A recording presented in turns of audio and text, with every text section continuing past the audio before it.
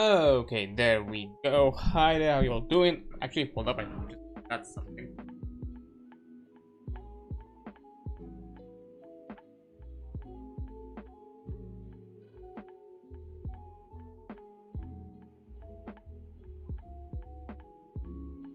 Okay, I can't find my pop filter because I had it removed for a hot second. I'll find it at some other point. It's fine. It's fine, it's not gonna be that bad. Anyways, so, how you all doing? Hope this Friday is treating you all well. You did alright for the week and whatnot. I know on my end has been a bit kind of low energy. I'll be honest, not much has has happened. I'm slowly like working onto a few things here and there,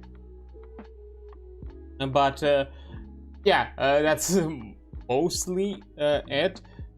There's gonna be a bit of like I think a bit of like a schedule rework or replan for next week. Mostly because let me see.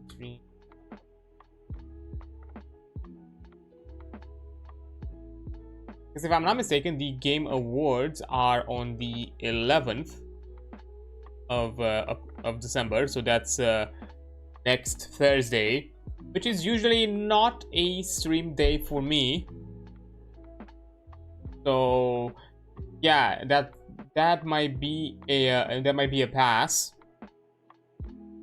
Not say a pass, but that might definitely be like a shift in schedule because of it. And I guess I'll also have to see like what else I'm gonna like change around. Yeah, it's on the it's okay, December 11th at what hour? Let me see.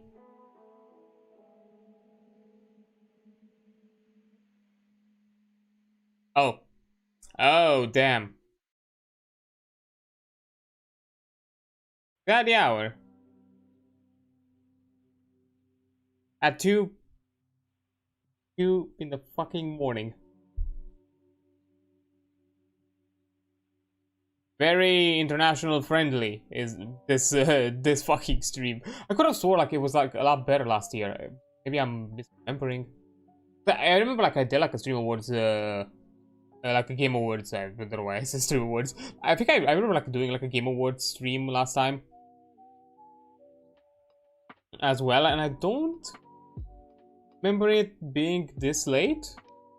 Was it this late? Let me see. Do I have a VOD for it? To kind of, to be fair, I don't know why a VOD would help because the VOD is not posted at the hour I would have done the stream. But you know, out of like vague curiosity.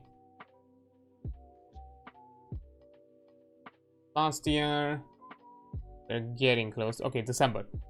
I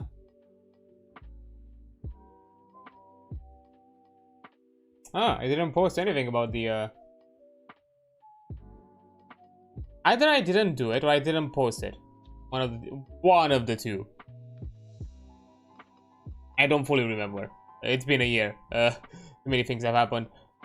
Maybe I didn't post it. Maybe I didn't post it. Maybe that's the thing.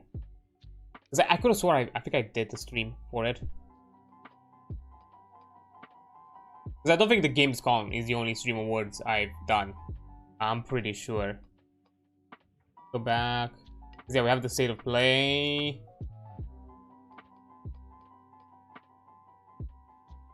And I think that's kind of it. Yeah, the state of play and I think also Gamescom, and that's it. Maybe I've had like another one at some point, but I just don't. Because yeah, for like live things.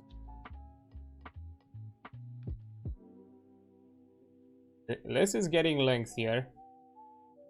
Live stuff. I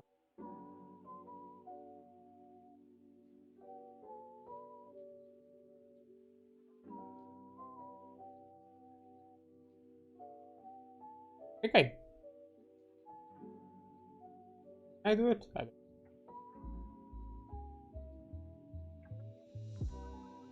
Pretty sure I did it. I don't know where it is. I probably have caught it or something. I don't remember. Yeah, I guess I'll have to think about that now, because I don't know, I don't really like that it's literally 2:30. And because it's 2:30, that means that it's gonna be the pre-show, so at 3 in the fucking morning, we're gonna have the award show, and up until like 6 in the morning. The Thursday. Gonna be annoying, so I might have to.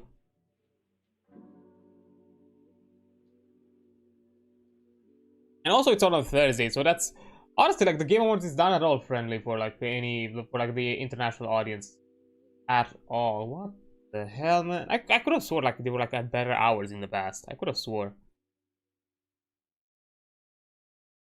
Yeah, I guess I have to think about it. I mean, worst case scenario, if we actually do it, I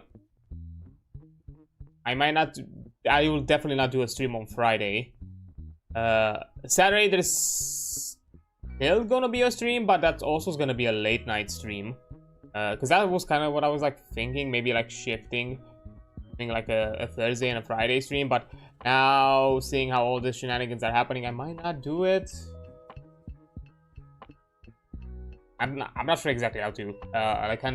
I'm saying this because there is a kind of collab thing that I'm gonna do on next Saturday on the 13th. I'm not saying too much about it because I'm not sure if it's been like officially announced or like if the hours have been like locked in by any degree. But that one's also gonna be really late, and I just probably not to exhaust myself. I'm probably gonna keep it. I'm probably just gonna keep that stream as being the only stream.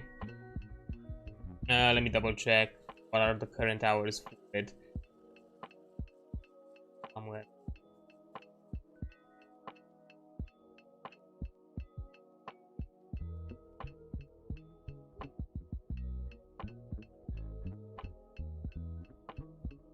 I think it was here, yeah. Okay, well, it's gonna be a 2-hour long stream kind of thing. Okay, it's gonna be like around 2-ish hours. It's the only thing I can participate at. At the other hour, nah. Technically, there would have been 2 things, but the other one is really late in the, like really early in the morning at that point, for me. So yeah.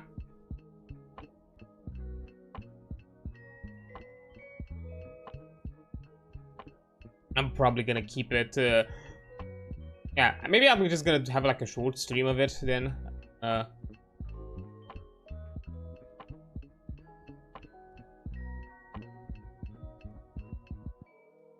On the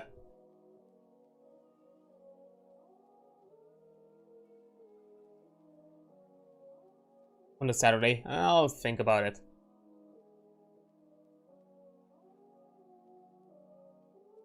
Maybe I can do like a pre-stream thing beforehand, like at the very least have like 3-ish hours. But yeah, I think next week is gonna be a bit all over the place because of it. I have to like figure it out how exactly. There's also gonna be like some other fun little things that I will I could prep and maybe announce. I'm not sure if I'm gonna do it too early. This time around. Maybe.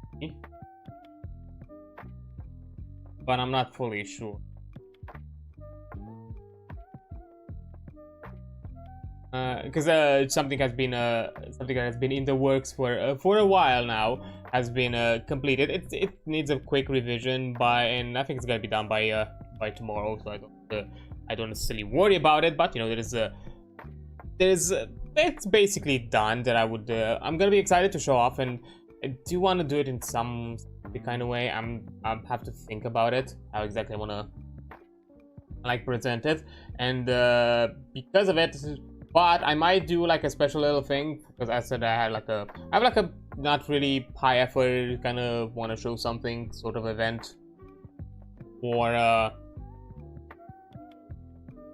you know, for you know, for next week. And I think this might help me out with some goal things, schedule things. So I think that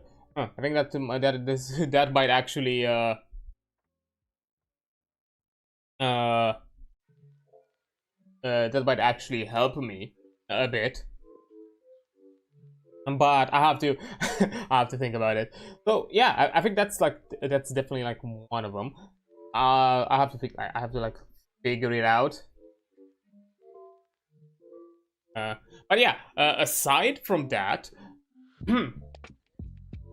there are something that there might be. Yeah, I think there's gonna be like an interesting post with that one that I can do, and something like goal related, something akin to what I did kind of like last year with this model. Something to kind of show early on. If not, it's probably gonna be remain. If the goal itself is not reached, it's gonna be left over as a special thing, probably for the channel anniversary, which is gonna be on February. And that one, I wanted to make it a bigger thing, and definitely something a bit more pointed and more thought out for specific sort of goals. And this one is gonna be connected to it because even though I'm gonna be able to show it, I'm not gonna be able to use it too much at the moment. But there's definitely a few things, but there's definitely some things that can be shown and put a bit in perspective. So that's gonna be interesting. But I cannot like fully utilize it at the moment, and that's probably gonna become a part of the goal for like the February thing. I'm not gonna make it for this one because, as I said, this one is gonna be just more of a low effort, not necessarily low effort, like not low effort, like low expectations sort of event with nothing big about it. But you know, I think we can put this at the very least as a part of it.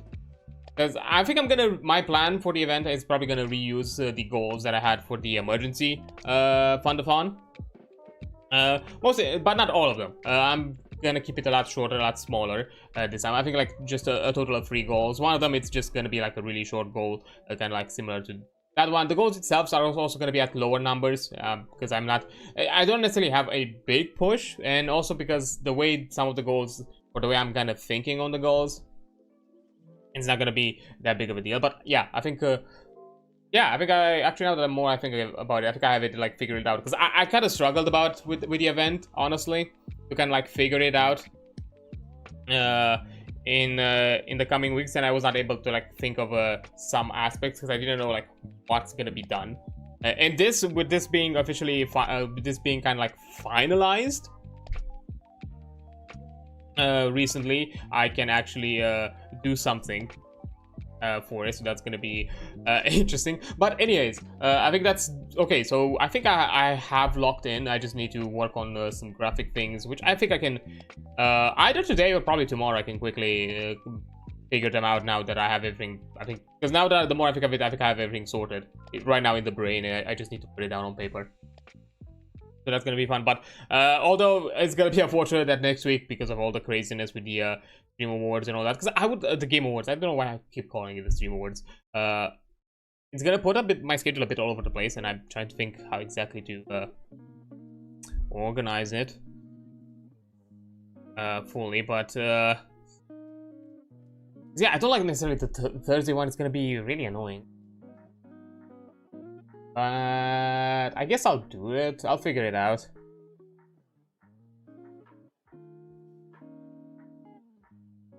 Yeah, because you know, my whole shtick with the Steam Awards and all that is, I'm not sure.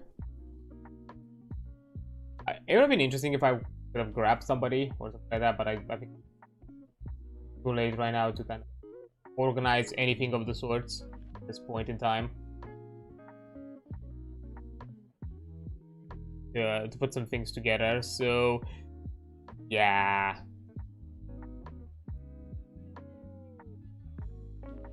I'll think about it. But yeah, okay, so I guess I guess now that I don't know, right now that I had a moment to kind of like reflect and kind of have a bit of introspective about some of the things that have kind of slowly started to line up. I have something that I can prepare, which I'm glad. So we can keep that prepped, and yeah, it's gonna be like a really sudden and off-the-cuff announcement, because unfortunately that's how it's gonna be. But again, as I said before, just because I don't really have high expectations of it, it's gonna be all right. It's gonna be fine. I'm not gonna I'm not gonna worry about it or feel too bad that things have not necessarily lined up the way they should have. That's completely fine. But anyhow, so aside from that, I'm not sure if there is anything more specific that I would like to mention or anything that needs reminding. I don't think I think we're in the clear. I think we're good overall.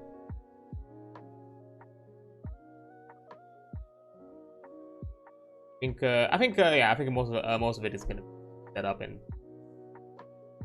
cleared out pretty fast.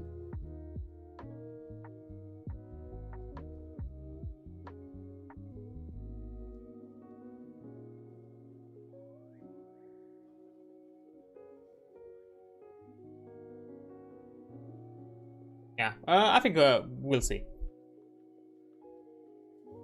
But yeah, aside from that, something that I think I'm gonna do. I didn't just have a. I mean, a bit all over the place with the past few days, but something that I think I'm gonna have in the works. See, the background is.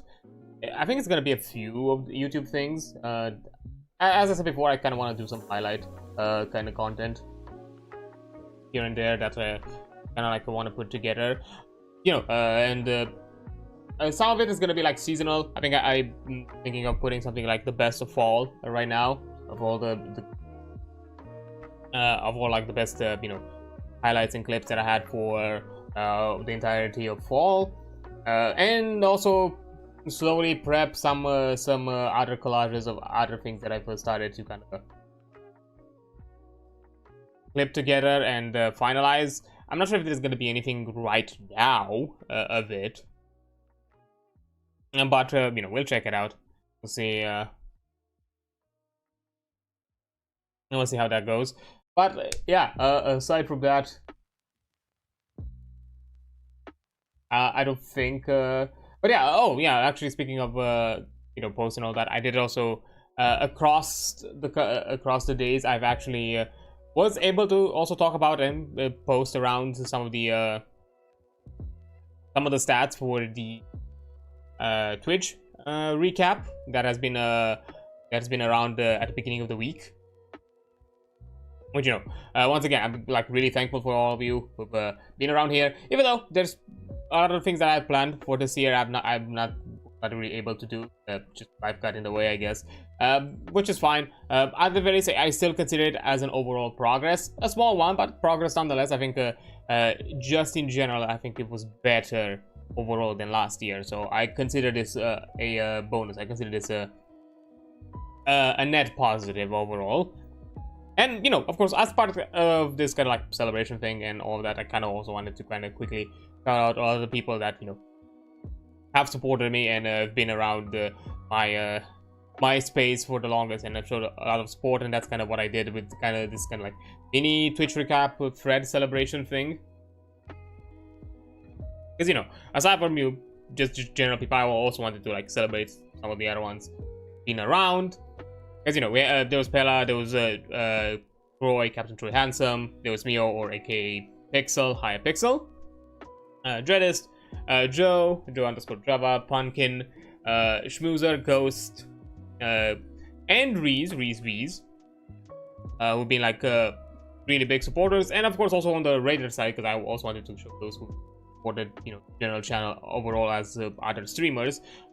Even though majority of those who supported me are also fellow streamers, and I appreciate them for also just being around the chat and just generally showing support towards me. But also for, you know, on the Raider side, Dreadist, Twix, and Nico as well have been like the bigger supporters there. And of course, I'm also thankful for everyone else who's joined into the chat, who rated in, even newer orders.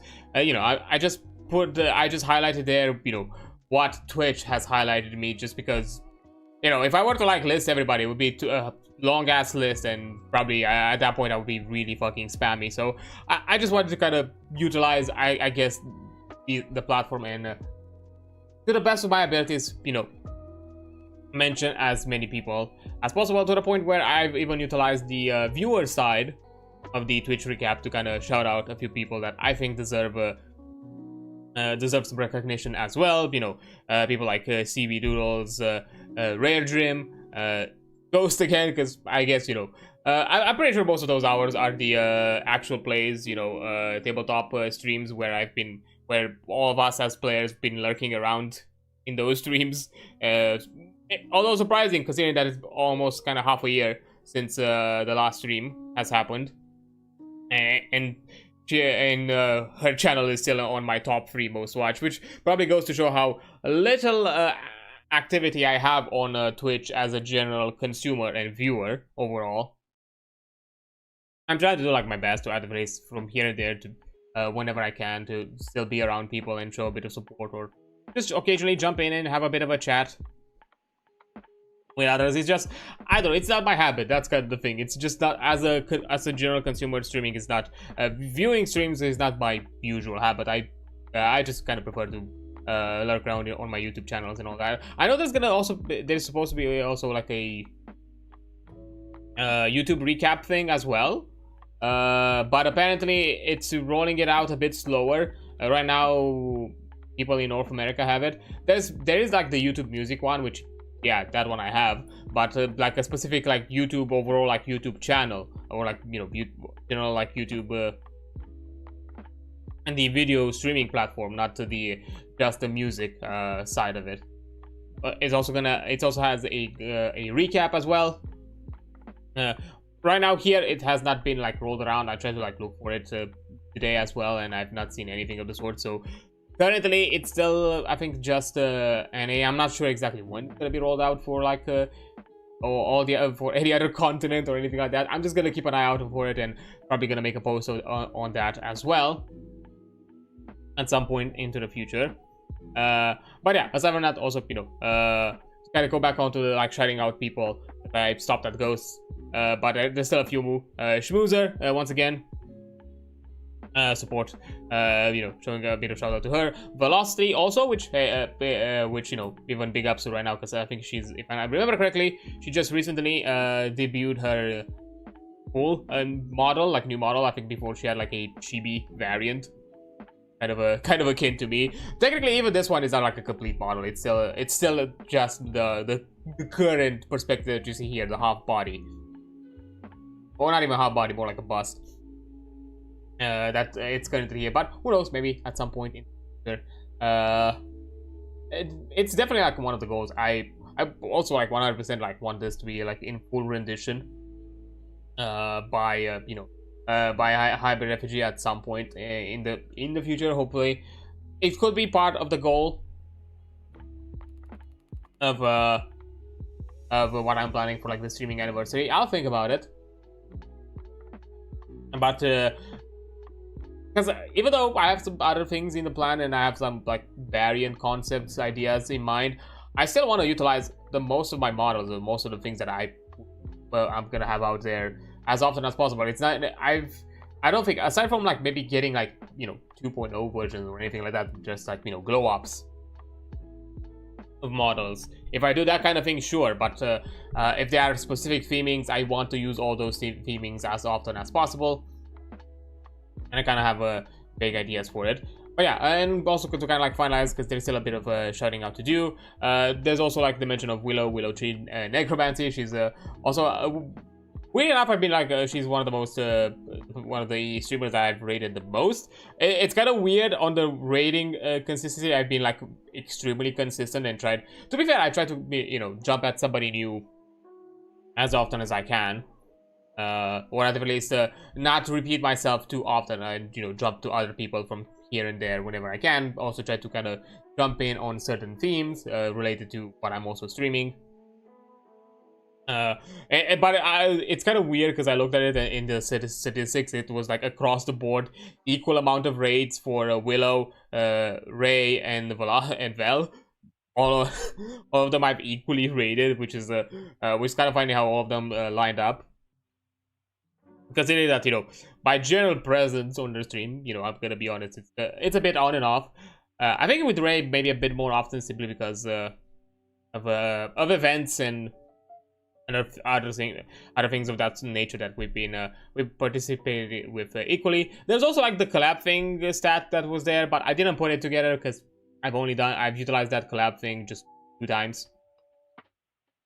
Once with Ray and Phoenix during the Lethal Company, and another time with Raph during a Deadlock stream, which was very scuffed on my end. Which at some point I should jump back to, at the very least, test the Deadlock to see if I'm still having like OBS issues with it or anything of the sorts, because to kind of like future-proof in case gonna be any other plans of doing some Deadlock streams. But I'll think about it. I'll see when exactly. Although there might be some other like Deadlock related thing you're probably gonna hear of me at some point in the future, maybe. Because I know like in certain game sessions, I know Vriska is occasionally recording, but I'm not sure. I don't think too often. Usually she mentions when she does that, and I think she did it once, and it was during a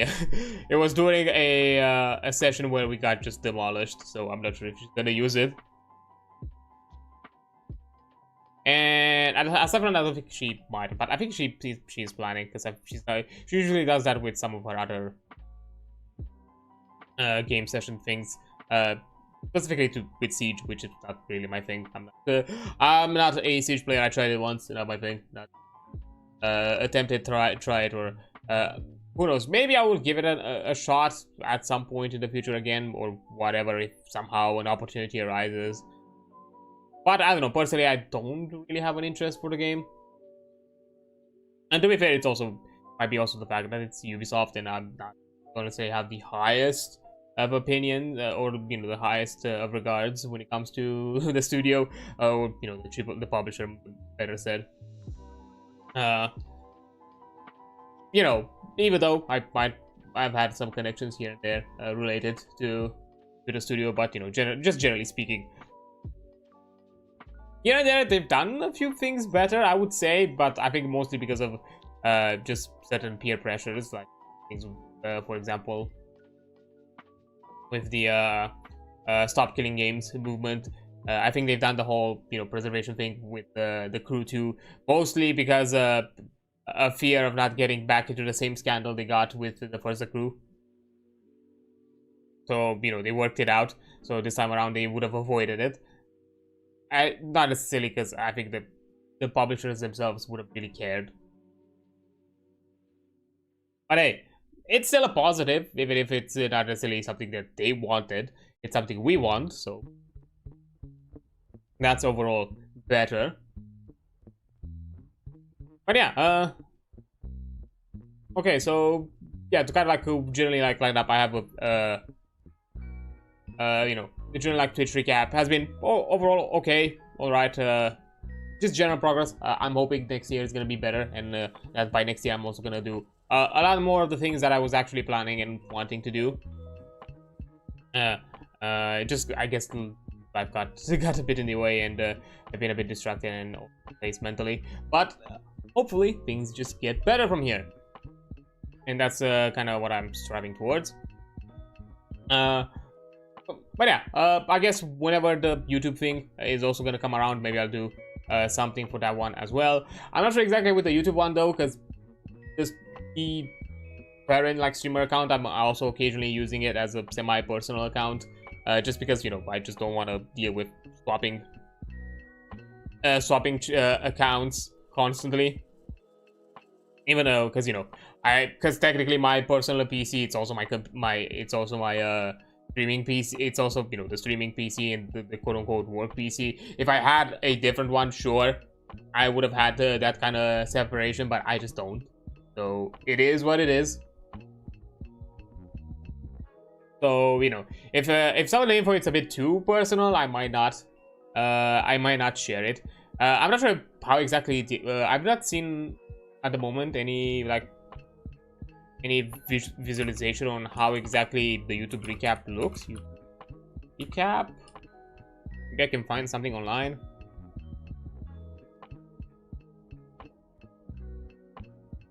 About it.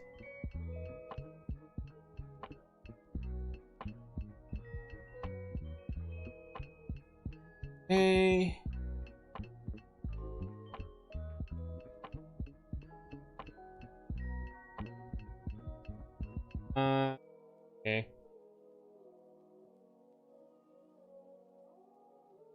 Save icon.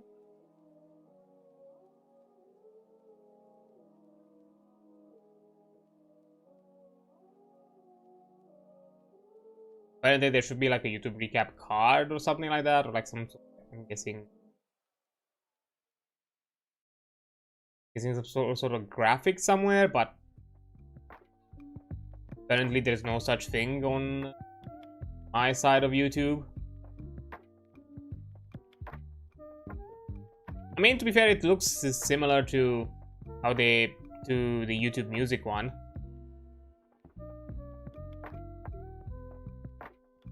Oh yeah, okay, so it is kind of like some sort of like pop-up.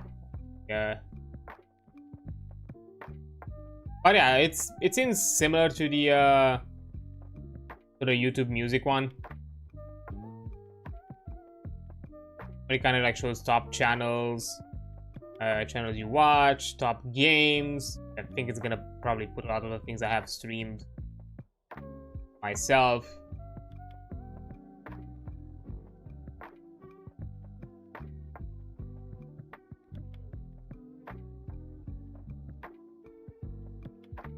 Okay. Yeah, it's probably just a finger. Because I know it was like mentioned that the rollout is gonna be a bit slower outside of North America. Apparently, the rollout is gonna be within this week, like slowly. As a recap feature.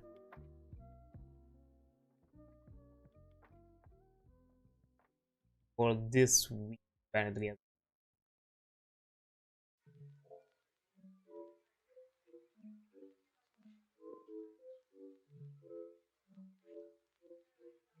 All right. So I'm guessing by the end of the week we might I might see it. Again, it's gonna depend if I'm gonna make like a post about it. I'll also have to double check if maybe apparently I only have it viewable on my app and not else. Could also be like a possibility. But you know, right now I can't really check the phone because it's currently using my VTube stuff. So yeah. But anyhow, at some point, we'll look into it. We'll figure it out. We'll see how all of that is it's going. But as I said, if it's something interesting worth showing, okay, maybe I'll mention something. I'll talk about it or like share it around. If it's a bit more on just on the personal side, I'm probably not. Because you know, it's similar thing with what I've done with some of the other ones. Because I know like the YouTube music one, I've seen it. Actually, I've looked as I was like looking through all of looking through the internet to see if I can find it. You know, I jumped into the YouTube music one, which, you know, kind of as a bit of a context, I don't use the app like the YouTube music app. I've mostly been like in the past I've been more of a Spotify user, and when it comes to like YouTube, I just use the platform, the general like big platform, and apparently it just takes into account, it takes those stats as part of the YouTube music. Like I think there's like a lot of overlap into it, so it utilized those stats, and yeah, I got some pretty expected things, mostly because, you know, some of them were related to playlists and things that I've done beforehand related to like tabletop RPGs, because, you know, one of the things I like to do with ttrpgs is make player characters playlists, and that kind of, you know, invokes certain concepts or certain ideas that I have for a character. In some to some degree, if I can, I even put it in some sort of like progressive kind of like a storytelling kind of fashion. Like I'm putting them in like a specific order to tell kind of like an unraveling story. And who knows, with time it can even get updated with newer songs based on events that happen in game sessions and all that sort of thing. It's fun. And yeah, a lot of it is probably related to that, because there's been a lot of like playlist making and playlist listening in the past a few months back, especially like with the Vampire the Masquerade like actual play that we've started. The Cardi playlist that I've listened to it a lot. So that's definitely been a thing, and many others. So yeah, but who knows? We'll see. Yeah, it was kind of expected to what those stats is, but I'm not sure if how it reflect. I mean, I guess yeah, it does reflect me, because that was just the music I was kind of like feeling on listening to at that point. Oh well. With the Spotify one, it definitely showed that I have not used the app in the past year, because for me Spotify has always been like the commune app. Like that's I'm kind of really annoyed because I'm trying to find like an alternative, because I personally don't want to use Spotify anymore, but I can't find like an alternative because YouTube Music is not a good option, because you know, as I said, I want something that is my commute listening you know, app, music app, and YouTube Music does not allow background listening. It's only a premium feature, which I find it annoying. I honestly I legitimately prefer more of the approach that Spotify does it, with just a shuffled playlist than with the YouTube with the background music, because that's the thing that I care more about. Because, you know, usually when as I said, I use Spotify as a commute thing, as an on-the-go type of thing, and not having access and not having to be able to do that with ease, it's really annoying. Which is why I don't really use YouTube Music, because I don't have premium. I'm not gonna pay for premium.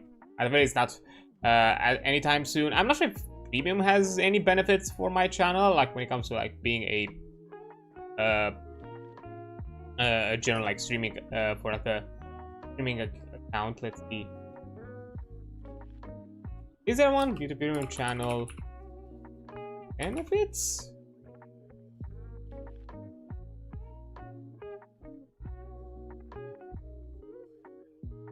There's such a thing? Let me see. Okay. Immerse yourself with more. Yeah, streaming videos without interruption.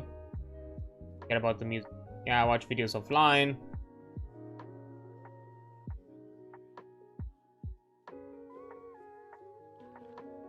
Premium Lite.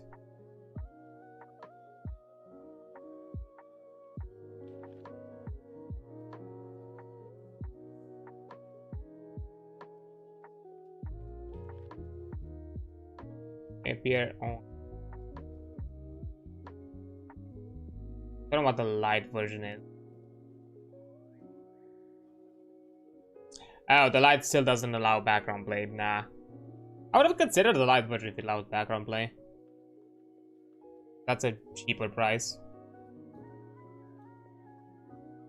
Yeah, I don't see any mention of like having like a benefit for like the YouTube, for like the actual account, for like being, you know, a content creator. Because like that's like one of the things what, you know, I try my best to have like an Amazon Prime sub active, because that keeps the VOD archives for longer, which is equally a benefit for you, because, you know, you can still watch the VODs through Twitch for a longer time, and it also equally beneficial for me, because I don't have to stress about, you know, having to utilize, you know, having to be fast about, you know, getting content out of VODs, because I have a longer buffer period, or you know, for me to kind of work on VODs. I'm trying to, you know, even though right now with how I'm kind of scheduling and working on things, I'm trying to kind of keep it on point, and, you know, kind of dealing with it as soon as I'm done with the stream, to kind of have everything set up and done with. So, you know, in case something gets in the way the next day, and I don't necessarily put it off, and then either forget about it or just constantly put it off for too long, something of that sort. So yeah, that's usually the reason why I still keep you know, for that one, the reason why I'm more interested in the Amazon Prime one, and any other sub that kind of offers that kind of benefit. I don't think there is any other of the sorts. I mean, technically, some of the social platforms would probably also be beneficial if I had some sort of like premium account, but for Twitter, I don't care. The only thing that I would care about with Twitter about like paying would be like the extra long posts, because I'll be honest, I am the type to kind of be a bit ranty at times and make pretty lengthy posts, but I just prefer to, you know, walk around it. Worst case scenario, I'm just gonna make a text post, like a notepad post, and just screenshot it. Worst case scenario, if I really want to emphasize all my thoughts into a singular post, and that's it. Like, I have ways to circumvent it. I don't necessarily care too much about the Muskman's platform enough to actually pay it, to pay for it. Other things, sure, like, and to the point why I'm also not really interested or I don't want to jump into streaming or anything like that. I'm not even sure like what benefit it has me to stream on Twitter, because it seems like so counterintuitive to me. Like, it's not really designed to be that sort of platform to me. It's even to this day, it doesn't sound to me like it's built for that kind of thing. But I guess it's just it is, and whatever. Hey, everybody has their choice. If they want to do that, go ahead, let them do it. I just don't see the point. I prefer to kind of do it on platforms that are a bit more dedicated towards, you know, content creation. When, you know, when it comes to, because content creation and socializing platforms are two different things. Of course, you can find overlap between the two, but there's definitely a higher focus to one than the other. And even though, yes, there are like some monetization things with Twitter and all that, I just, again, I don't see the point of it. I don't see like that was the main concept of the platform, and I don't think that should be the reason why I use it. For me, it's the reason for me, purely reason, it's kind of like, you know, promoting an ad platform, a way to kind of share, you know, occasional thoughts here and there, announce whenever I'm doing things, you know, it's kind of like a billboard kind of platform to, or anything like that, and, you know, occasionally interact here and there. I keep it a bit more limited with the interactions, I'll be honest, on Twitter than I do with Sky, just because of, you know, because of how Twitter is. And most of the interaction I do is either with people that I find interesting and that are okay with, I'm kind of okay with, or with, you know, with mutuals that are not on Blue Sky. So I just do that on Twitter, but that's kind of it. I don't do more than that, so, you know, I don't try to push it more than that. I kind of keep it to a minimum. For me, Blue Sky is kind of the problem.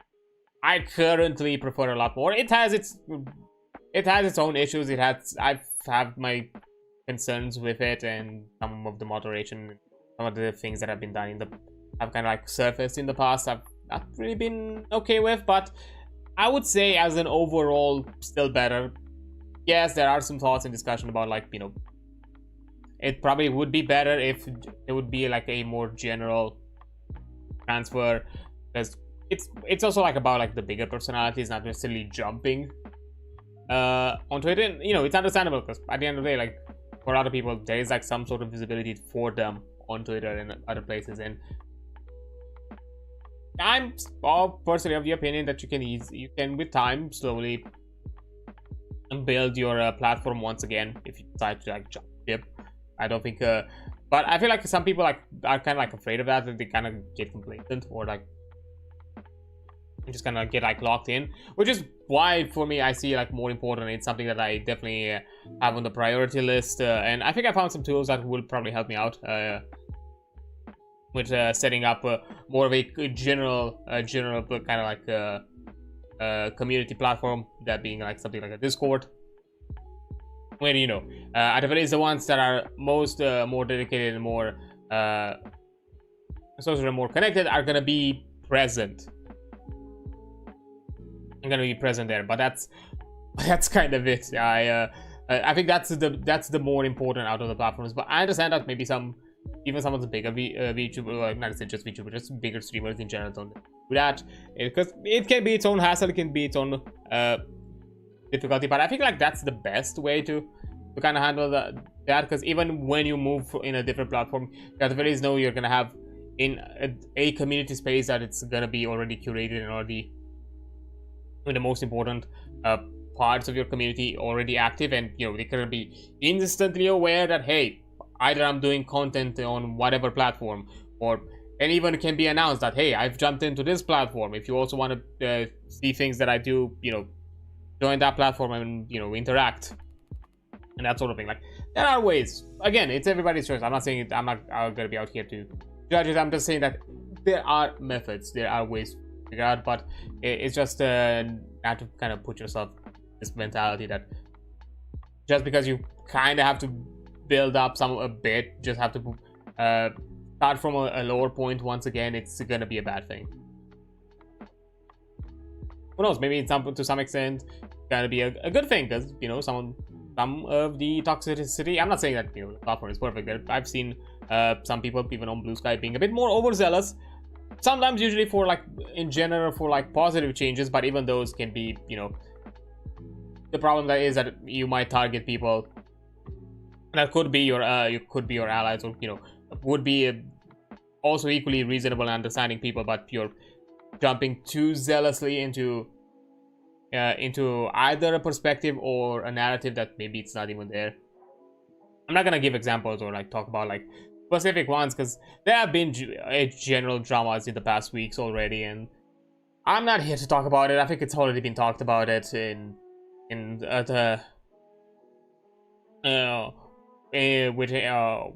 enough extent, and I don't think I have anything specific to add or any additional perspective to add myself on any of it, be it within the VTubing community or outside of it.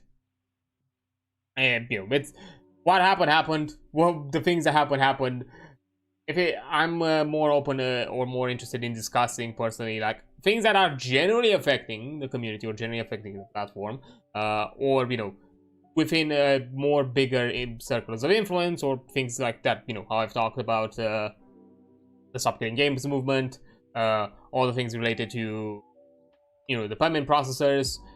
Occasionally, I think talked about like certain like TOS things related to Twitch and where VTubing can be affected to some degree.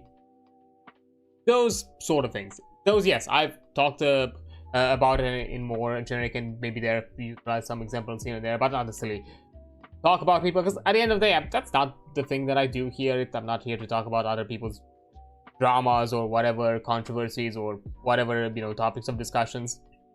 Maybe on occasion I'm gonna show you know, shoot an opinion here and there again on the social platforms, but here nah, I try to keep it to a minimum.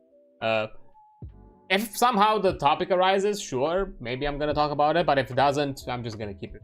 I'm unless, you know, there's something that I really feel like needs to be said and others have not necessarily touched upon, sure, I'm gonna mention it. If otherwise, nah, I just move on with my day, because I think like that's like also like another thing, the need to kind of comment and have an opinion and have something to say for everything that goes around is, I think it's equally unhealthy. Having to be this constantly connected and all this kind of always online mentality can also be equally detrimental. So, you know, it's best to, you know, preserve your energies, have moments of discourse and argument for things that are worth having in the long run. If it's something that's going to be, you know, for a fact it's just going to be an immediate problem, but then with time it's just going to vanish, maybe it's not necessarily worth it. Maybe just, you know, say your piece and be done with it, and that's it. Like, don't do more than that. There's no need for you to kind of constantly be engaged. I think in the long run it's not healthy for your mind, and you know, you could just utilize that energy for better things and more positive things. But anyways, weird side rant aside, so I think we should probably get into our actual topics for today, which is, you know, tabletop RPGs. But I'm gonna do that, and I'm gonna get into those once I take a quick break, because an ad break is gonna come around in less than a minute or so, and once the ad is over I will return. So yeah, I will see you in a few minutes. Okay, there we are. So quickly out, so at least have the full book in a perspective, or at least the cover of it. So now, before I get into today's topics, just as a quick reminder and quick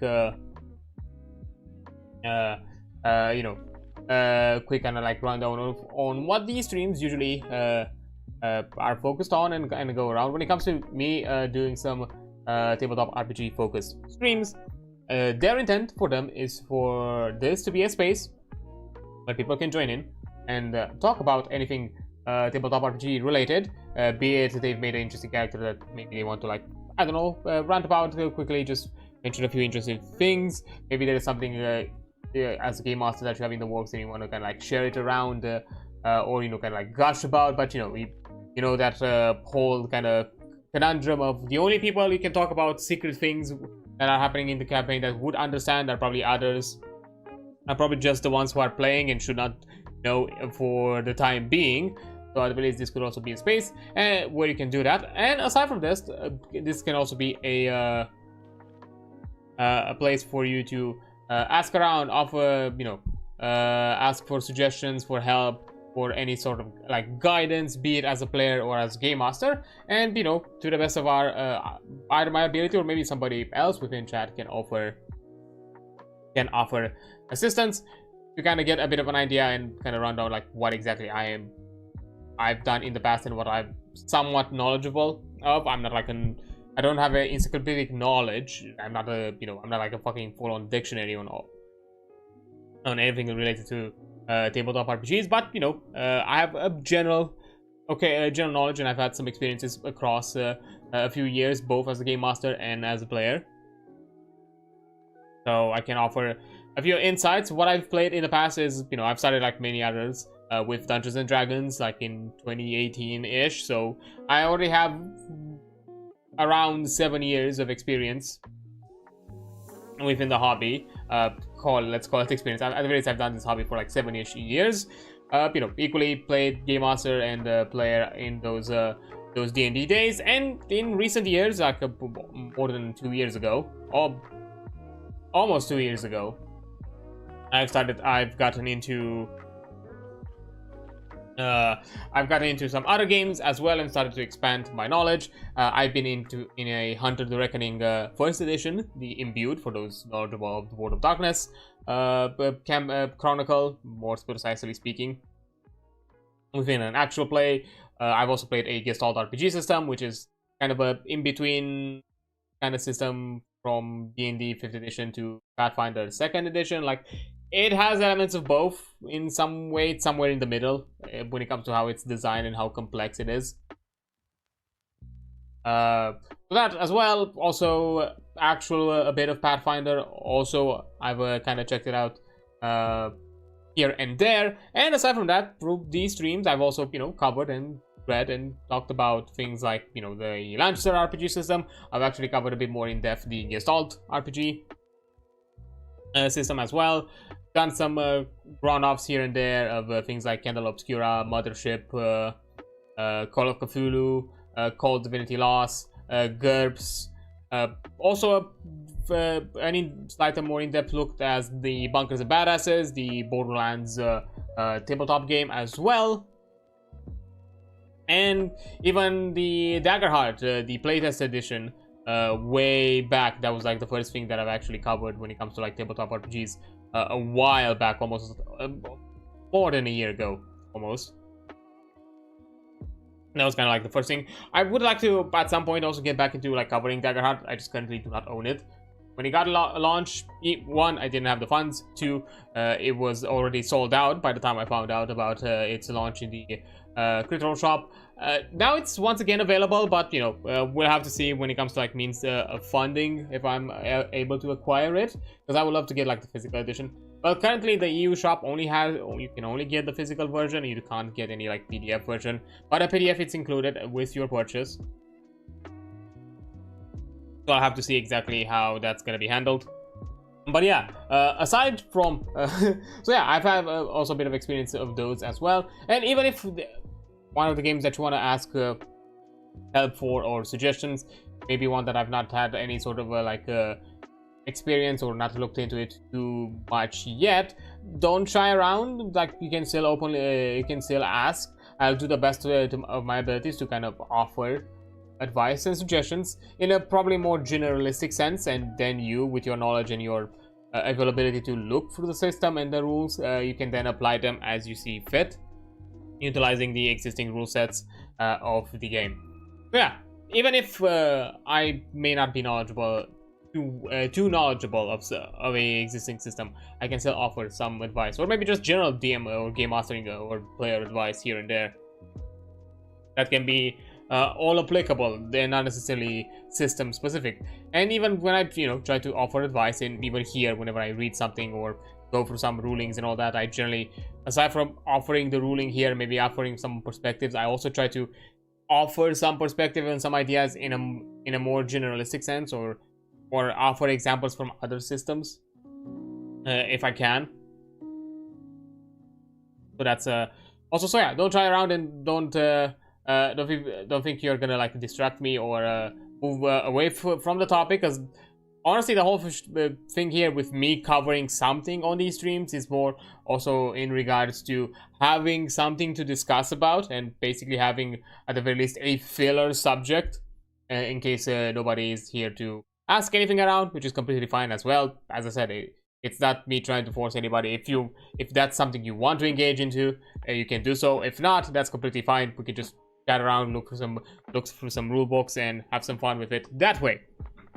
So that's kind of like the general idea when it comes to these tabletop streams. Of course, these are like specific streams where this kind of discussions can happen as often as possible. I'm not saying that you cannot do it in other streams that I'm doing. I'll gladly rant about tabletop RPGs on other streams as well. No fear about it. But this is, if there's any moment where I will definitely talk about tabletop RPGs, are these streams. Yeah, that's kind of gonna be it for it. And now, as the actual topic for today is we're getting back again into Mythras and talk more about this game. To kind of give you a quick rundown, or like a quick idea of what Mythras is, it's a percentile based system. It's a D100 system that is overall, it has a lot of like medieval and a lot of like mythology and kind of like folklore kind of inspired concepts and systems and mechanics, where definitely the kind of medieval-ish fantasy is the concept of it, but it's designed in a very setting agnostic way, kind of akin to GURPS, being also another percentile system game. I feel like this system might have taken some inspiration from GURPS to some degree, on the idea of having things a bit more modular and a bit more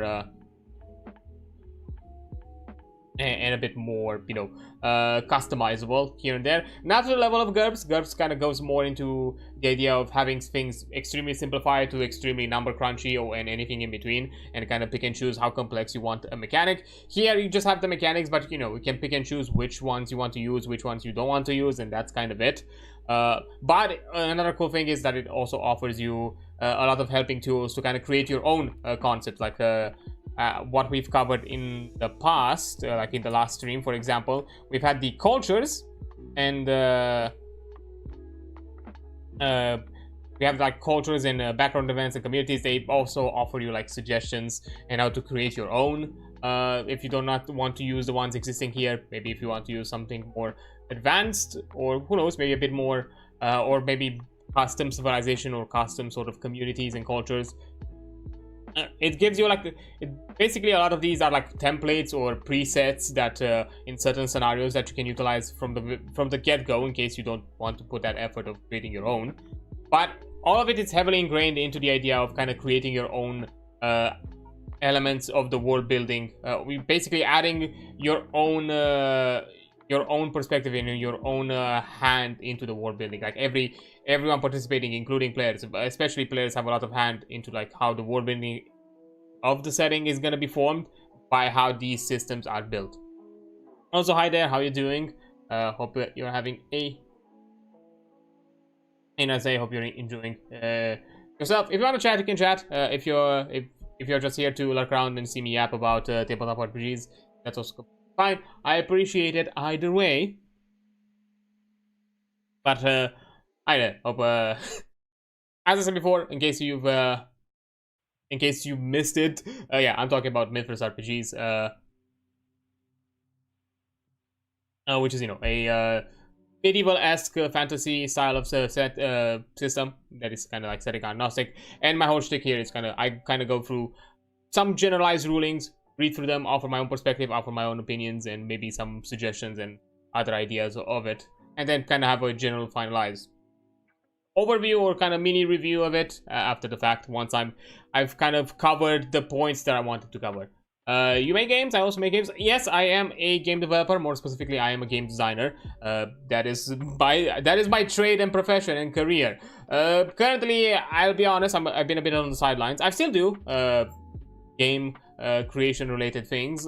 I'm just being a bit slower the past months and moreover like the past year, but I still design here and there. I mostly technically right now what I kind of like focus is actually tabletop RPGs. Is just kind of the space I prefer a lot. But you know, because it is the niche that it is, it's a bit harder to make something out of it. But I definitely have a lot of projects and ideas that I'm planning to work on in the near future based on this. But yeah, I come from game development as a profession. I have a bit of experience within and worked on studios in the past. Right now, you know, I'm not really doing it that much these days because, you know, the job market is what it is. It's a bit rough. Who knows? Maybe something is gonna rise and opportunities, and who knows? I've had some talks on working on some video game projects in the near future.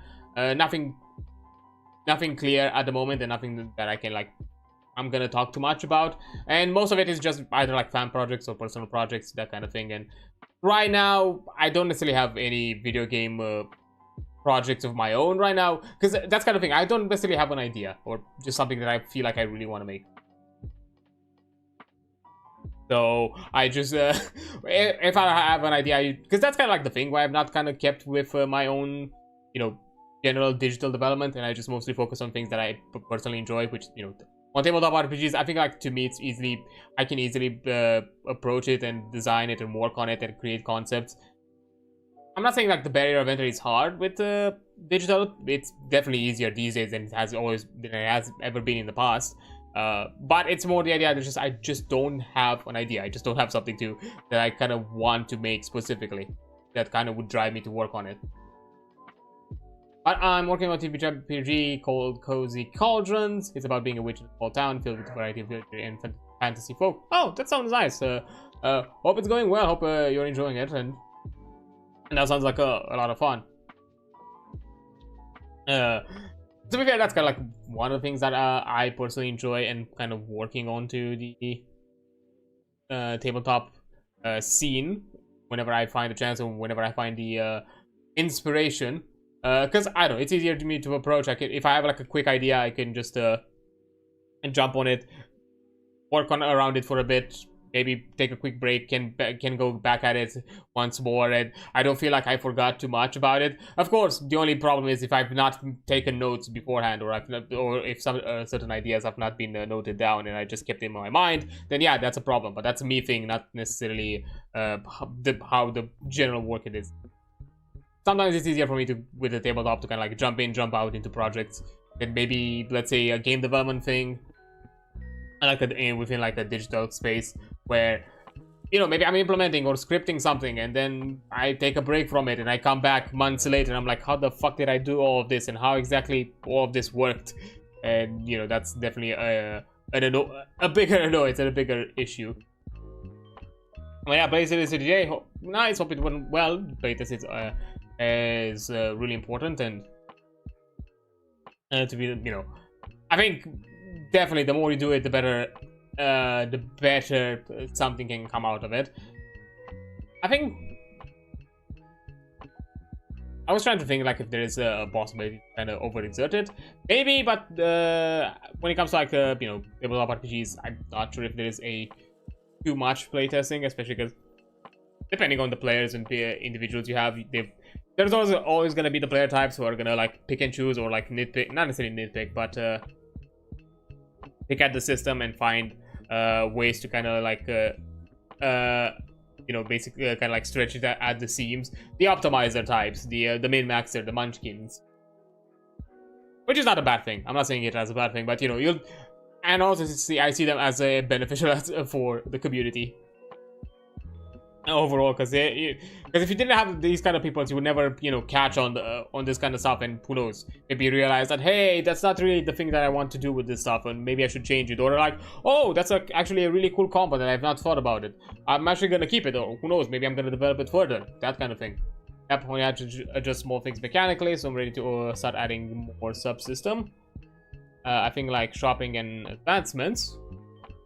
That's nice. I'm guessing it's kind of more at the very least from what I'm understanding, or at the very least how exactly the title itself kind of tries to reference itself.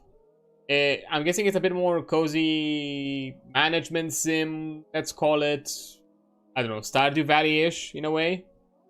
I don't know, that's kind of like my big pull about it, or like kind of like the stretch I'm getting for it. Of course, you don't necessarily have to right now yap about all of it if you don't want to. I'm just guessing based on what description you've offered me so far. Because yeah, that would make sense with shopping and advancements to be kind of the next part of it.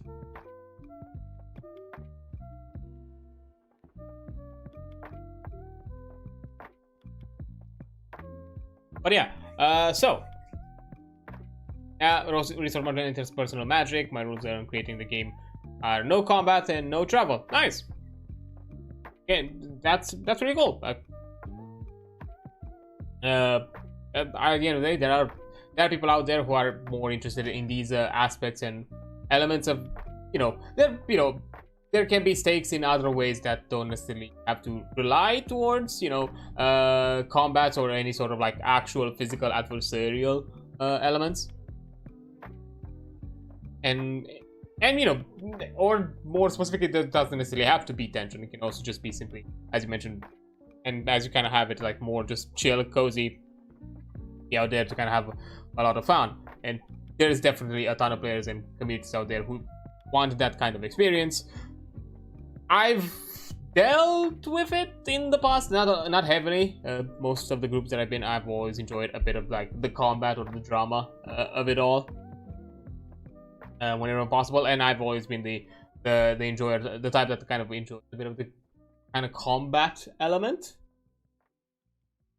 But of course, I've also done it a lot through like the improv side of it, or maybe the role-playing aspect I've also found a lot more interesting. I mean, one example where I think we've done it a lot more in an improv kind of way, and it's not necessarily been like a structured combat thing. It was just mostly improv, or kind of like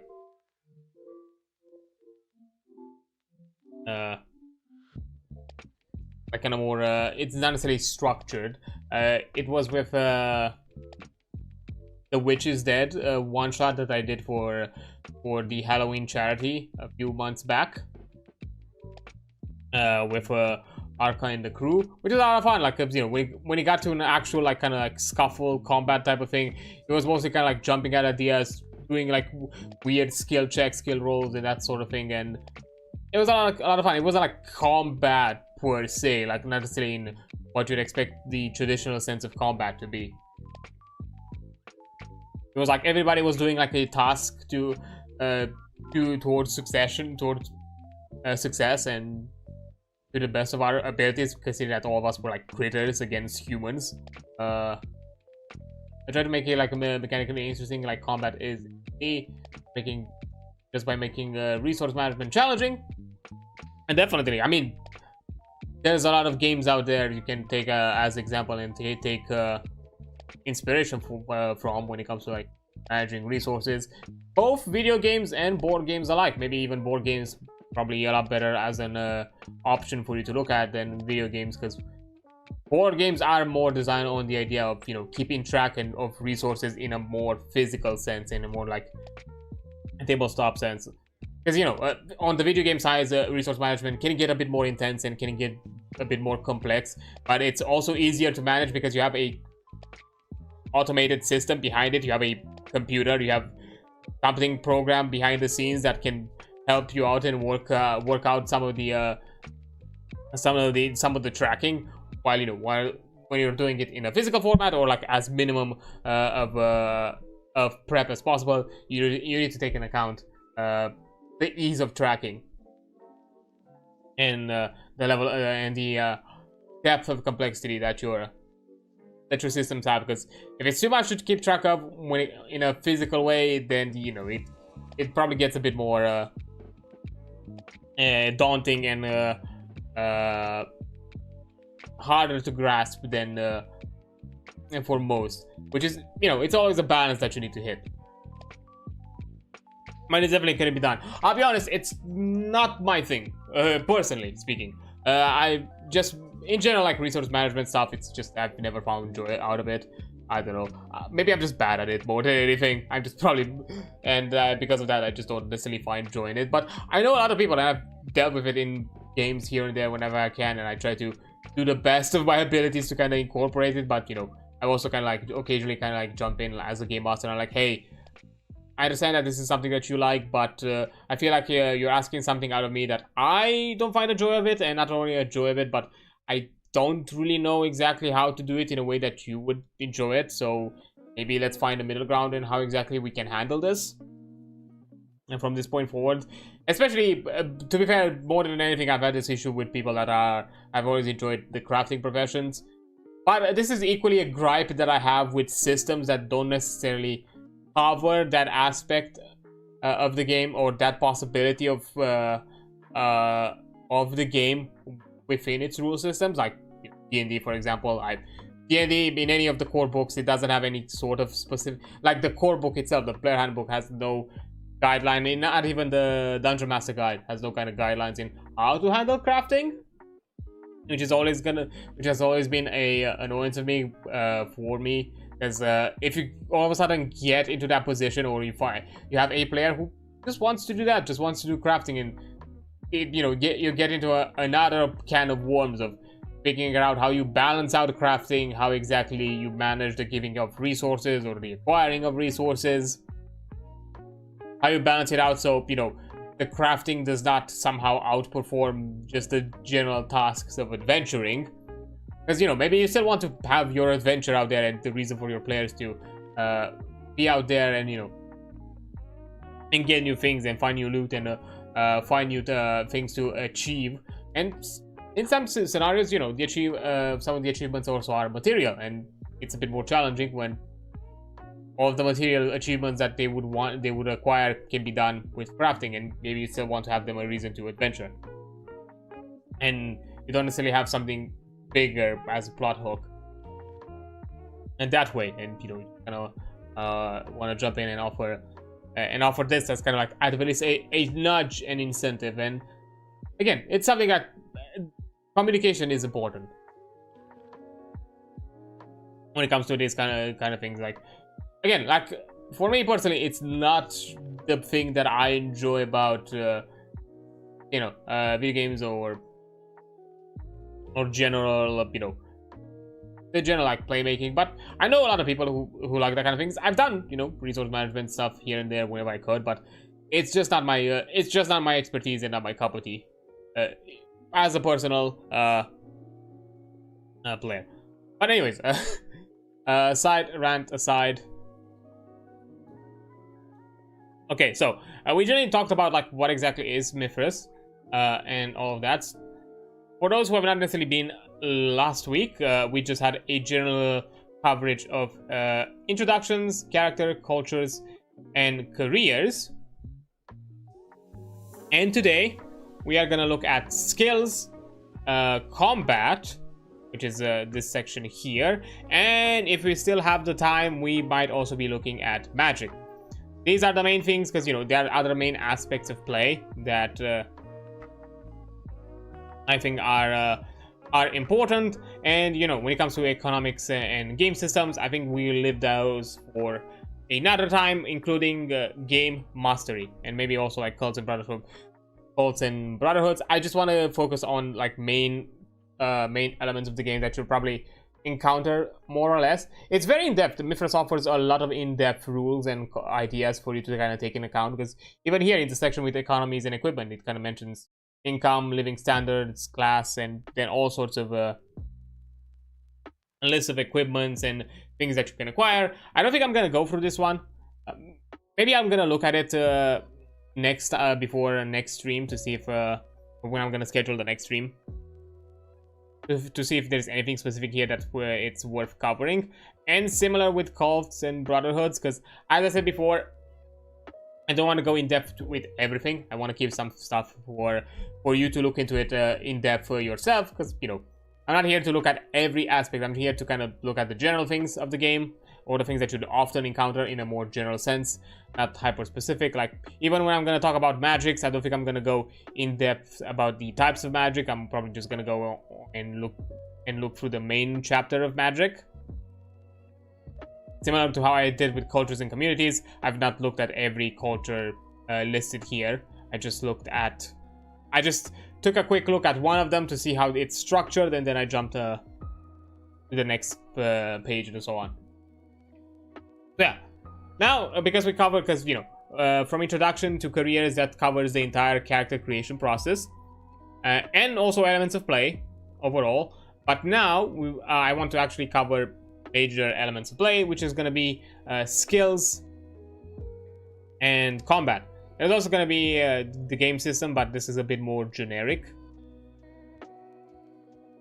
When the time comes to like character improvements and all that, and other like elements of general game elements. So yeah, I just want to focus right now on skills and combat, and then afterwards, maybe, and also magic if we have the time. Then at a different time, we might be looking at game systems and game mastery. There's a possibility there's gonna be a break, because I think, I'm not sure, again, as I said before, next week is gonna be a bit all over the place with the scheduling, because the Game Awards being a bit late in the day for me, so I might not do another stream for Thursday. And because I'm also doing like another late thing on Saturday, I might just keep that Saturday thing as the stream. So that's kind of probably gonna be the plan and what I'm gonna do, but we'll see.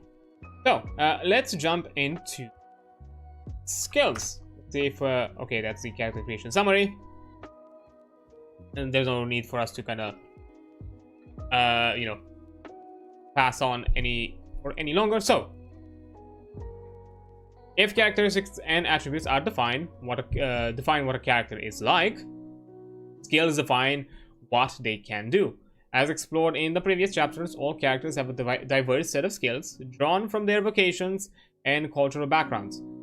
Within this chapter, it will be explained how skills work and how they provide greater definitions, and providing greater definitions of each skill used in Mythras. Skills are divided into two categories: standard and professional. Every character has the same set of standard skills. Professional skills differ between the individual characters and reflect expertises developed within career and, to a certain extent, their culture. Despite these distinctions, standard and professional skills work the same way. In this chapter looks at, first of all, at the basics of how skills works. Then the skills standard and the professionals are described. The chapter then concludes with some additional rules on how to handle skills in different ways and under different circumstances. Yeah, on my end, I'm just gonna cover how skills work and also the alternate options of using skills. I'm not gonna look at the in-depth aspects of skills because, you know, it's a big list. Again, that's something, the finer details, that's something for you to look into it. I'm just here to look into the broader strokes of the system. So, how do skills work? A skill has a base value on two characteristics, and one characteristic is one characteristic multiplied by 2. And there is no upper limit to a skill's value. It can exceed 100, and in the course of play, characters can expect their skills to reach such heights. Whenever a character is called upon to resolve some form of test, challenge, or professional ability, a 1d100 is rolled and compared with the skill's value. If you roll equal to or less than the skills in the skill number, it indicates success. If you roll greater than the skill's value, it indicates a failure. There's also certain special cases concerning success and failure that should be noted. Between a 0 and a 5, it's always considered a success, so I'm guessing 5%. And any roll from 96 to 100, it's always a failure, irrespective of how high the skill value is. So there's also a 5% chance of always failing and a 5% chance of always succeeding, no matter what.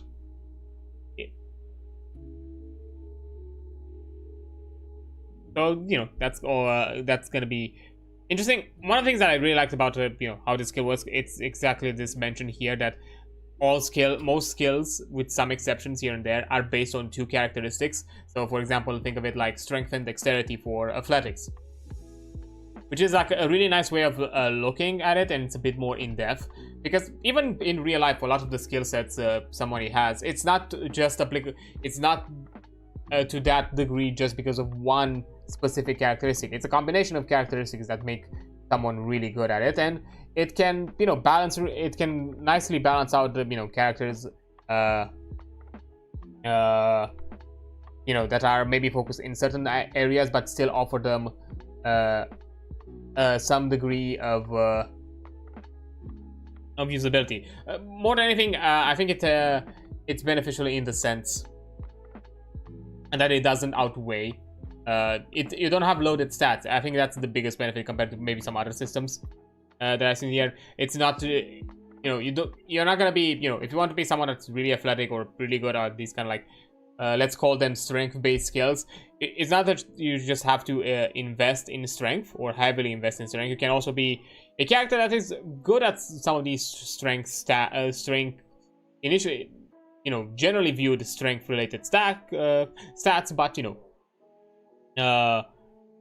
but you might have other skills that can outweigh it. So you're never gonna feel like you're gonna be underperforming, and I think it's a bit. It also has an element of, I guess, more of a realistic perspective, in some way that you're not necessarily handicapping yourself. So it definitely offers a broader customization of your character, and it doesn't feel like you always have to follow the same archetype of character.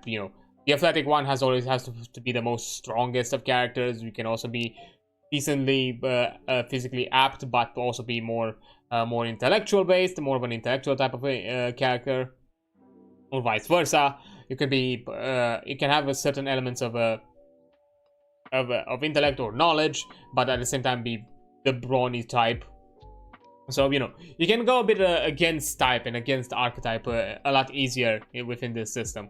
It's something that I really appreciated about it when it comes to like how you build up your skills and all of your other characteristics and attributes. Now that we talked about skills, something that's often encountered within tabletop, criticals and fumbles. Criticals and fumbles represent spectacular successes and catastrophic failures. Those cases where a character has either excelled in their attempt or failed miserably or utterly. A critical success is equal to 1/10 of the skill's value. This includes skills that receive a modifier, so modified skill, and may have a greater or lesser chance of a critical outcome. A round fractions up when calculating a critical success range. For example, if a skill is modified to twice its normal value, so from 40% to 80%, and then its critical range roll would be a 8 or less. So yeah, and a fumble roll is 99 or 100. Skills with value of more than 100 will only fumble roll on a roll of 100. So you basically have a 2% chance of fumble in most scenarios, but if you're over 100%, you will have a 1% chance of fumble. But the thing that I really like, it's again the critical success side, where it kind of scales with your expertise. So the better you are in a skill, the likely you are to actually perform impressively in that task. So again, a really nice way to encourage you to advance within the skill set. Not just because, you know, you have higher chances of success, but you can have higher chances of succeeding in a great way. But, you know, being a 10th of a value, that still means that, you know, it's between 1 and 10 in most cases, even though the game, it says that you can go over 100. It is remain to be seen what exactly it means, like how likely it is, or what exactly, even within those numbers, what it's the expected ranges over 100 to encounter in a game. That's probably something that you'll see more in play than necessarily theorizing it here. And also to kind of remember, as mentioned here, that you also have ranges of always succeeding and always failing.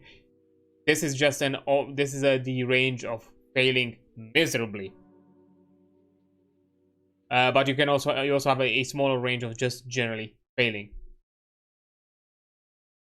Yeah, the precise nature of critical or fumble results is left to the game master to determine. The consequences could be wondrous or dire, depending on the circumstances. However, some examples of critical and fumbles outcomes for each skill Mythras uses are given in the skill descriptions later in this chapter. So it's nice to again offer a few examples and templates or kind of ideas for the game master to get an inspiration from, like what exactly within the system is seen as a major fail or a major success.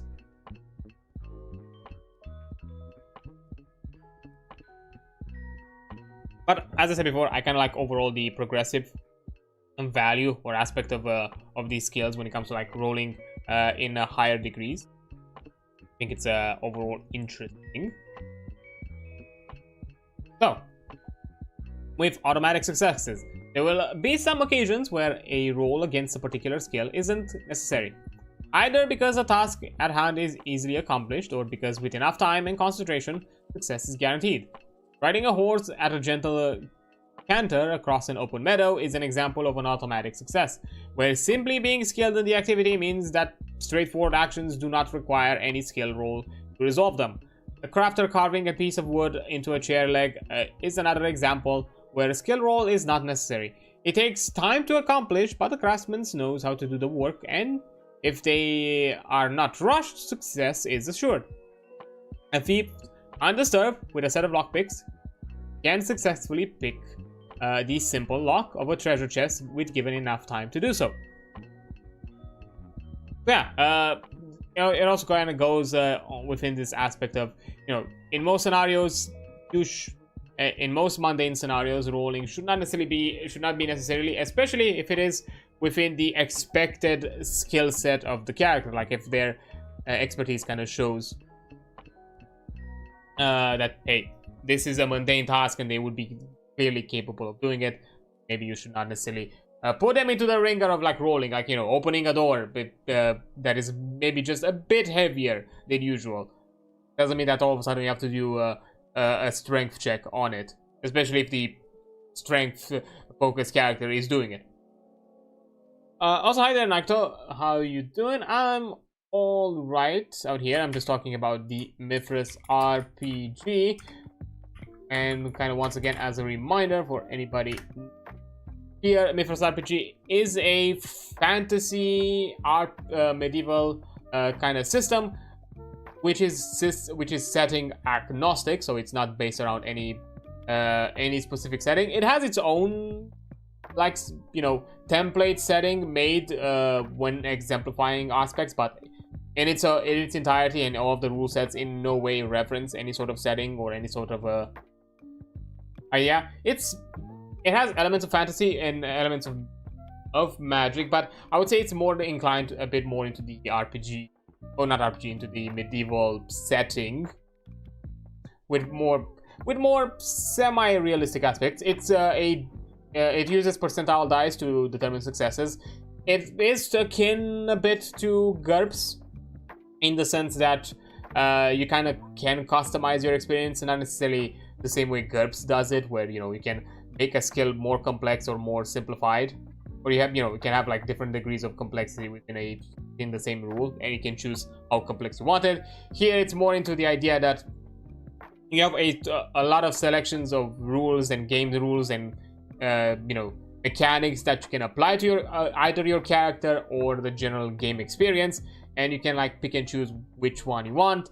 And again, because it's a system agnostic, even in moments where you have selections, like for example you had the aspect of community, which is part of your character creation, basically kind of your background. If you were to give like a D&D example, it gives you like a few templates which are mostly in a very generalistic, like, you know, primitive cultures, civilized cultures, and I think there was like another one, barbarian cultures. But hey, if you want to have more granular type of cultures, the system itself also gives you templates on how to create your own, and how exactly how exactly to offer benefits based on that community. Because the communities offer you certain benefits, like certain profession skills, or maybe additional bonuses to your standard skills, and so on. You know, it's definitely a bit more slightly more on the realistic side, but it also has elements of fantasy because it takes a ton of inspirations in the aspects of magic to a ton of mythology, folklore, and even general aspects, I think, of religion, or like theology in general. There's a possibility that we might have time to look into the magic side of the game today. We'll just have to see how long it takes us to look through the skill rule sets and the combat side of the game. If we have the time, we might also check a bit of the magic aside. If not, that might be left for next time. But yeah, hoping you're having a nice day. Hope you're enjoying yourself for this start of the weekend and whatnot. And hey, hope you have enjoyed your the games of Library of Runia. I've just seen a bit of glimpses here and there when I've kind of lurked around on your streams. It looked interesting, it looked neat. Who knows, maybe I'll have a more in-depth look at it at some point in the future, but not sure if anytime soon. There's so many things to check out. Oh boy, the list gets big, to be fair. So yeah, we'll have to see. But yeah, that's kind of, and right now I'm looking for the skill roll chapter of the game. So, you know, we've been here for a bit of time. We haven't like fully in-depth look into stuff, because, you know, I've also just had a bit of like general yapping and also like general ttrpg discussions here and there. But yeah, that's the general shit. So speaking of, because, you know, I was kind of like talking about like when to roll and when exactly are appropriate moments to deem a skill roll. Part of the fun and drama of Mythras comes in making roll against a skill to see if success or failure is the outcome. It can be tempting to call skill rolls for each and every challenge, but as outlined above, there are some cases where rolls are not needed. A list of likely scenarios where skill rolls are redundant are as follow. The activity or task is very routine to the character. The character has enough time and all the tools necessary. The circumstances and environment do not impose any stress, and there is no significant consequence to failure. Skills should be used when they have a dramatic purpose. For example, although riding a horse at a gentle canter requires no skill roll, fleeting at a gallop from pursuing bandits does. Carving a chair leg may be a routine task for a carpenter, but carving an exquisite chair leg with blunt tools and only in a few hours for a demanding sultan who executes those who do not please him would need a skill roll. It is usually obvious when dramatic purpose arises and a skill roll is necessary, but if in doubt, consider the consequence of failure. Are they crucial to the plot? Does the chance of failure heighten the tension and make for an exciting possibility? Will a failure or even superb success add fun to the game? If the answer is yes to any of these, then the character makes a skill roll. So yeah, as we said before, if it's within the grasp and within the capabilities of a player, a character within a mundane side of it, and there is no consequences of failure, or there is no pressure of failure, or not some sort of like a stressor, or in some kind of scenario, for example, doing certain skill checks within a short amount of time within combat, for example, because you are in a kind of turn-based scenario at that point, and that means limited amount of time and the stress of not getting stabbed while you're doing something. It's you know, outside of those kind of moments, yeah, if it's deemed reasonable and deemed logical within the realms of common sense, that this character is capable as by default to do this task without having to determine the outcome through dice, then let them do them. Because at times it can be annoying, and more importantly, it can undermine the character. It can undermine the concept that the player has come up with for their character, being like, I made this strongman type character, and you're putting me into this into the ringer of always attempting all of the strength related checks, even for things that for a character of this degree of skill would not even break a sweat.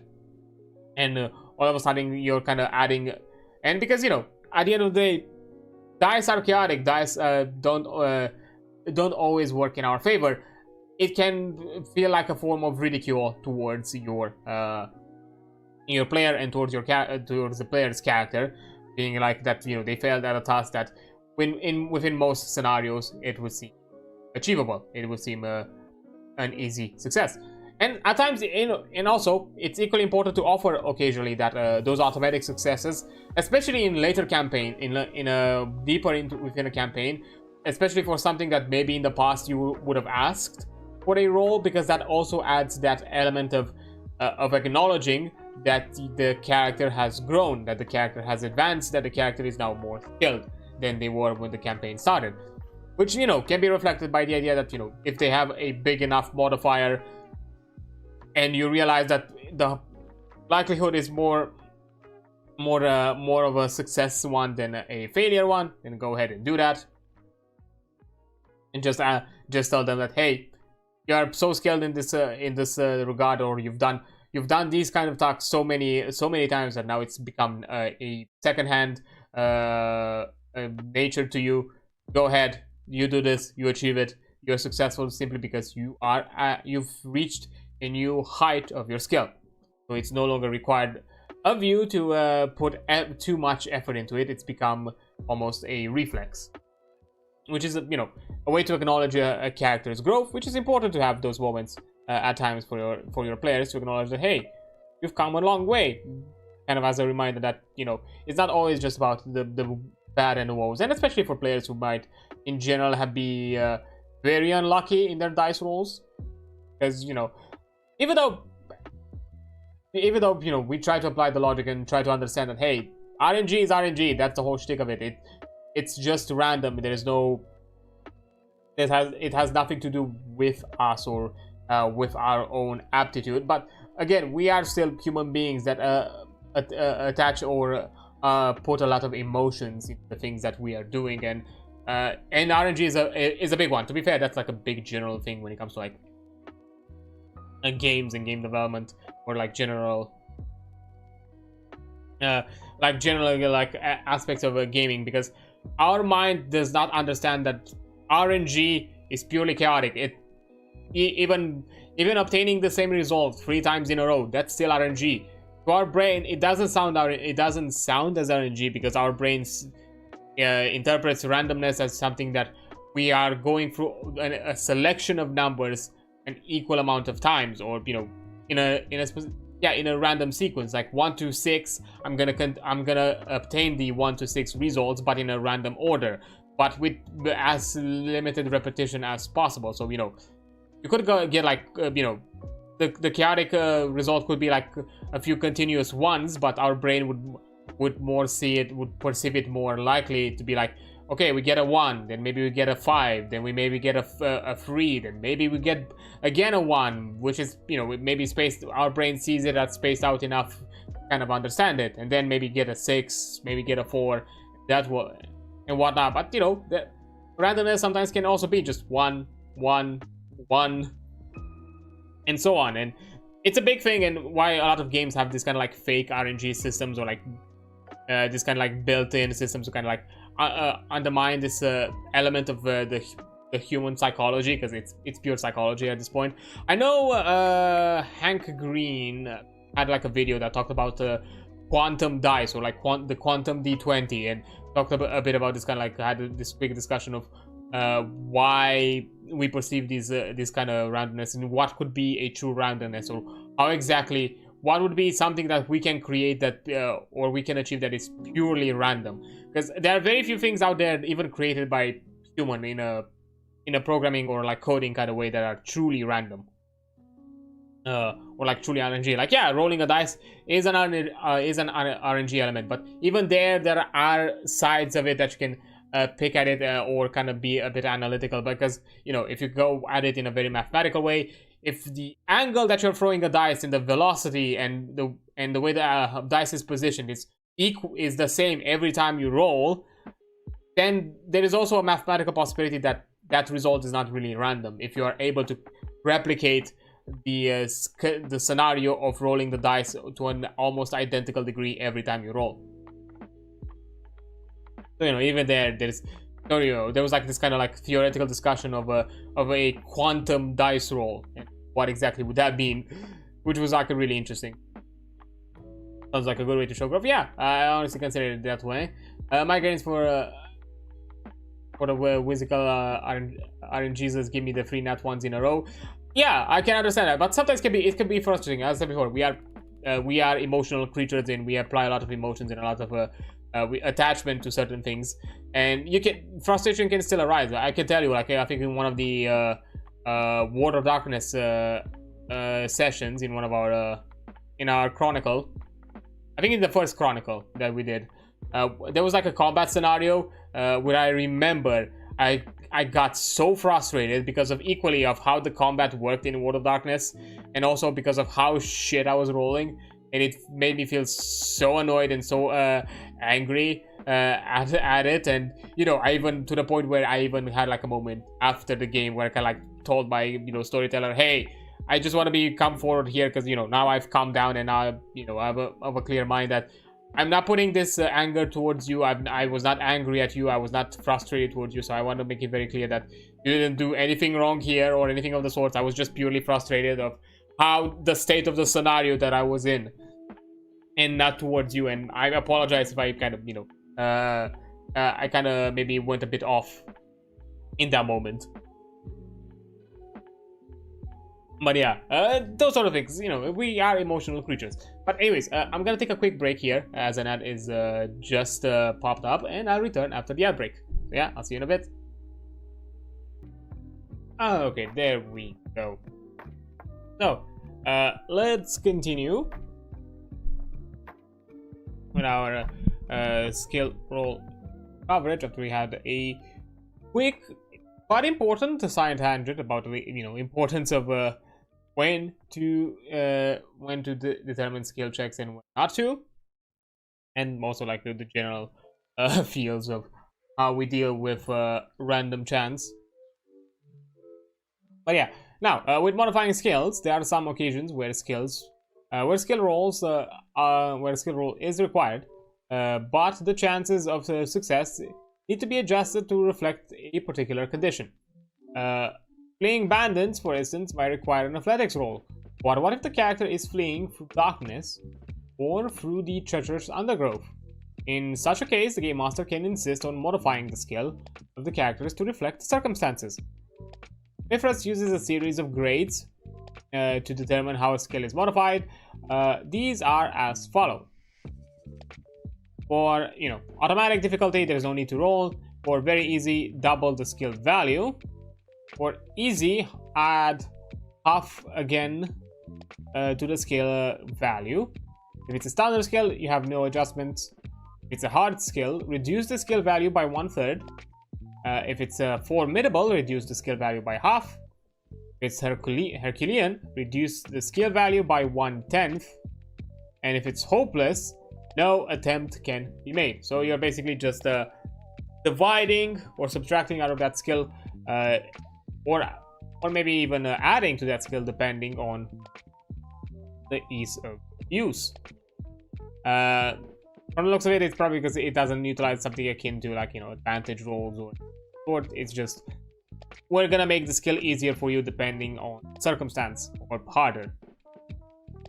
Which I'm guessing more likely than not, so the skill modifiers are gonna be applied in harder scenarios than necessarily easy scenarios, but hey. And this is gonna also be like a way to emphasize, the same way I kind of mentioned before, to emphasize character growth. And be like, hey, you remember this skill that you know was really challenging before? Now it's an easier task. You still are required to roll, but it's not gonna be as likely for you to fail as before. So go ahead and do it, that sort of thing. So that's also like another way of showing character growth. And I'm suspecting that modifying skills can also come into play if others are assisting the characters, not just when it comes to like solo consideration. Where a character is already suffering a penalty from other circumstances, the hardest difficulty grade takes precedence.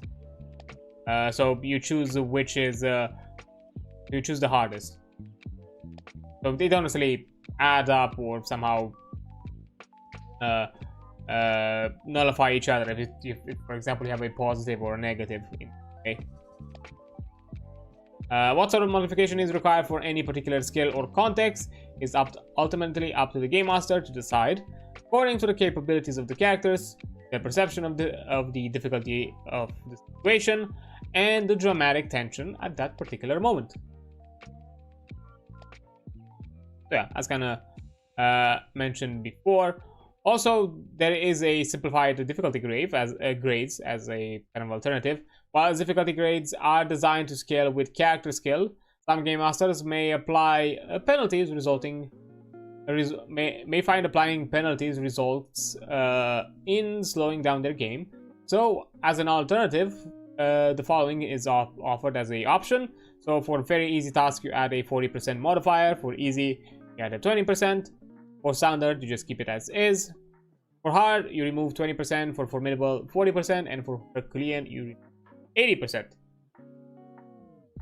So, you know, you're just making it more, you're just adding flat number modifiers, which, you know, I guess it's easier if you don't necessarily want to math it out, especially if the numbers are not easy to divide and all that. But yeah, I could see this as probably being the more preferred option than necessarily doing the math every time. Probably in many scenarios, I would prefer to do this. It depends. I'll probably have to think about it, and you know, probably game experience as well, to say the least. But I would see this as probably being the more often used alternative. Now we get into the list of the standard skills, which I'm not gonna go through.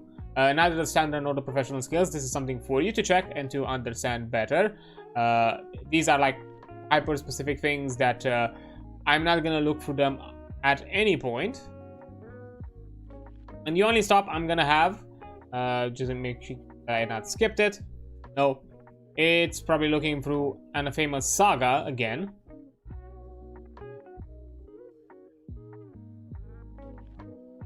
Yeah,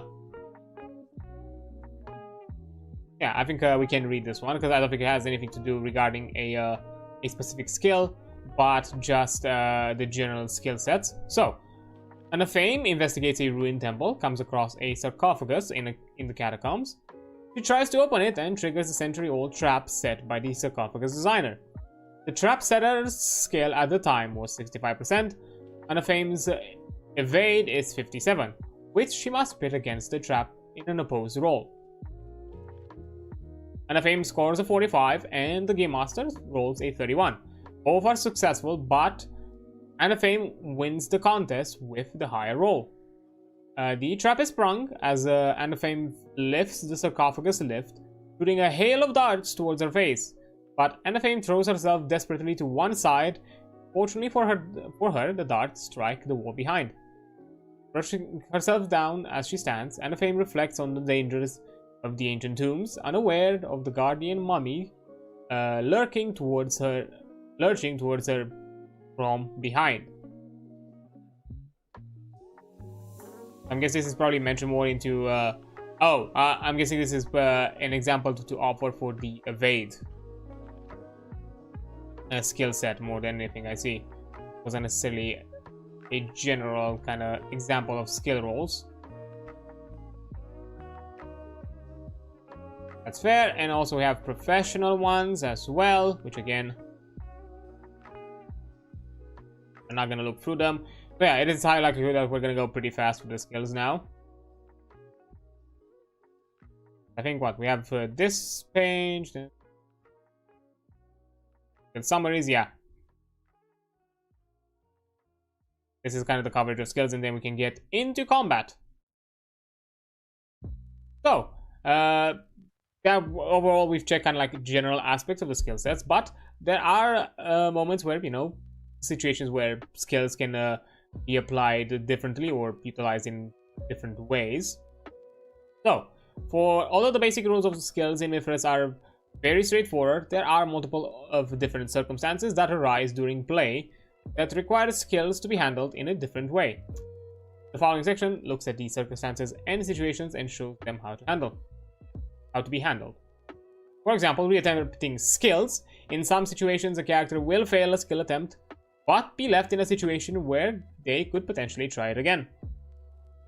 Example cases might be picking a lock or attempting to climb a sheer wall. Instead of simply denying any further attempts, kindly game masters may permit a follow-up last-ditch attempt. However, the character will suffer some trepidation or lack of confidence, which increases the difficulty of the skill roll by 1 grade. If this second effort also ends in failure, the character is assumed to have given it its best shot and cannot make any further attempts for the foreseeable future. Another way that I can see it reattempting skill sets is your first attempt is you utilizing all your knowledge, your existing knowledge of whatever that task is, and your reattempt is trying to go beyond that knowledge, trying to kind of overcome your kind of like in a way your peak of expertise, and somehow kind of figure out a method that is outside the box, which at that point, yeah, that's a higher difficulty grade, because you're trying to figure out a solution that you are not used to, you have no awareness of in the moment, and you're basically, as part of the process, you're trying to find that solution. And if it's not within your usual methods, within your usual methodology, or maybe it's and it kind of like shows a way of you kind of going over your, or kind of not necessarily going over your skill set, but kind of showing that you're trying to go basically improve by learning through this task, and that second attempt could be a higher difficulty one, because you're trying to find a solution that you have not thought of in the past, or in just this scenario specifically. So, you know, basically you're adding to your repertoire a new solution, and that can be like kind of role played in some way or another. Like, that's also like another aspect of why the role would be harder, not necessarily just the element that, yeah, the character may not necessarily be as confident, and that can also, in a mental, through a psychological level, you know, result in not performing to their best anymore.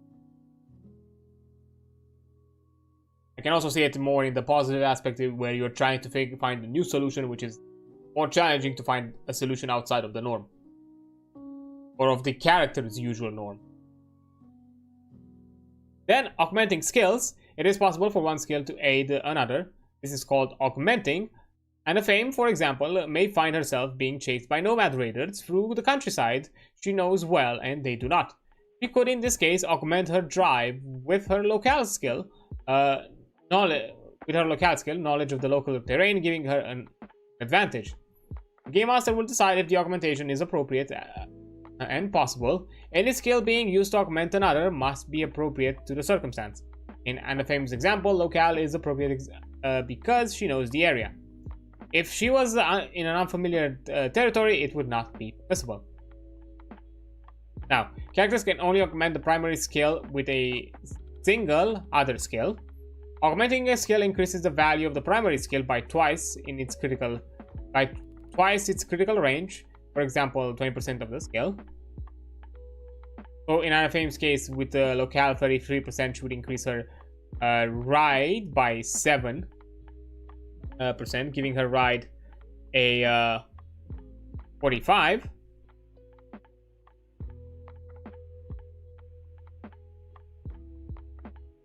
by twice its critical range. Twice its critical range. Well, it's 1/5, right? The critical range is a 1/10. And being 33.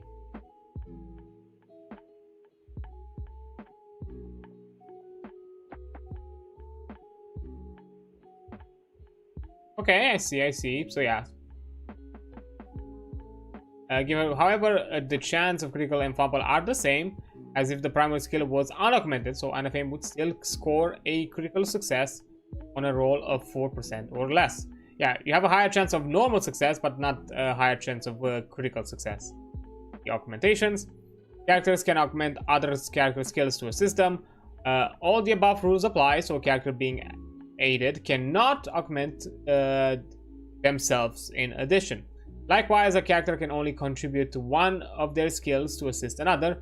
So, for example, NFM trying to scale a high wall could have her athletic skill augmented by a companion's brawn, representing a hitchup. Hiccup? No, hitchup, not hiccup. What the fuck? Okay, so yeah, my understanding is it's 1/10. That's 3.3. That I'm guessing it's rounded up, so that's a. Well, it's a 3.3 times 2. That's 6.6, and it's rounded up, so that's 7. I'm guessing that's the logic. Yeah, or or better said, 20% of the skill, because instead of being 1/10, it's 20%.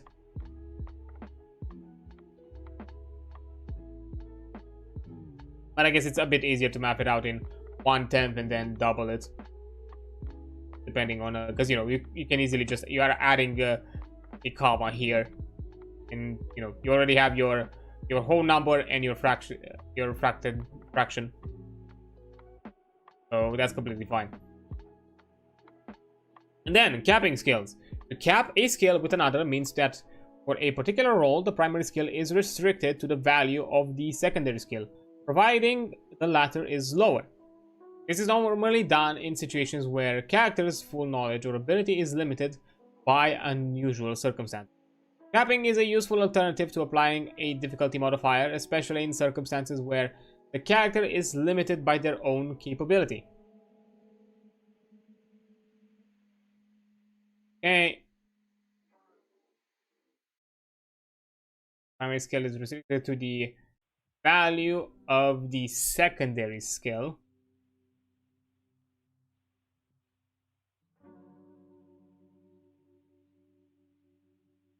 I would have kind of like an example for this, because I'm trying to understand what exactly they mean by using a secondary skill to restrict it to the value of the secondary. Normally designed institution where characters' knowledge or ability limited by unusual circumstances.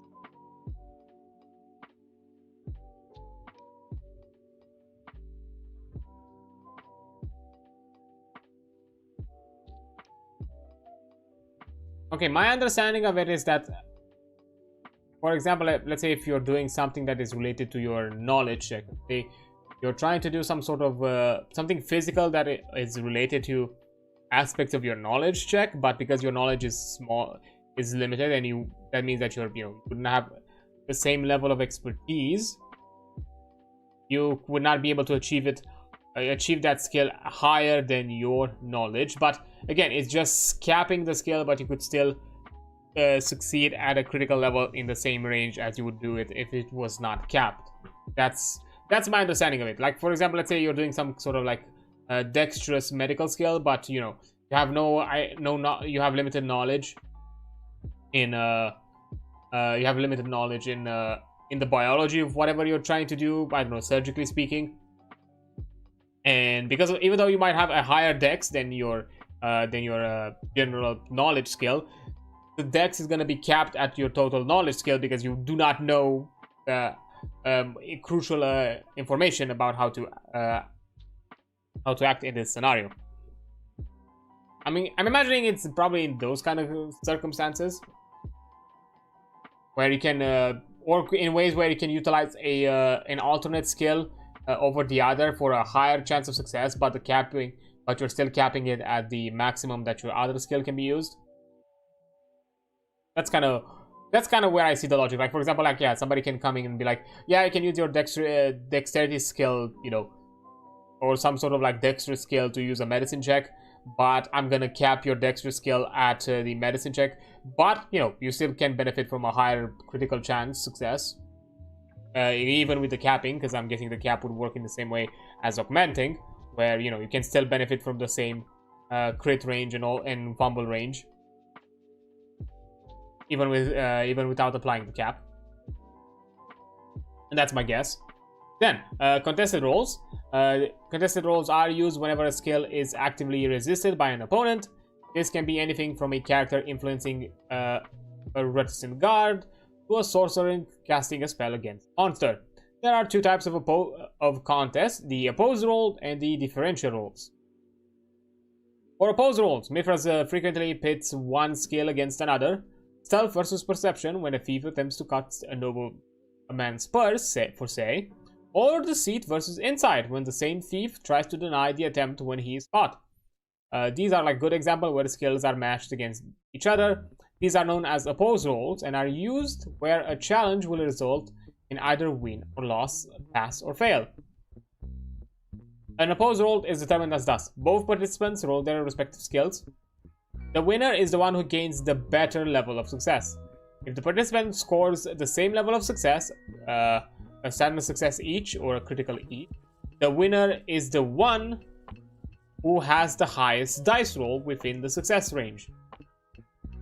Well, no, technically the lower you get, the higher the success, but I guess in this scenario you'll just go with a high number. For example, Lodz, a thief of Meros, attempts to cut the purse of a Senator Odus. This calls for a sleight of hand rolled by Lodz, which the Game Master says will be opposed by Odus' perception. The dice are rolled. Lodz scores a 45 on his sleight of skill of 70%, and Odus scores a 63 perception on his 66. Both successes in their roll, but because Odus has rolled higher than Lodz, and it's still within his skill range, he's judged the winner. Lodz has successfully cut the purse, but Odus has quite clearly seen him do it. In a bid to save his skin, Lodz attempts to lie his way out of trouble. The court snapped, "Sir," Lodz protests. "I merely caught your purse as it dropped and was about to return it to you." This calls for a deceit roll for Lodz, opposed by Odus' insight roll. Lodz has 78 deceit and rolls a 7, which is a crit, and Odus has an insight of 64 and rolls a 62. Here, Lodz is quite clearly has the better level of success, which is a critical against Odus' standard. Lodz manages to sweet talk his way out of the sticky situation, and he walks away thankful, but ruining his bad luck at so nearly being caught. So yeah, I guess this is their method of kind of going with, you know, ties go to the defender kind of thing when it comes to like higher rolls. So that way, I guess it can't necessarily snowball into someone outperforming them even in low rolls. I'm guessing it's kind of like an alternative to like tie goes to the defender. At the very least, that's kind of how I see it.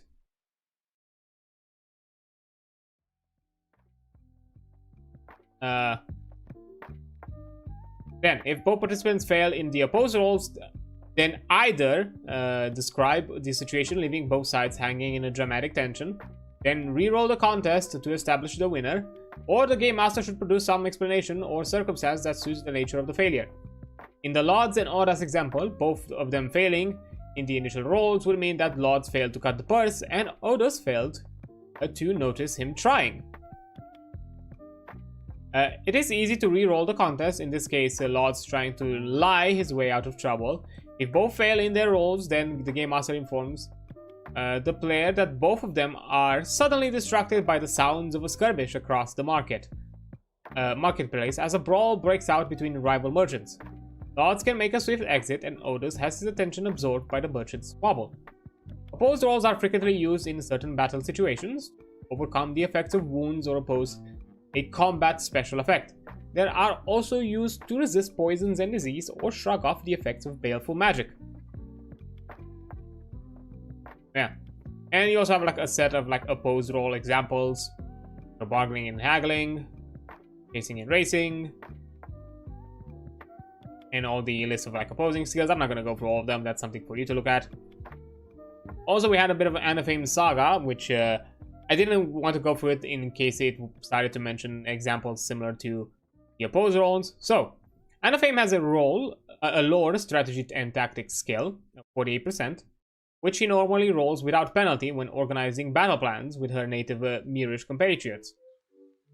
Traveling across the plains of Korath, however, she is forced to use the local language with her hired nomadic bodyguard, which she is far less fluent, and knowing only a few basic words. Language Korathian, 23%. Spotting and approaching enemy patrol of Zigrifi raiders, Anathema attempts to organize her nomads to lay an ambush. In circumstance, the Game Master rules that her halting command of the local language will prevent Anathema from being able to clearly explain her plan. Capping her lore strategy skill value, the value of her language, Korathian. Okay, so this was exactly the example I was thinking with the capping skill. Kind of annoying that they put it in this bracket, and they probably should have put it above the contested role, in my opinion. Why they put it here specifically. But yeah, that's basically kind of the concept of the capping. If there's like some circumstance where a skill, where a level of knowledge in a certain skill would have probably put you at a better odds, comes kind of into play of capping it. Kind of the opposing of augmented skill. You're attending something that requires a knowledge or expertise in something else that you're not as you're not of equal level, so it's basically you're limited by it. Okay, good to know. So now that we've dealt with opposed roles, we also have differential roles. Differential roles are similar to opposed ones, except that instead of a simple win or lose result, the difference in level of success are calculated. Primarily used for resolutions of combat, which are seen later down the page, differential roles can also be used in situations where the Game Master wishes to increase the detailed results of a contest. A differential role is determined in the following manner. Both participants roll against their respective skills and suffer the result of their roll as if tested in isolation. There is no outright winner per se, but whoever gained the higher level of success gains an advantage. Realize that I was not zoomed in properly, sorry about that. Equal to the difference in success levels between them, assuming that one participant gains at least a standard success or better. If both participants score the same level of success, standard or critical each, there is no additional effect.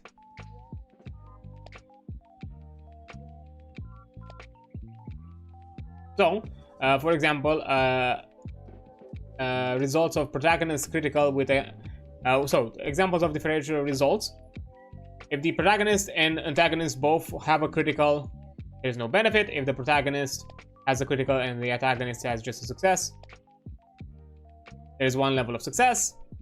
If there is a critical and a failure, 2 levels of success to the one who had the critical. And a fumble and against a critical, it's 3 levels of success to the one who got the critical. And from the looks of it, it basically then goes... It basically goes the other way around as well.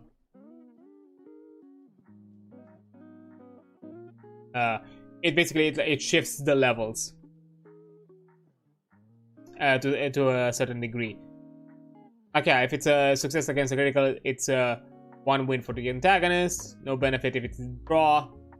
Then protagonist gets 1 win for success failure and 2 for failure for success fumble. Then protagonist failure, antagonist critical, 2 for the antagonist for the failure critical. 1 for the antagonist for a failure success, no benefit for a failure against failure, and no benefit for a failure against fumble, because they technically still both failed. And a similar application to fumble critical, only that the amount of successes, the amount of wins given to the critical and success is increased by 1 to the antagonist. So, fair enough. Also, simplifying subtractions with skills over 100. Game masters may find ad hoc subtraction skills for skills over 100 to slows down the flow of their game. As an alternative suggestion, penalties should be rounded up to the nearest 10%. Thus, in a contest involving a skill of, say, 113%, instead of subtracting 13% from everybody in the context, Game Master can simply round the penalty up to 200%, which is a faster calculation.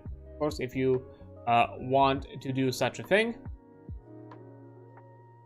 And when it comes to opposed skills over 100%, if the highest skilled participant in an opposed or differential role has skills that exceed 100%, that participant subtracts the difference between 100 and his skill value to the skill of everyone in contest. This reduces the skill value of the opponents, but leaves him retaining the advantage. This the identification of who has the highest skill must be calculated after any other modifiers for subsequent tests circumstances have been applied. So yeah, somebody is capped.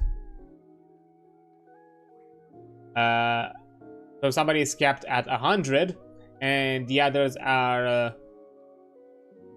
well, not necessarily capped at 100. The others are just to have a lower chance of success, I guess, because someone has a higher likelihood of doing so.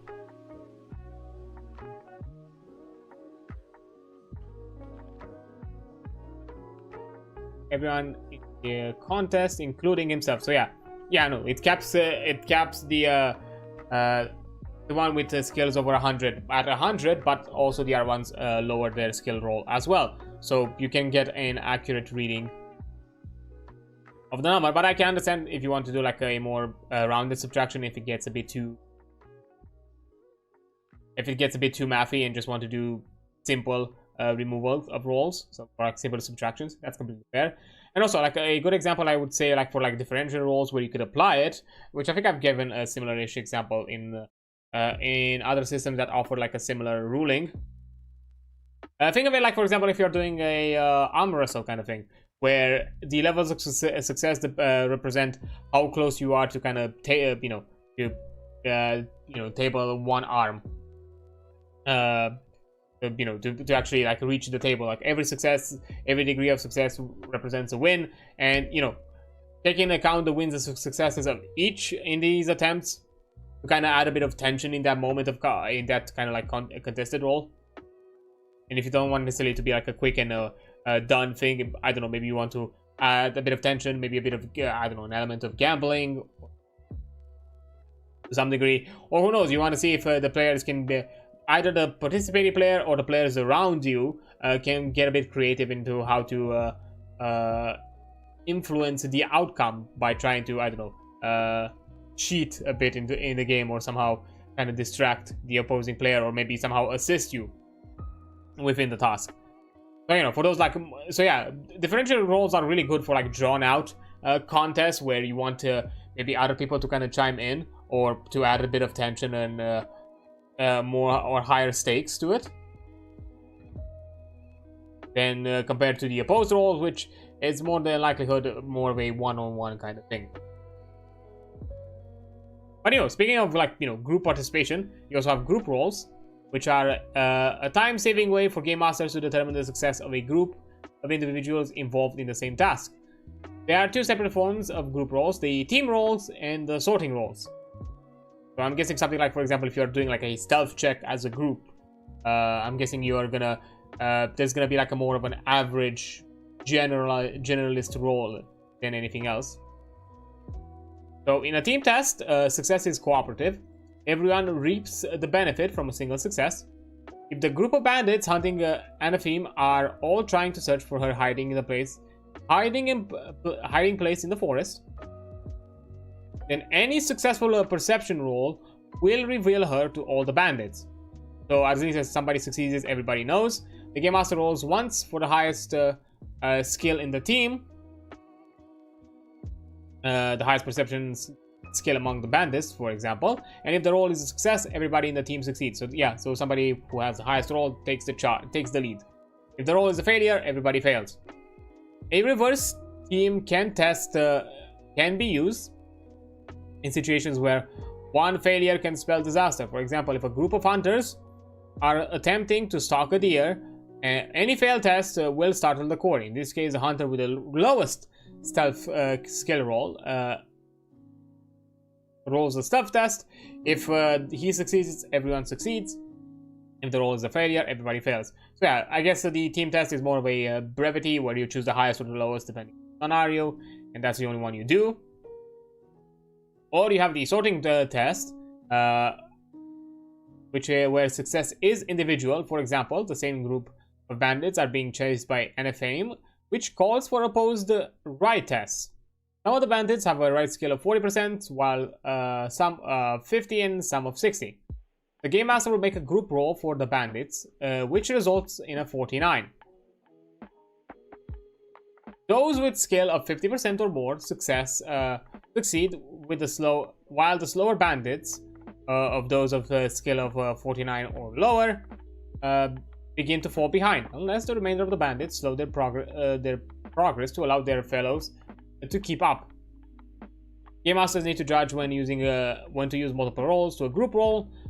Multiple rolls, one roll for each individual in a group, is more realistic, but it is time consuming if it is important to keep the game flowing. And individual skill successes are not so important. A group roll is more effective. So yeah, I'm guessing in this scenario you're basically applying kind of like swarm rules, where yeah, you're kind of, as mentioned here, you're sorting them into camps based on their common skill check, and just utilize a single roll to kind of determine how many failed, how many succeed, and that's it. And you keep going, which is an easy way to do it. It's kind of like swarm or kind of like army, kind of like army building rules in a way. Yeah, it's definitely for brevity, and this is more than anything. The sorting one is definitely more used for the Game Master side, because the Game Master has more NPCs in control than what maybe players would have, unless there's a reason to have brevity in both sides for some point or another.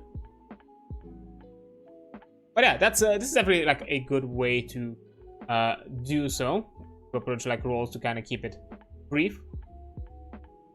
And finally, you have proportional skill success. Occasionally, it may be necessary to determine the success of a large group of people performing the same task in a situation where there is no margin of error. In this case, simply take the skill being used and apply that as a percentage of success to the whole group. For example, a group of 100 troops are attempting to wade across fast-flowing rivers a short distance from a high and treacherous waterfall. This calls for an athletic skill test. A failed skill test for an individual would result for them being swept away by the current. Rather than rolling 100 skill tests or using a group roll to determine whether all 100 soldiers make it across, the Game Master can simply rule that the athletic skill for the group represents what proportion of that group successfully completes the task. If the troops have an athletic skill of 75%, then 75 of them will make it to the other side of the river, and the remaining 25 will away. Yeah, I think I guess you can just simply add that percentage into the resulting amount of successes, instead of just doing multiple rolls or just doing a group roll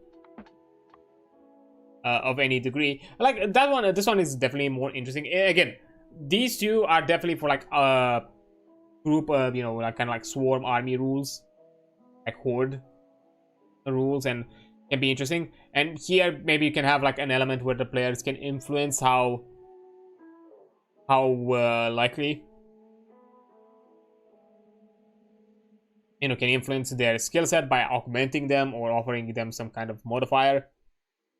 And that's kind of how you reward the player by, hey, if you want as many soldiers to kind of succeed or come out of this live as possible, then you have to assist them and or come up with strategies and solutions where you are minimizing this fatality, because this is a big number. So I'm gonna you come forward and say, hey, I'm gonna use a proportional skill success. So that means that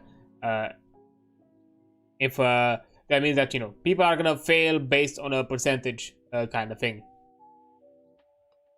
not based by an RNG result. But you're still offering the players a way to influence that and minimize the casualties or minimize the fatalities, because that, which can be an interesting element of narrative, because you kind of putting forward out there the idea that the inevitability that something is gonna go wrong, or that not everyone is gonna come out of this unharmed.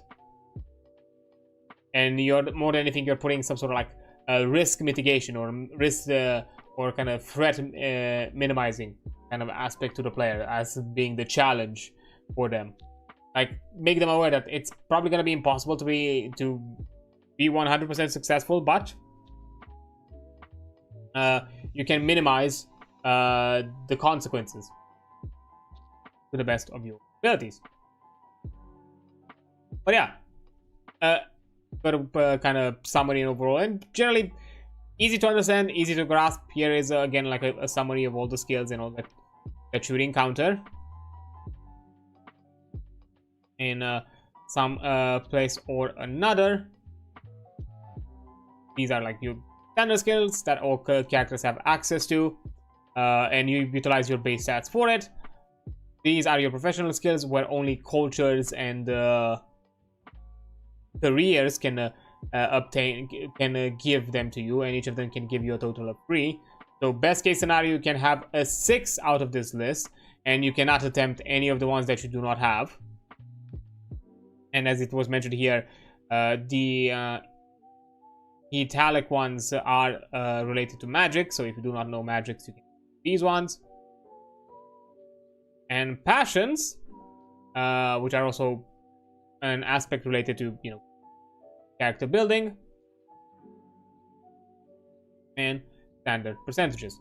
Yeah, overall easy to grasp. It can be a bit mathy, but it's not that mathy, and it's also nice that it offers you some like flat or easy to figure out like solutions, like as it was mentioned here, like simple roundings, or just using flat modifiers if you do not want to like math out the percentages or divide them or subtract them or make too many complicated additions, which is nice.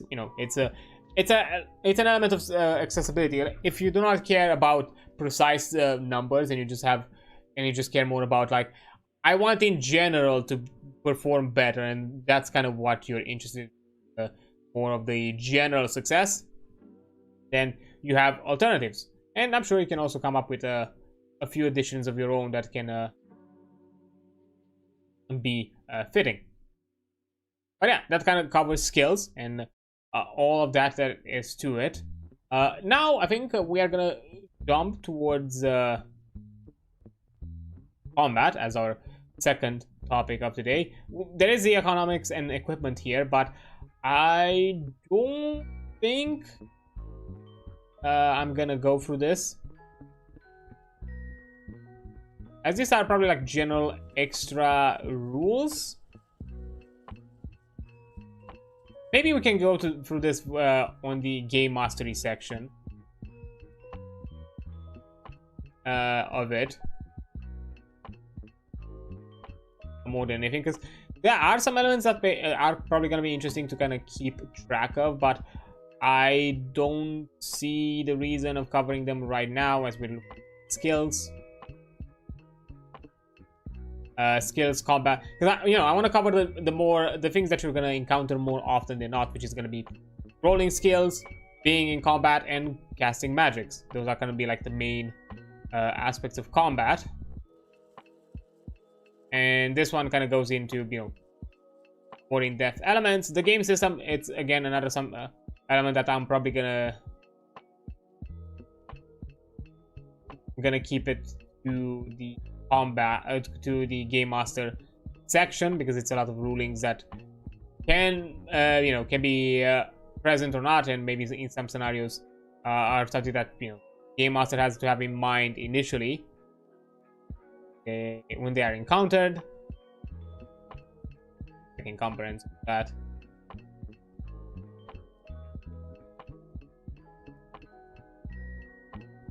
Yeah, my goal right now is to go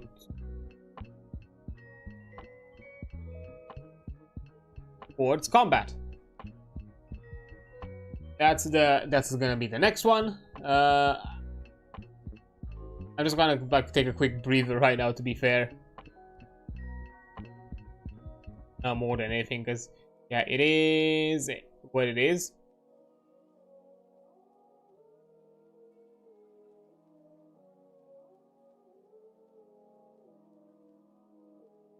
So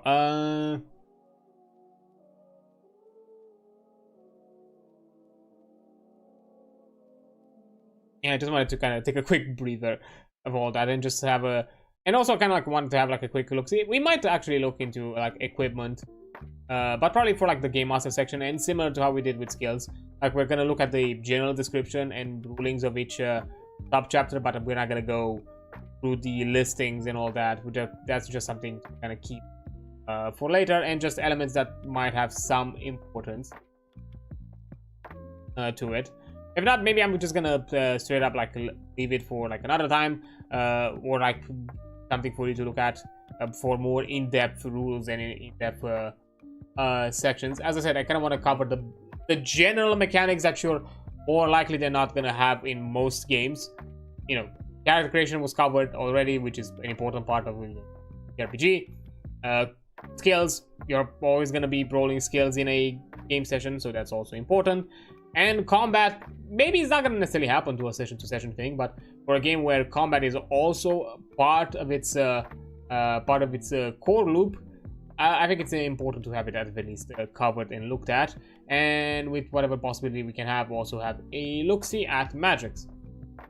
Now, combat might be a bit lengthier, so as I said before, depending how all of this is,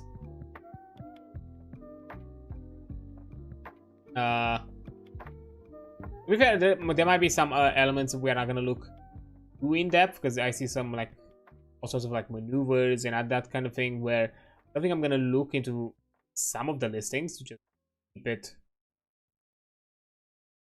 to yeah, like combat actions. I don't think I'm gonna look through the combat actions in depth about it. Like I'm just gonna read the general description and all that, like similar thing like as the skills, where if you're gonna have like a selection of things that you can do in combat, I'm not gonna look to every single style of it, and just keep it simplistic.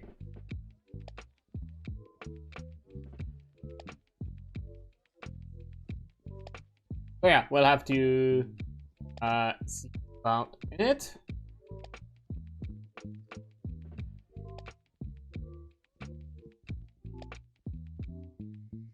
But anyhow, so yeah, and depending on that, also kind of check magic. What page? Tab 87. Because I just want to have like a quick look, see. Anything else? Magic is go. Oh, it was 121. Okay. It was actually 120. Okay, whatever, I suppose.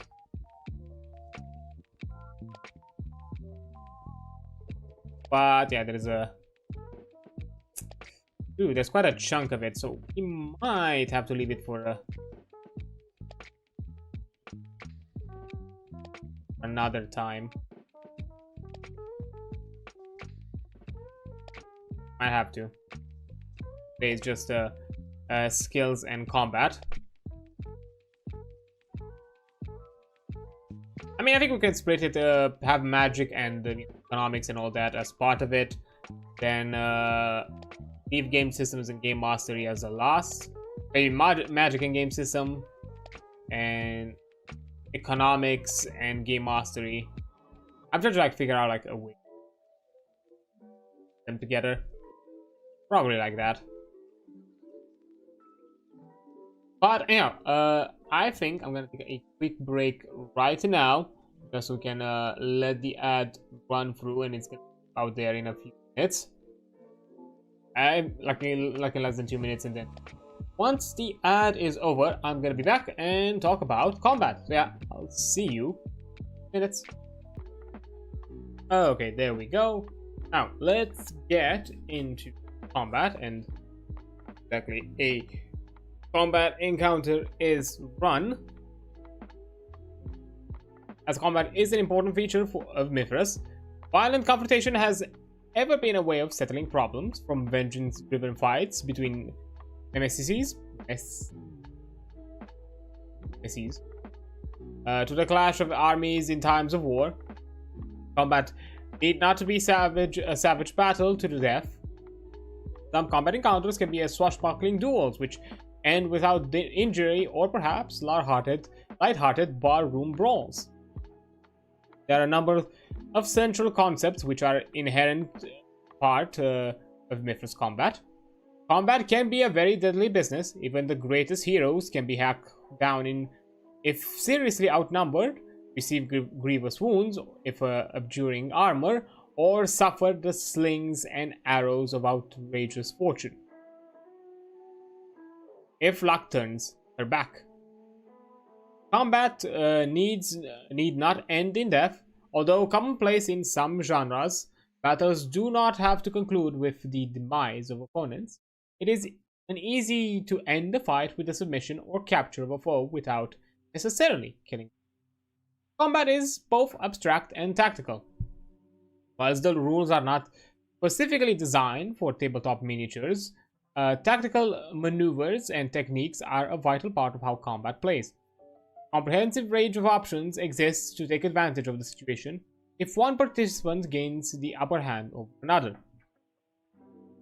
And finally, combat is exciting, since combat is inherently dangerous, as a well-orchestrated duel or melee will exhilarate players, the advantage swinging to and fro with innovative use of tactical choices and techniques. Mythras combat can be either gritty or cinematic. The rules allow for the emulation of any genre, from the grim realism as recounted from Viking sagas to the highly visceral encounters in works of fantasy such as written by Howard Leiber or Gemmell, and mythological epics like the Iliad or Mahabharata. I think it's Mahabharata. Apologies if I mispronounce it. I'm not knowledgeable in many things. Whatever the setting, Mythras is designed to handle all such confrontations. Whatever the intent of participants, their armaments, or the situation they find themselves in, all forms of physical combat are handled using these from within the chapters. So yeah, as quite expected, one of the reasons why I'm covering combat is because it's a main pillar and aspect of the kind of, let's say, core loop of the Mythras game system. So I think I have a general understanding of how it goes in. So combat components. Mythras uses a number of terms and concepts to explain the core elements of combat. These are explained in the following sections and are: combat styles, which are the skills wielding a group of weapons learned as part of a culture or profession. Then combat rounds, bookkeeping time segments of 5 seconds each. Combat actions, possible acts a character can perform during a round by expenditure of action points. Weapon size and reach, how difficult it is to parry a particular weapon, and the distance you can engage at. Engagement, combatants can hit or be hit by a direct opponent depending on circumstances. And special effects, special combat maneuvers which can be performed if one combatant the upper hand. So let's start with the first one in the list: combat styles. Fighting skills are purchased as styles. Each style is a package of multiple weapons related by culture, career, or even schools of combat, which avoid the necessity of learning each individual weapon separately. Deciding how many weapons should be included into a single style is ultimately a choice determined by the Game Master. However, some guidance is provided here to help tailor combat styles to match a particular campaign theme.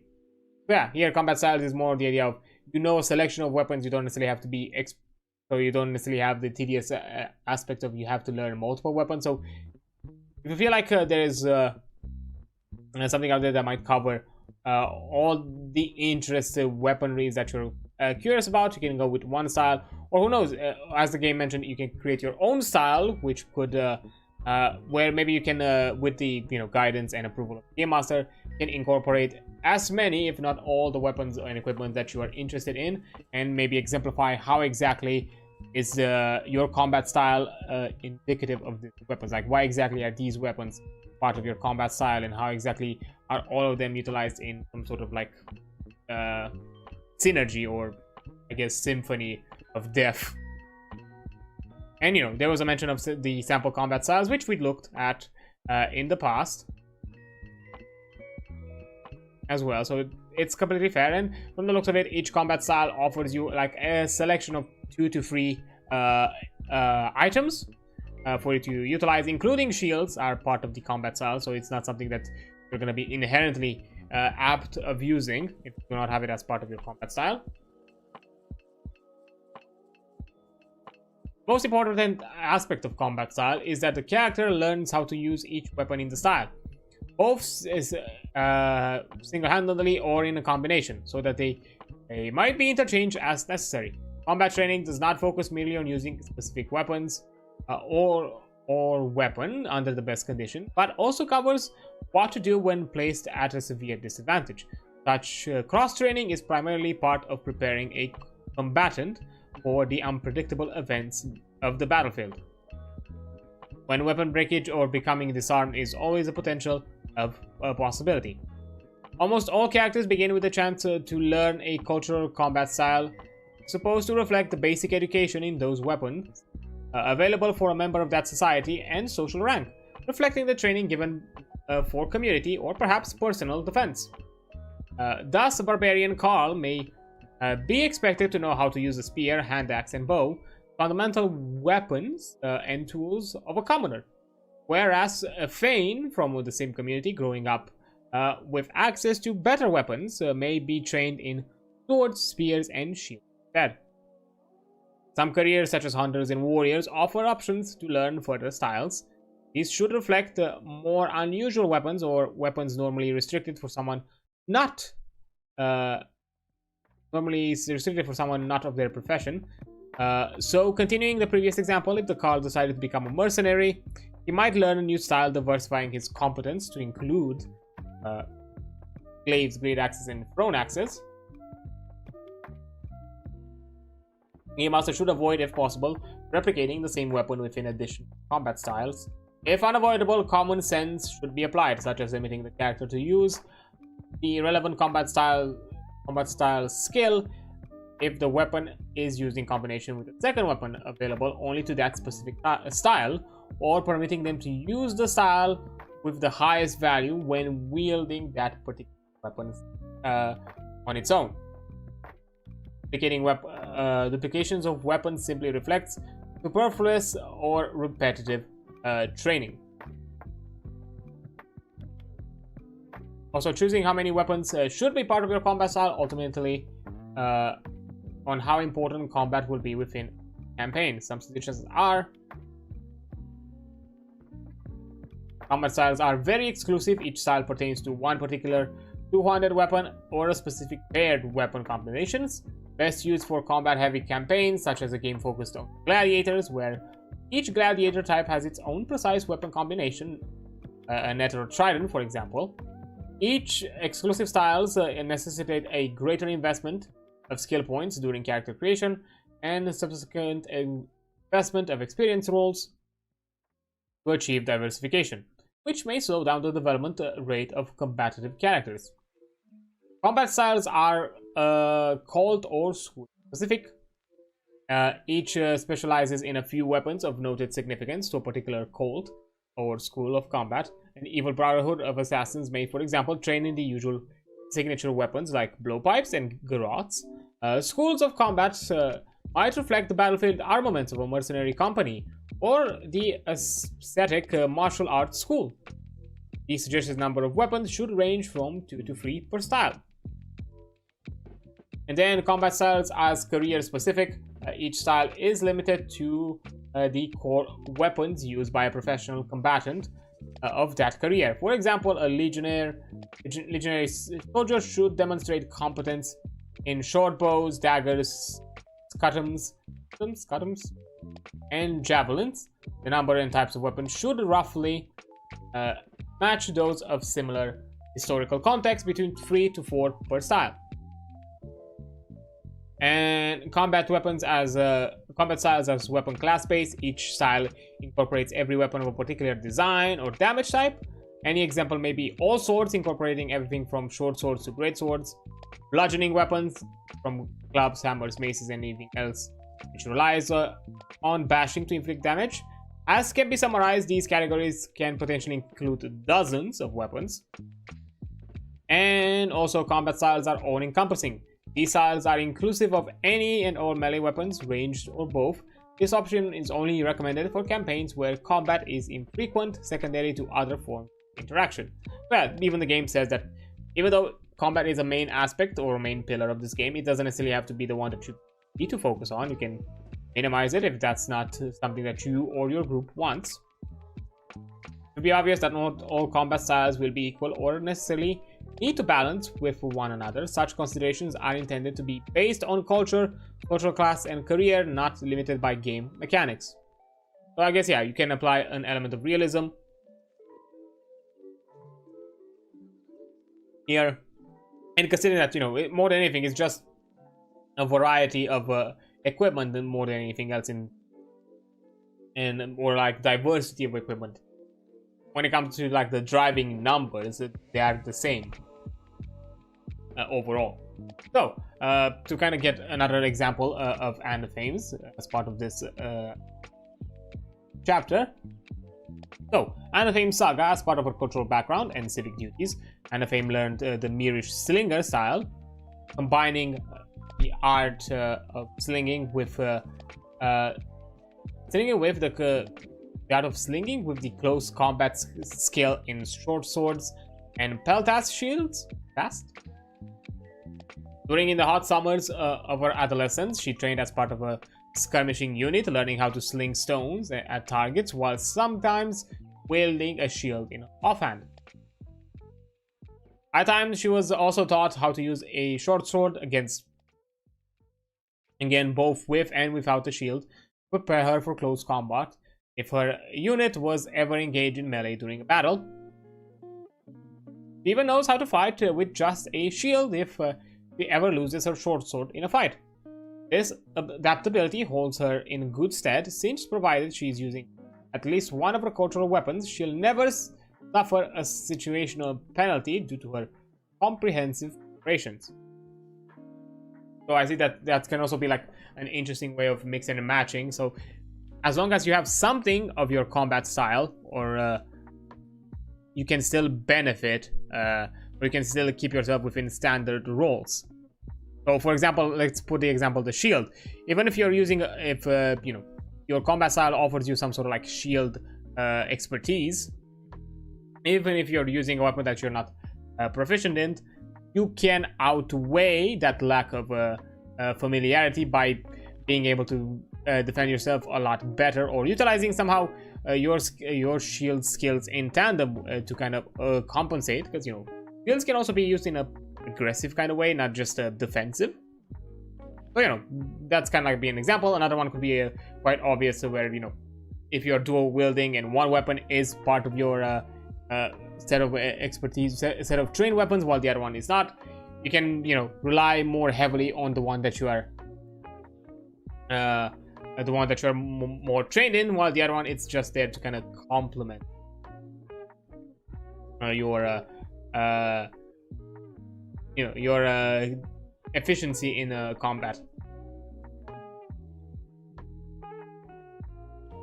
So that's nice. It's kind of a...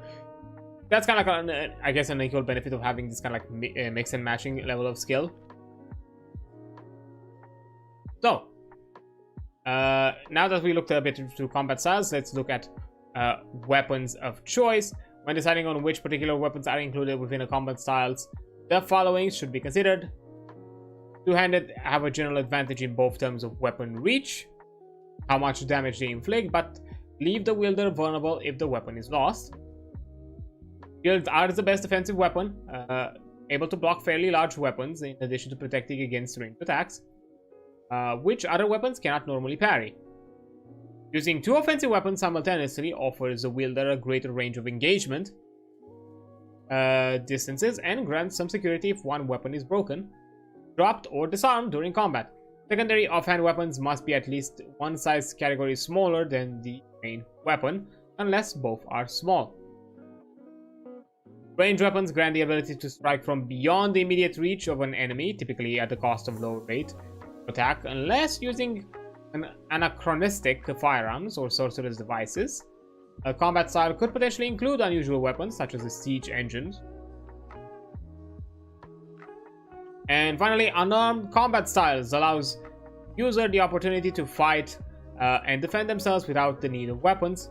They are also useful in situations where an opponent has closed inside the reach of a wielded weapon. An unarmed attack can be made with any part of the body except for the torso. Thus, limbs, wings, tails, and even head can be used. Yeah, headbutt them. If we can, why not? So yeah, just different ideas of how exactly to kind of spread them around. Then, combat styles. They possess combat style benefits, sorry.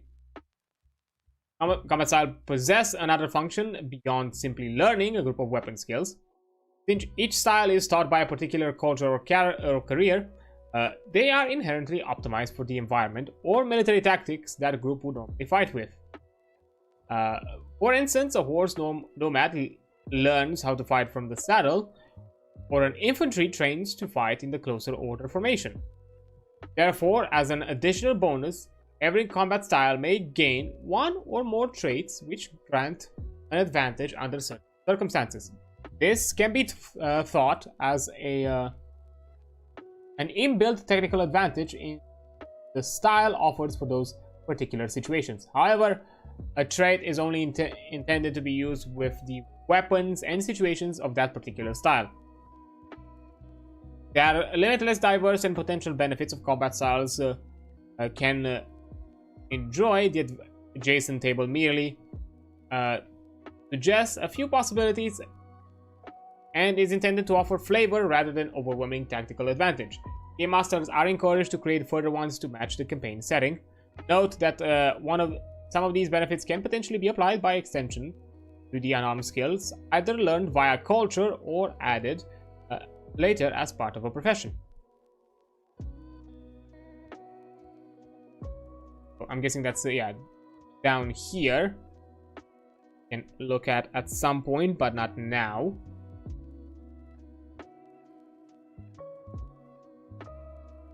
Then we have use of weapons not covered by a combat style. Occasionally, characters may be forced to pick an unfamiliar weapon, using either independently or in conjunction with a trained weapon. A character with a sword and shield style might, for example, be forced to use a mace or a mace and shield together. By rights, using an untrained weapon forces the user to fight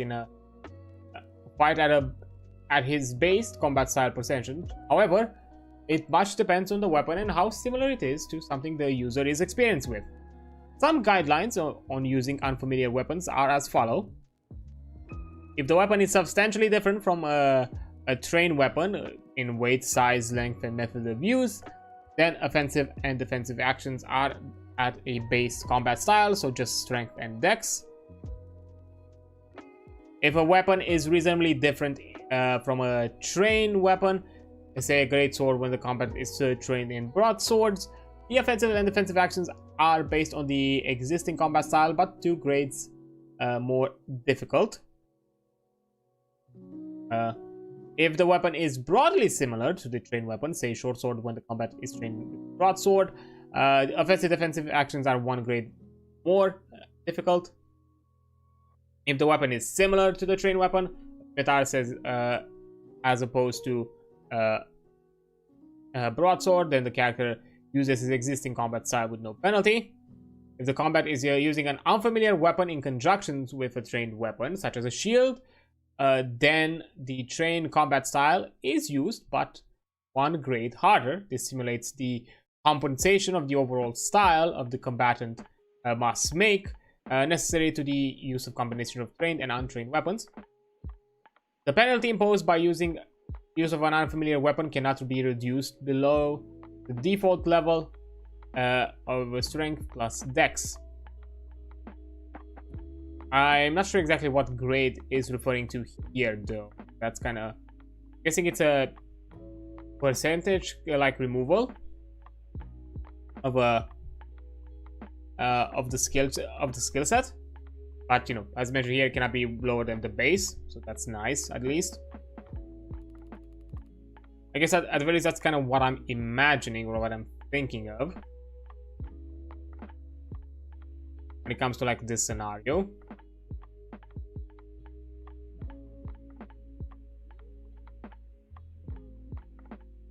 Yeah, for that example, let's go into Anaphame's saga. Anaphame is trained with two separate combat styles, Myrish Singular and Myrish Infantry. After considering the options available, the Game Master decides to grant Myrish Singular style the Skirmishing trait and the Myrish Infantry style the Formation Fighting trait.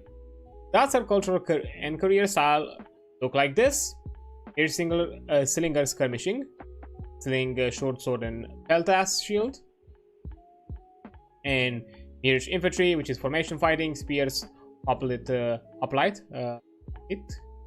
Shield, and Javelin. Note that Anaphame is limited to ranged weapon in skirmishing with a sling, and formation fighting with spear and large shield. During the hundreds of hours she trained in combat, she only ever practiced slinging and at a running gait, since javelin throwing was learned as part of being in a close order unit. Similarly, she learned the tactics of fighting shoulder to shoulder only whilst using a spear and a large hoplite shield, and wouldn't feel comfortable trying to fight as a formation with a shorter weapon and small shield. Interesting. Yeah, to kind of like take an account how the two would mix together. And here are like examples of like traits.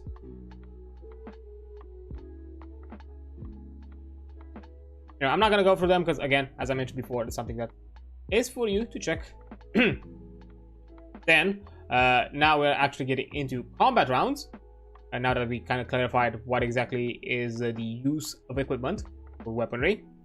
To emphasize its visceral nature, Mythras combat is tracked on a blow-by-blow basis. In order to ease bookkeeping by still reflect the differences in speed or numbers of attacks, fights are broken down into combat rounds of 5 seconds each.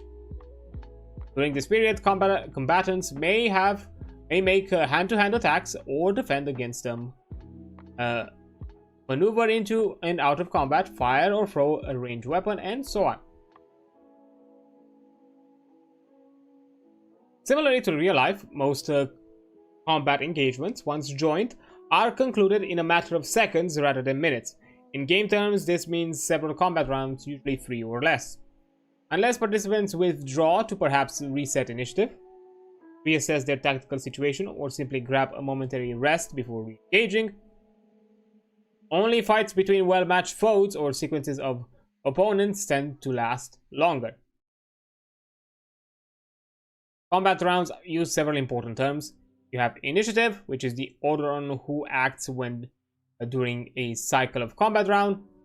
Cycle, the countdown through initiative values from the highest to the lowest, so that each participant has a chance to take their turn when their number is reached. There can be several cycles per combat round. Interesting.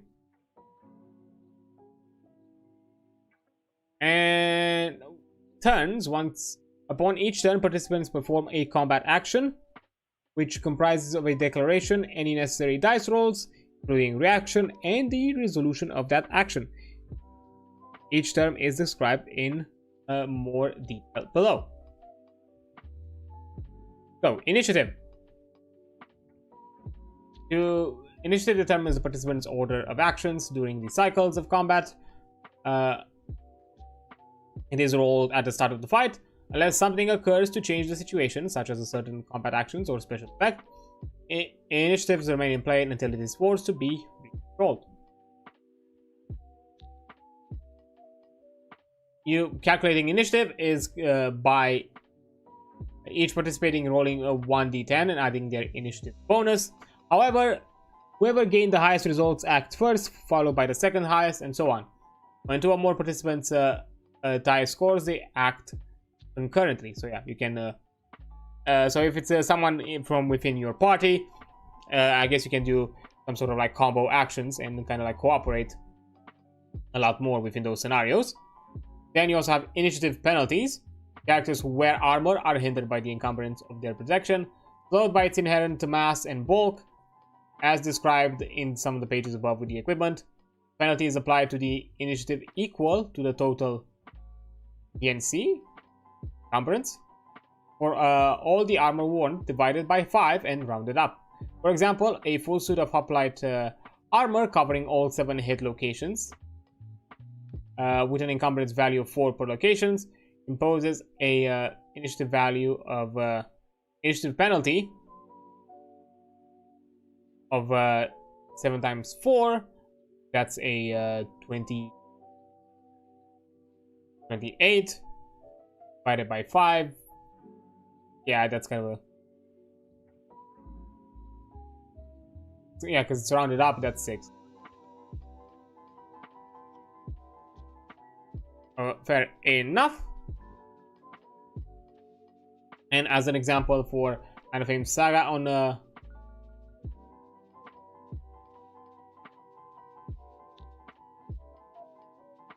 feel like this is a bit later down the line. I think that this goes into the combat actions that I'm looking at.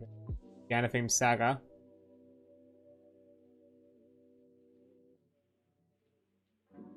Because it mentions attacks.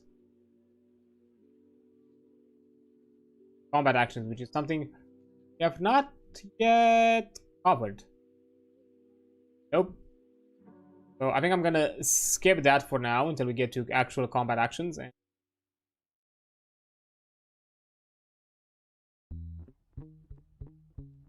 Oh, this is the initiative. What the order of some of these notes is so weird. Because this mentioned the initiative, but I guess I'm gonna go through cycles and turns first and then go with this. So, cycles and turns. Once initiative has been determined and the participants have the potential to perform several combat actions during each combat round, the number of times they can act is equal to their action points. But when they can act is limited to whether the action is proactive or reactive. Proactive actions can only be attempted on character's own turn. That is to say, when it is their initiative. Proactive actions are those with which the character is the instigator, such as making an attack with a weapon. Only one proactive action may be attempted per cycle. If no proactive action is selected, the character is assumed to have used the dither by default. Reactive actions are those taken by a character to counter or resist an act made against them.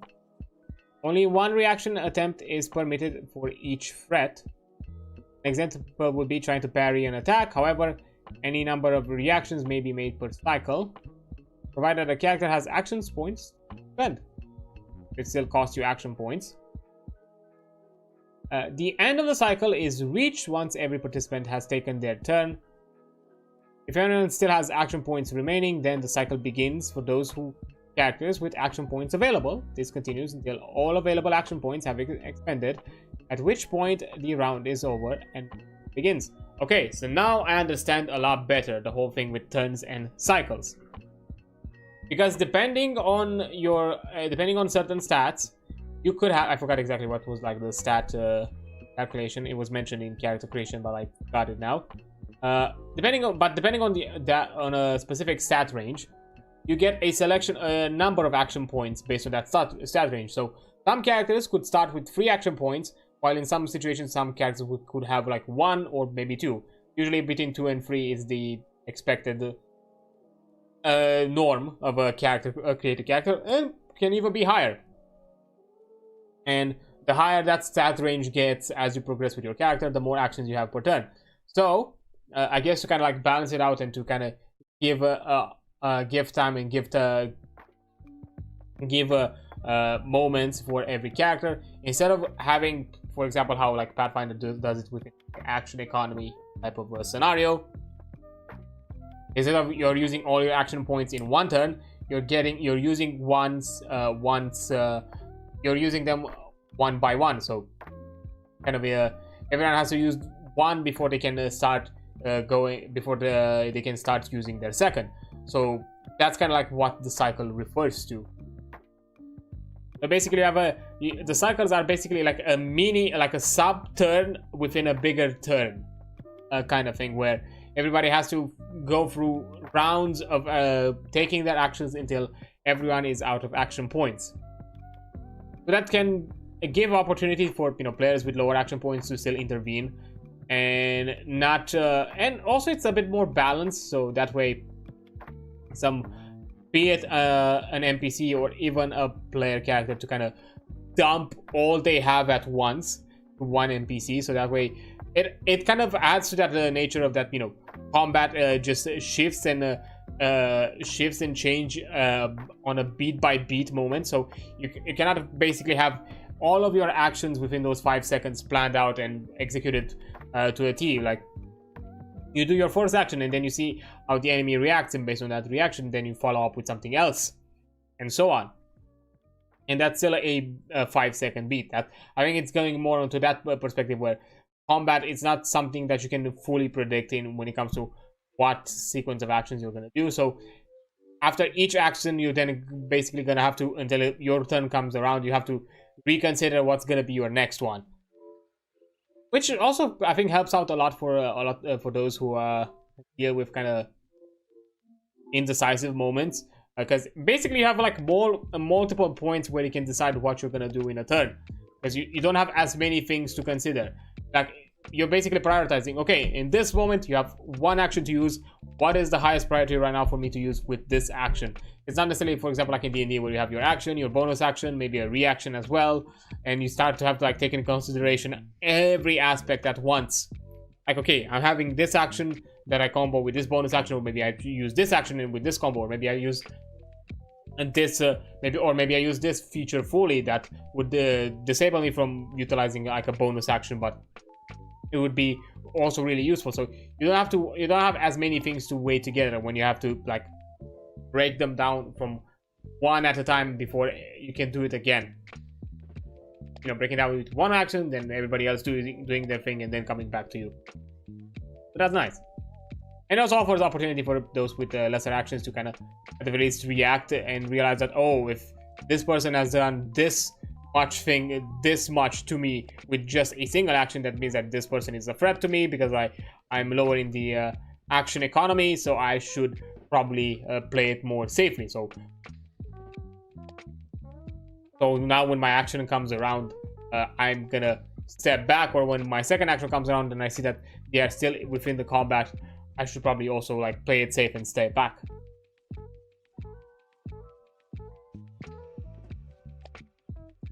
And the very least, that's kind of how I perceive it.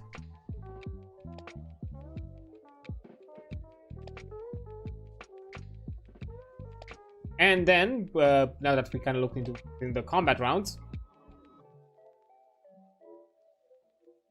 let's look at combat actions. But we're not going to look through the entire list. We're just going to read out the important parts.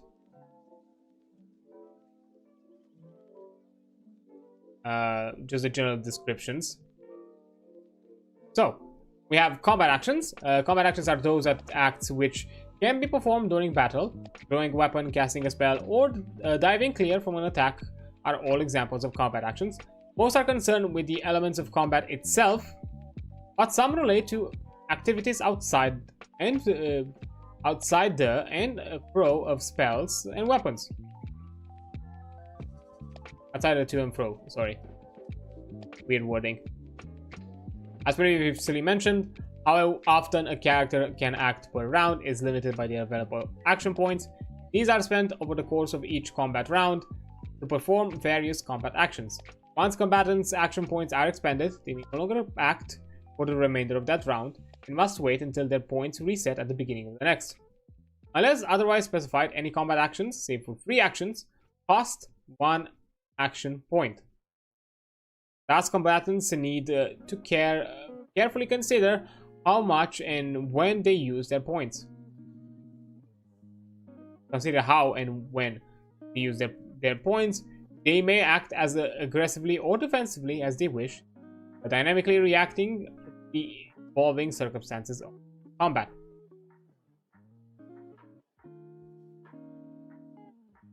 So, for proactive actions, the following are activities a character can attempt on their turn by spending action points. Note that some actions such as spell casting or reloading may take several turns to complete, each turn costing its own action point. Basically detailed here. Wait, this costs an action point? The character can decide to simply do this. Nothing useful? Interesting.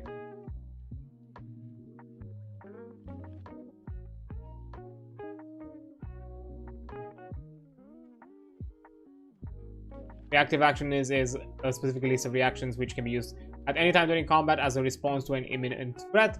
As in the previous list, reactions cost an action point to perform. And free actions, which can be performed at any time during combat at cost of no actions to perform. So that's fine. And now let's go a bit into some alternative rules. So, keeping track of action points. It can be tricky to keep track of action points during a round, especially if characters make a habit of using actions such as delay or casting spells, which require more than one turn to complete. As an aside, to simplify bookkeeping, and the use of tokens, coins, or poker chips are ideal,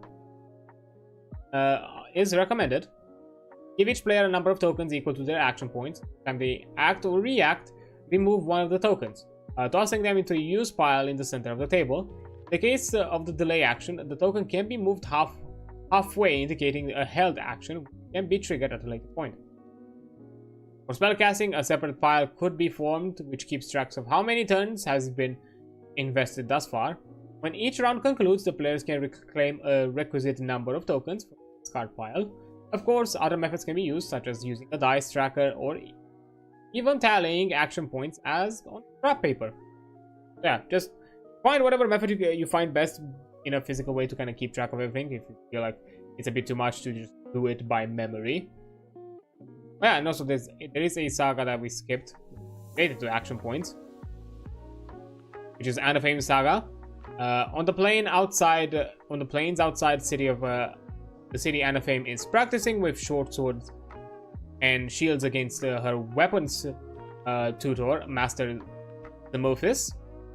Both she and her mentor have 3 action points each, but Anafame rolls better initiative. Going first, she decides to attack a proactive, which is 1 action point, which Mythras effortlessly deflects with a reactive, 1 action point. Thus far, they have each used 1 action point. Anafame to attack and Mythras to parry. Then it is her mentor's turn, and he returns it with an attack, the proactive, 1 action point, forcing her to block, and a reactive action point.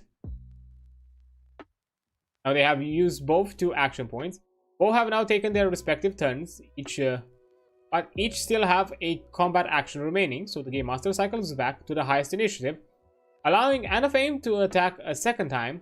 The Mythras again parries the blow, and the round ends. Since neither has any action points remaining, thus going first allowed Anafame to use her action points to attack twice and parry once. So that's kind of like the advantage of having higher initiative. It gives you more opportunities to do proactive actions than just reactive ones.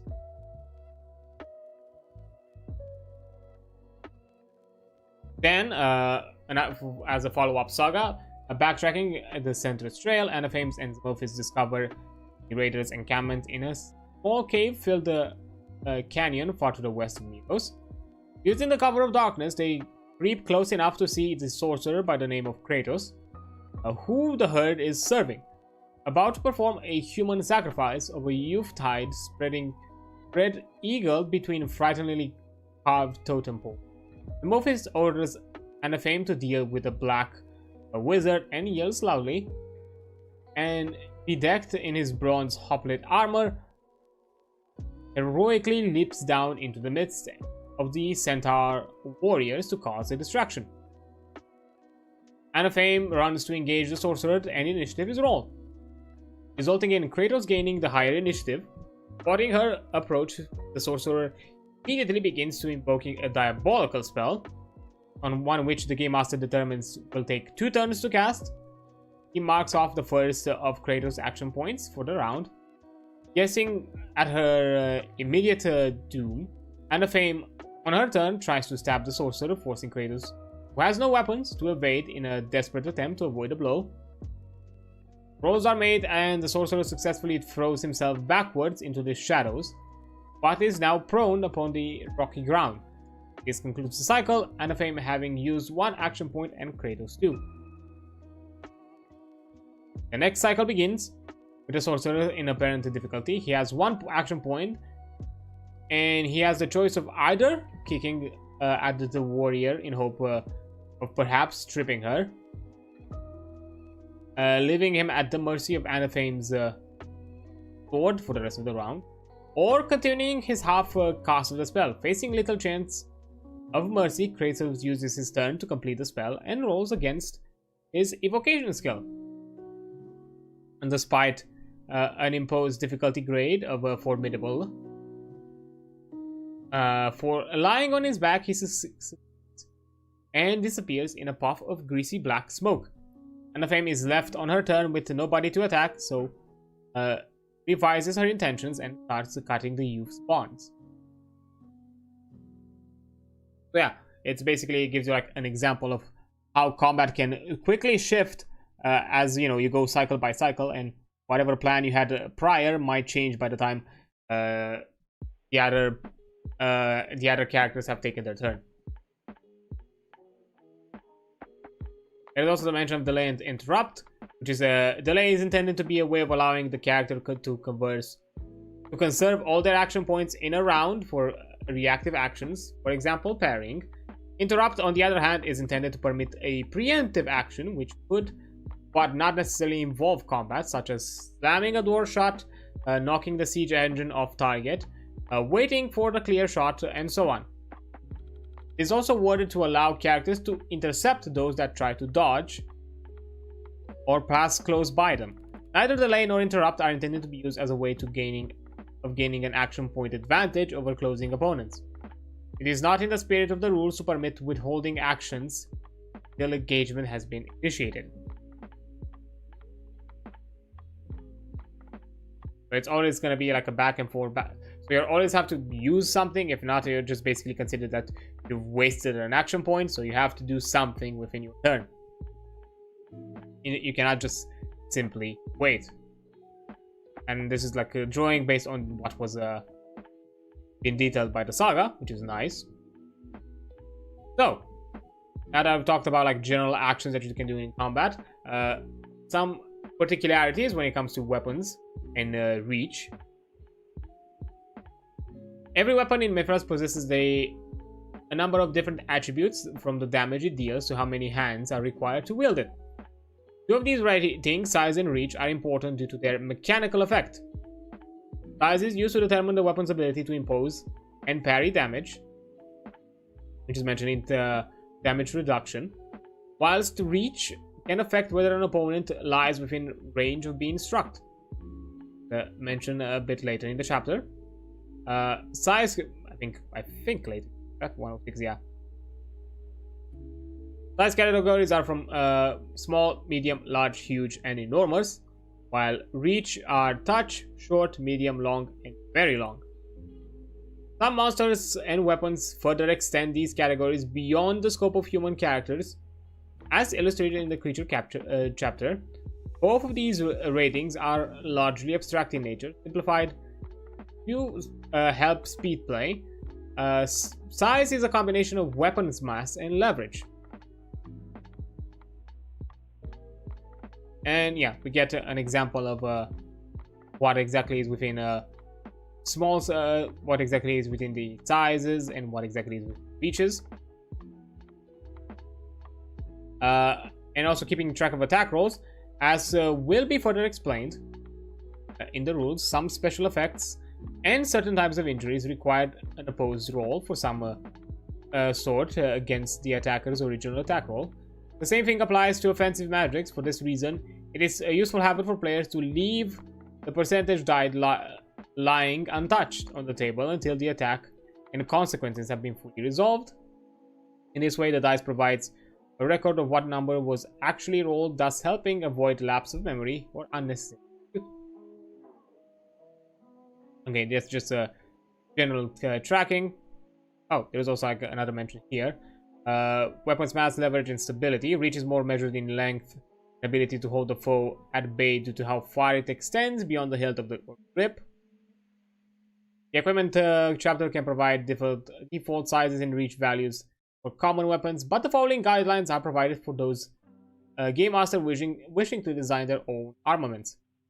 Weapon attacks, the unarmed attacks of a creature are assigned similar categories again according to their physical characteristics, which is, I guess, in the creature chapter. Yeah, pretty well detailed. Because yeah, it's even mentioned here. Small, it's human unarmed combat. While enormous could be like very large creatures.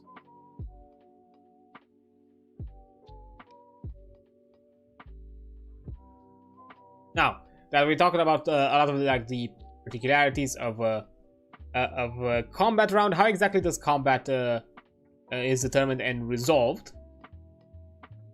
Fighting in Mythras is resolved by a blow-by-blow progression. Each attack or parry representing a single swing, cast, or shot of a weapon. Any offensive action is permitted the chance to be resisted by a reaction. Thus, even if a character manages to strike an opponent, the foe is permitted its own roll to see if it can parry the blow before it lands. Same philosophy is used whether the attack are missile weapons against the target, diving for cover, or trying to break free from the iron grasp of a giant octopus. So, attacks and parries.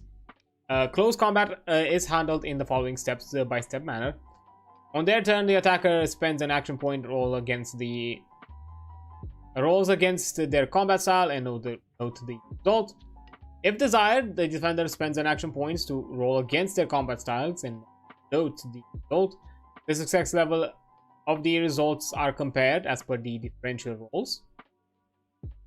So it's not an opposed rolls. Any difference grants the combat with the superior roll one or more special effects, which I mentioned below. If the attacker achieves a success or a critical, they may roll the weapon and apply their damage modifier. If applicable, a hit location is determined by the blow. If the defender achieved a success or critical, reduce any damage inflicted according to the comparative size of the weapon involved.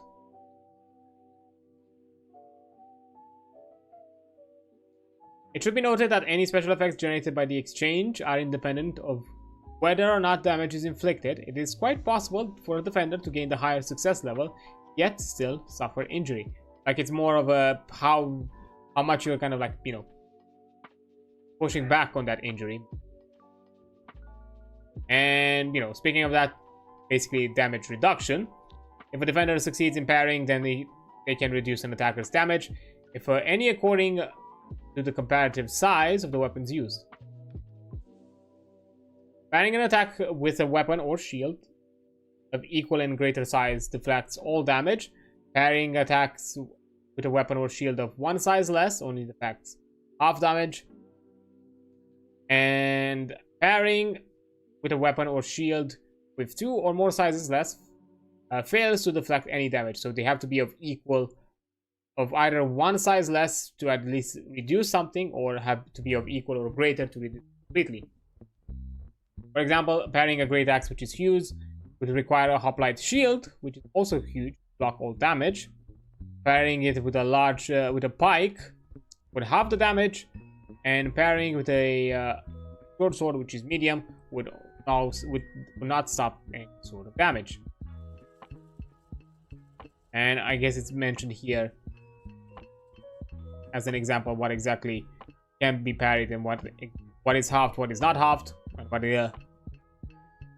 and what is completely blocked. Parrying a miss attack. If the attacker misses his initial attack roll, the defender has the option to whether or not to spend an action point to parry. Although it may seem disingenuous to parry an attack which will miss anyway, a skilled defender can use this to his advantage to gain one or more special effects, potentially weakening or incapacitating a foe and preserving their next turn for some other action. Okay, interesting. So if there is some sort of like a effect benefit, there isn't like a strategic element that you can apply to parry even during miss attacks, so that's interesting. Then, if you're unable or unwilling to parry in a situation where the defender is unable to parry due to having no action points remaining, or confident in their ability to weather the blow and elects not to parry, they are treated as having automatically rolled a failure. This has the consequence of granting a successful attacker one or more special effects. So, you know, there's still some downsides to it, which we're gonna be covered a bit later down the line. But we're gonna continue with it after a quick break, as that is about to come up, and I'll return after the ad break. So yeah, a bit.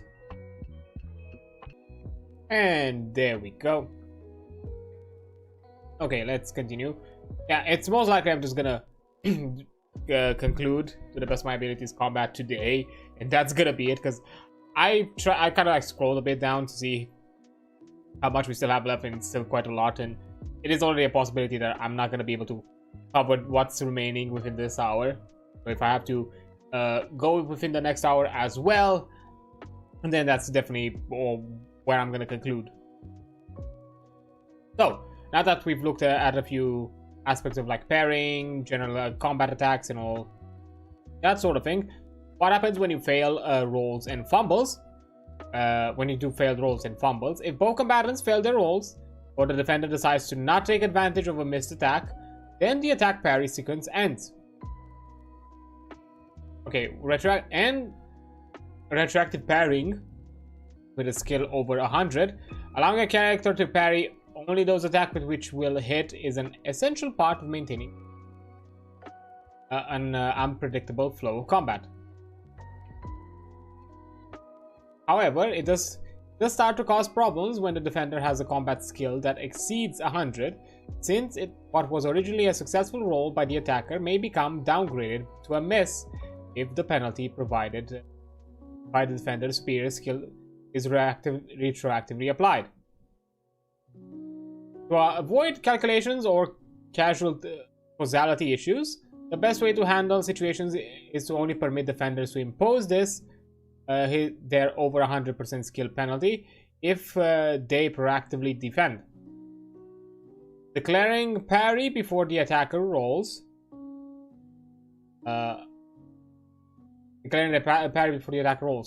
This has the added benefit of preventing superhumanly skilled opponents from being near immune to attacks without the need of spending action points to defend themselves.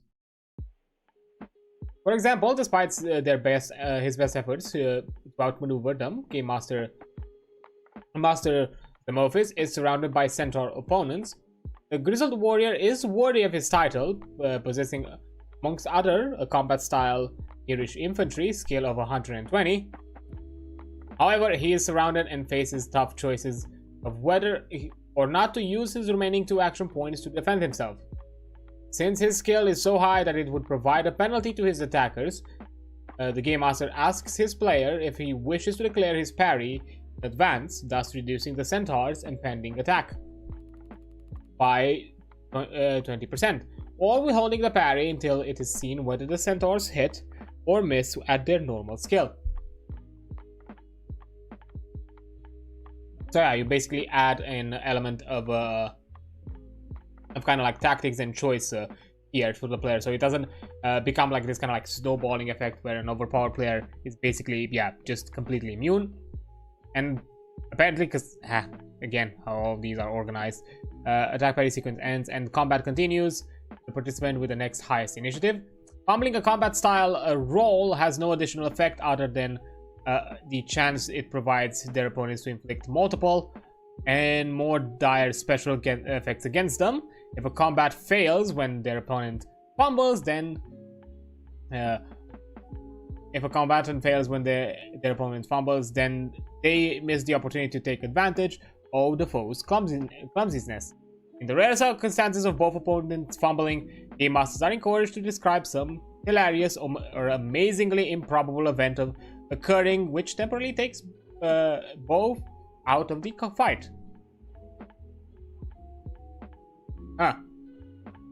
So somehow they are gonna be out of the. That's gonna be like kind of neat.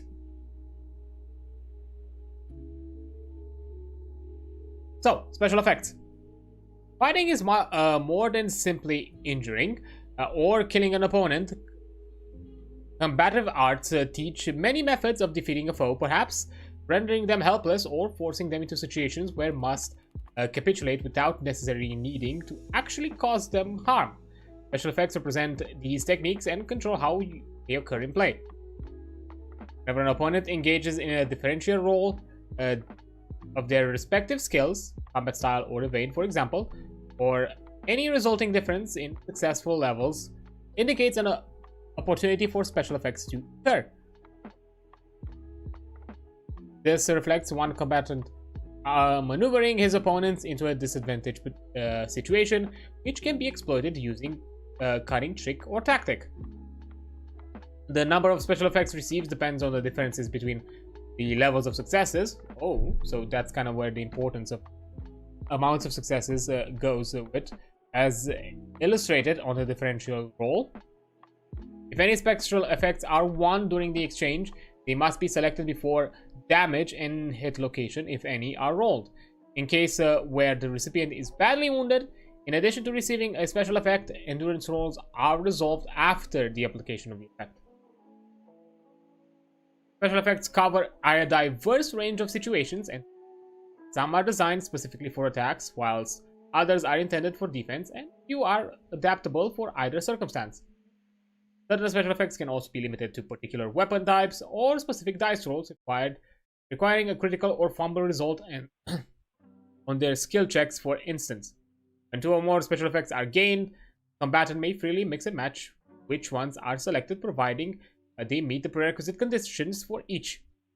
Some effects can be stacked. For example, an attacker who rolls critical success and wins 2 special effects could choose maximize damage twice rather than choose separate offensive maneuvers. So yeah, I guess there is a reason to kind of, outperform. And that's kind of like the benefit. It's really cool. It adds like a bit of like extra strategy and extra tactics to it. Of course, the more it is quite the list of special effects, which I'm not gonna go through here because it's quite a lot of them. So that's again something for you to check and look at and explore in your own time. I'm just gonna slowly scroll through them because it's already quite a lot to look through.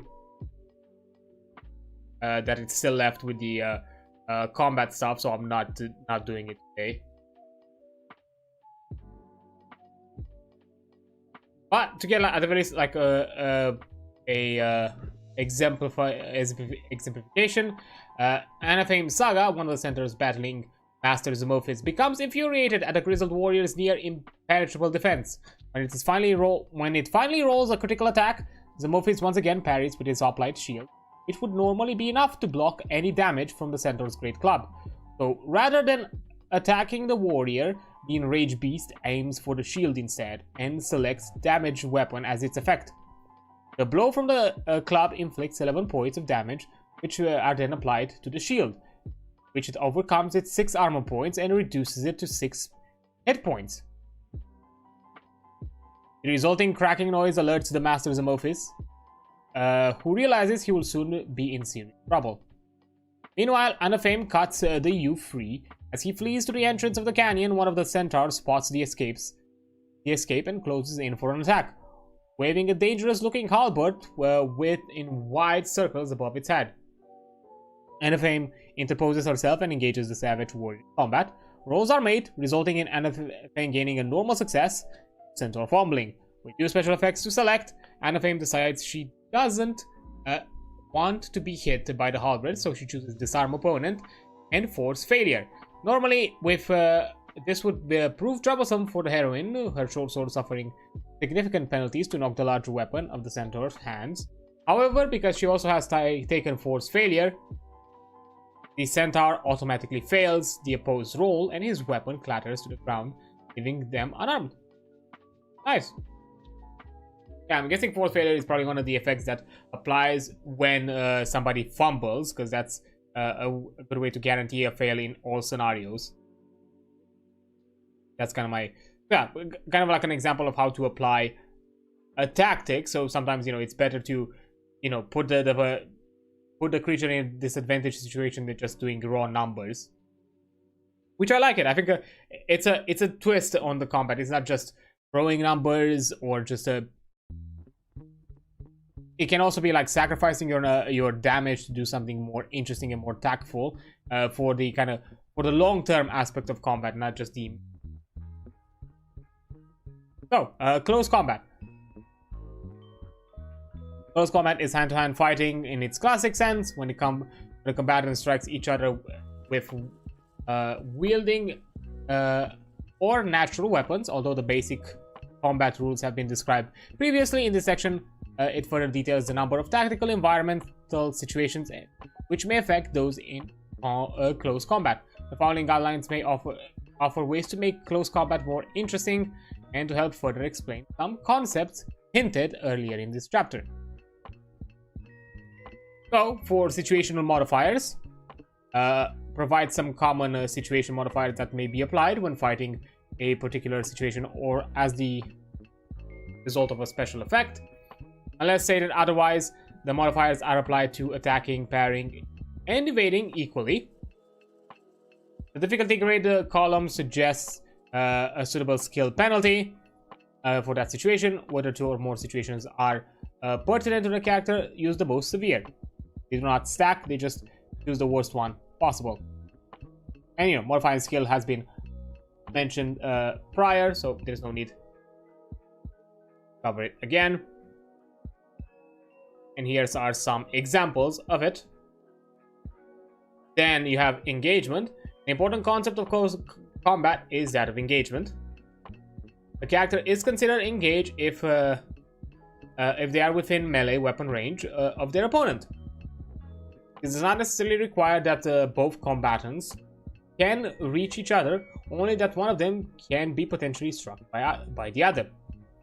Once a character has engaged with the opponent, they can no longer freely depart that fight. Dodging being a special exception. It requires some form of deliberate act to break contact with the foe who might not wish to allow him to depart. This is normally performed via a combat action such as change range or outmaneuver. But sometimes an unexpected chance to disengage occurs by use of a special effect. Fleeing from the battle requires that engagement is broken first. So, certain circumstances will allow a character to engage with multiple foes simultaneously, provided the enemies are in close proximity with each other. This can only occur in many ways. For instance, closing with a line of soldiers, blocking a bridge, or jumping down into the middle of a fight, packed rabble. In such situations, not only does the character have the option which foe to strike, but the reverse is also true. Withdrawing from engagement in this circumstance depends on the distribution of foes.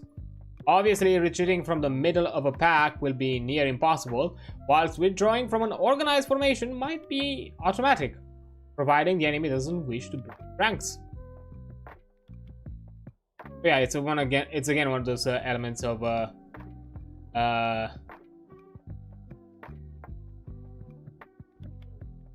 elements of common sense, where sometimes some people might just some enemies might fight independent to each other, so being in a pack of them is not beneficial to outrank, while others might prefer formation out of just taking pot shots. Now we do have a mention of close combat mechanics, but I don't think I'm gonna go through them. I think I'm gonna leave this for all of you to look at, because again, it's a lot of things to cover, and I do like that it's well detailed and you have a lot of options and things to take into account. But yeah, I was already scrolling for this and I saw that it's already getting way too lengthy. So yeah, just to kind of keep it brief and look at the essentials, I'm not gonna go through all the other elements. I'm just gonna that's again because most of them are specific circumstances for specific parts of combat. Again, I'm just mentioning here the generics. So, unusual combat conditions. There are certain circumstances and environments which may prevent a character from fighting at their full ability. Several are specifically noted below, but other situations may occur which aren't covered by the rules. In such cases, the Game Master should apply similar rules as appropriate to the fight. For example, a battle upon treacherously slippery ice flow may require the combat skills be capped by acrobatics, which is interesting. So, as kind of mentions here, you have climbing. The character has all his combat skills capped by the value of their athletic skills. Bipedal characters are limited to fighting with a single limb, requiring the other three remaining on the clinging of vertiginous surfaces they are scaling. Of course, maybe if your player is somehow creative, maybe you can find a way to do it with both hands. Maybe if they're tied to their waist or something like that. And there's 2 points of contact on top and below. Then you have swimming. A character has all his combat skills capped by the value of his swim skill, since water and other fluids impose significant drag. Only thrusting weapons are effective while submerged, and those are reduced to half damage. Other weapons are slow to the point of impotence. Another combat attacks, which involve biting, strangulation, or ramming, remain unaffected. Those are a bit more close and personal, I suppose. And you're not necessarily, because you're not forcing yourself through the water to strangulate them. You're already choking them at that point. There's not much water kind of getting in the way from stopping you, I guess, in some of those examples. Then after that, you have weapon reach, closing, and opening range. Weapon reach and its associated mechanic closing and opening range are optional rules for those desiring more realistic combat. In general terms, when two combatants face one another armed with weapons of greatly disproportionate reach, the wielder of the longer weapon can keep their opponent at bay, preventing them from attack. If, however, the wielder of the shorter weapon can step inside the effective range of the longer, then the tables turn and the combatant with the longer weapon will find themselves unable to parry with that weapon, because it's a wider kind of angle to move your weapon. The following rules assume reach distance difference of 2 or more steps between the longer and the shorter. Thus, a dagger short against a falchion medium would suffer no penalties in combat, whereas the same dagger against a great axe long would. So yeah, if they're immediate neighbors, that's not a big deal, but if it's significant difference of reach, it is. So, fighting at the longer reach. If fighting at the reach of the longer weapon, then the user of the shorter weapon cannot directly attack the wielder of the longer. They are still considered to be engaged, since the longer weapon can still reach them. In this situation, the user of the shorter weapon can attack the longer weapon of his opponent, try to close the range between them, or hope to win an applicable special effect. The longer weapon is in fact the natural armament of a creature with superior reach, such as the tentacles of a colossal squid, or the user of the shorter weapon can directly attack the limb assaulting them, so you can do like direct damage to the creature. That's a nice strategy. The intimidating threat of a longer reach is an inherent advantage of two-handed weapons, which offset the disadvantage of not using the field. Then you have the fighting at the shorter reach. In the converse situation where the fighters are engaged at the reach of the shorter weapon, the user of the longer weapon will find they cannot parry attacks of the shorter. The user of the longer weapon can still attack with the haft of their hilt of their sword encroached weapon, but its efficacy is significantly reduced. In this circumstance, weapon size is reduced as many steps as the difference between the two weapons. Reach and only inflicts 1d3 plus 1 damage due to the necessity of striking with the haft, pommel, guard from an awkwardly cramped position. At this point, the best option for the user of the longer weapon is to reopen the range between them, draw a shorter backup weapon, defend themselves with their unarmed skills, or hope to win a useful special effect. In a last stage situation, the encroached fighter can attempt to evade instead.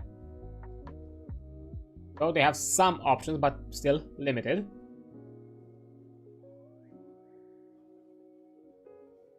So, what can you do to close the range? The character that is being held at a range by a longer weapon must close on their opponent before being able to attack. Two methods are available to do this.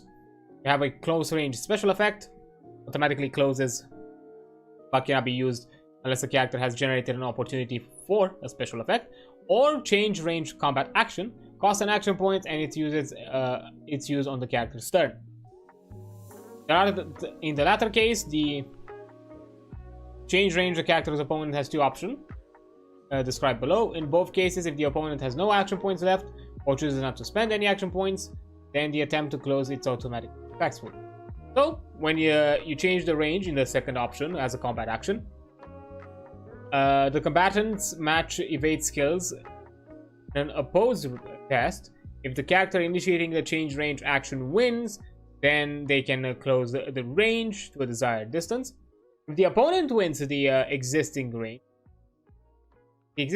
is maintained. However, if the opponent decides to attack the closing character instead, then they must make an opposed roll of this combat skill versus the closing character's evade skill. If the opponent wins, they strike the character, and any difference in level of success results in special effects as per normal. Whether or not the blow lands, the closing character bridges the distance and gains the advantage of having the weapon. So if you want to attack, it's not as beneficial. Like, yeah, you can probably obtain some special effects if that's maybe your strategy to kind of get a hit and then maybe like fall back. Otherwise, I think you're not really putting yourself at a higher advantage. You're just lowering them. Then you have opening range, which works the same way as closing range, but obviously in reverse. The character can use change range to completely withdraw from engagement, which is mentioned below, which is withdrawing from a fight. That means the character extricates themselves from close combat weapon range. This can be done in a myriad of ways, from physically pushing the opponent away, sidestepping a committed attack, or unexpectedly taking several large steps backwards. At this point, they have not fled the battle entirely, but briefly opened enough space to have disengaged that opponent and consider new tactical options. Withdrawing is automatic when using the withdraw special effect. Otherwise, the character must attempt to break free by the use of change range or outmaneuver actions, in which case the opponents may resist. Once they have disengaged themselves, the withdrawing character may, on their next turn, at the cost of action points, re-roll initiative, flee the battle entirely, seek out new opponents to engage, or perform some other suitable act not covered here. But again, this has to be a bit of a tactical decision. Like, you have to be aware of what is your point advantage against the ones that is within your range. Because if they still have points, even after you disengage, they'll just be able to close the gap. And I don't think, and I think at that point you are basically in the same scenario. But if they have lesser action points or than you, then yes, this is definitely like there's a lot of tactics and a lot of like taking like resource management or like research consideration between the two within combats, which I really like. It adds a lot more tactics to it. It's really interesting. I do enjoy it. I find it fun.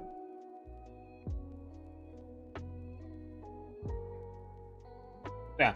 Now that we talked about close combat, let's talk about range combat, which incorporates all forms of weaponry which require to be shot, thrown, or slung to their target. The range weapons on a character can use are listed as part of their combat style.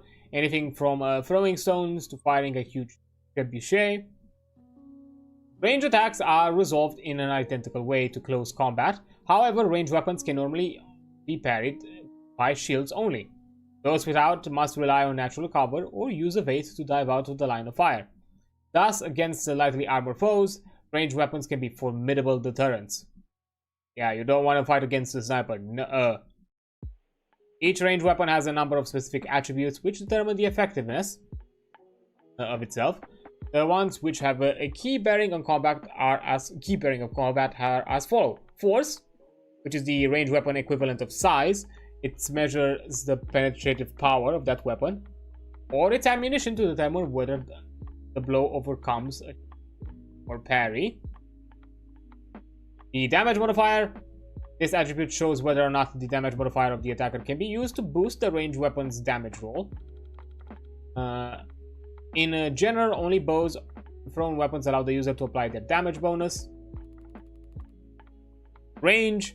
3 numbers of separated by slashes representing the maximum close, the effective, and the long ranges of the weapon or its ammunition. Close range in the distance is a distance over which the choose location of special effect may be used, provided the target is stationary or unaware of the impending attack. Effective range has no significant modifiers, and long range weapon can still inflict harm, but the amount of damage is halved and force is reduced by 1 step. You know, it's basically it's fall off. It's all the friction and all, and starts to kind of throw the bullet or arrow or projectile, like I said.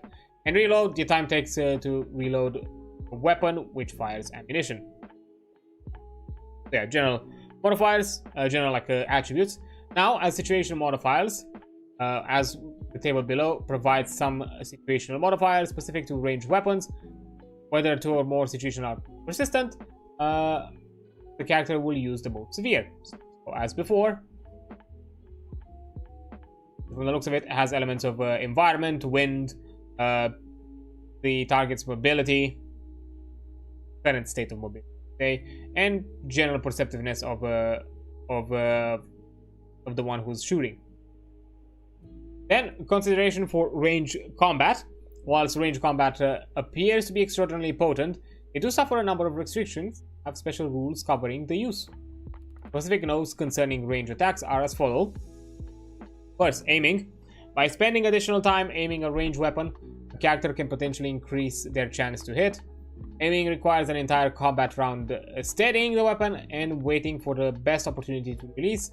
For example, withholding a bow shot for a momentary lull in the wind or until the target moves between to obstruction. By aiming, the character may reduce the difficulty of a situational modifier by 1 grade. Additionally, rounds spent aiming grant no foot advantage. So it's just a one-time bonus and that's it. It's not add up together. But again, we see a lot of like similarities to how GURPS kind of does it. Being also like a percentile-based system. Distant penalties. The difficulty of hitting a target increases rapidly with the increase with the distance which separates it from the marksman. Distances are considered independent of the weapon's range, the latter being the performance characteristics of the weapons over set distances. Distance penalties can be offset by the size of the target being aimed at. Hitting a mammoth at 50 meters is far easier than hitting a human at the same range. The table overleaf indicates the difficulty grade adjustments of hitting various size objects over incremental distances. These stacks on top of the other range combat situational modifiers, and these values assume an active target in the open field. If shooting a static object at a known distance, for example a straw butt during a competition, the game master may reduce the difficulty by a step or two. Whilst there are a few creatures which achieve such gargantuan scales, there are other objects which can reach sizes in the hundreds, such as building, fortifications, and troop formations. On the battlefield, the near impossibility of striking a single man is replaced by the use of volley fire, saturating an area densely packed with men, in the hope that a small portion of the projectiles will strike home.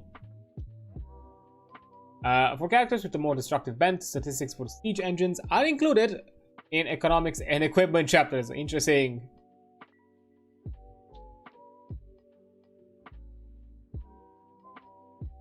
It's kind of mentioned here, like the difficulty steps, and all that, and also how hard it gets afterward. And it basically says just follow this step progression, which is fine. Which is like a, you know, just a 1-by-1 progression. Well, almost. It's 2 groups of 2, 2 groups of 3, 2 groups of, so that means it'll be like another group of 4, then another 5, and probably similar across the board here from the bit. So yeah.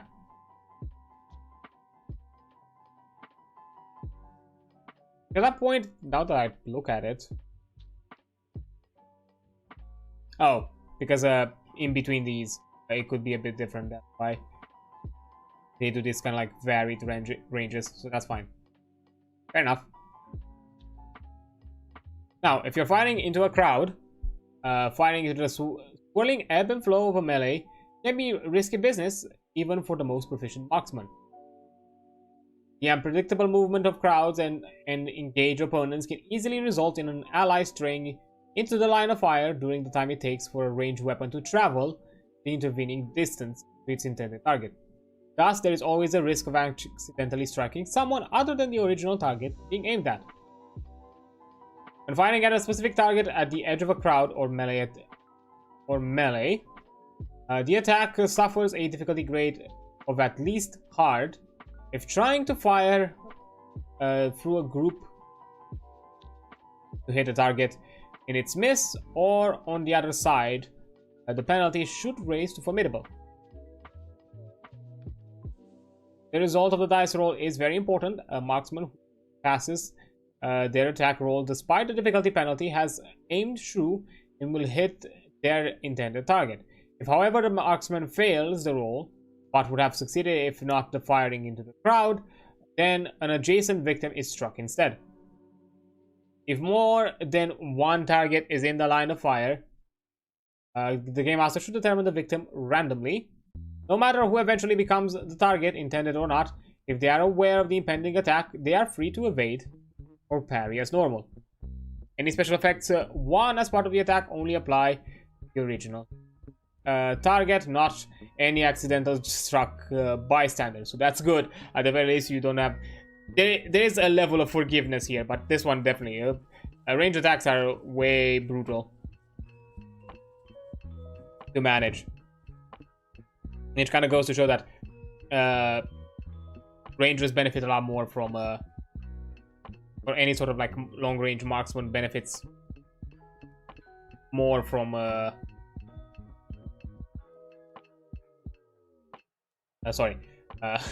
benefits more from shooting isolated targets than into a crowd. Then, firing on the move. A character is still permitted to use ranged weapons whilst mounted on an animal or vehicle. However, in these circumstances, the combat skill is capped by the ride or drive skill. The person controlling the the conveyance, which may or may not be the attacker. The attacker themselves, for example, an archer riding in a two-man chariot would have their attack skill capped by the driver skill of their driver.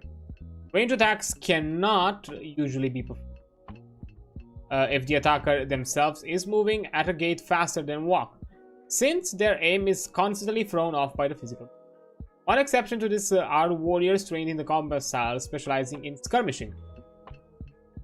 However, in this case, the attacker attack percentage cannot exceed their athletic skill, so still some elements there.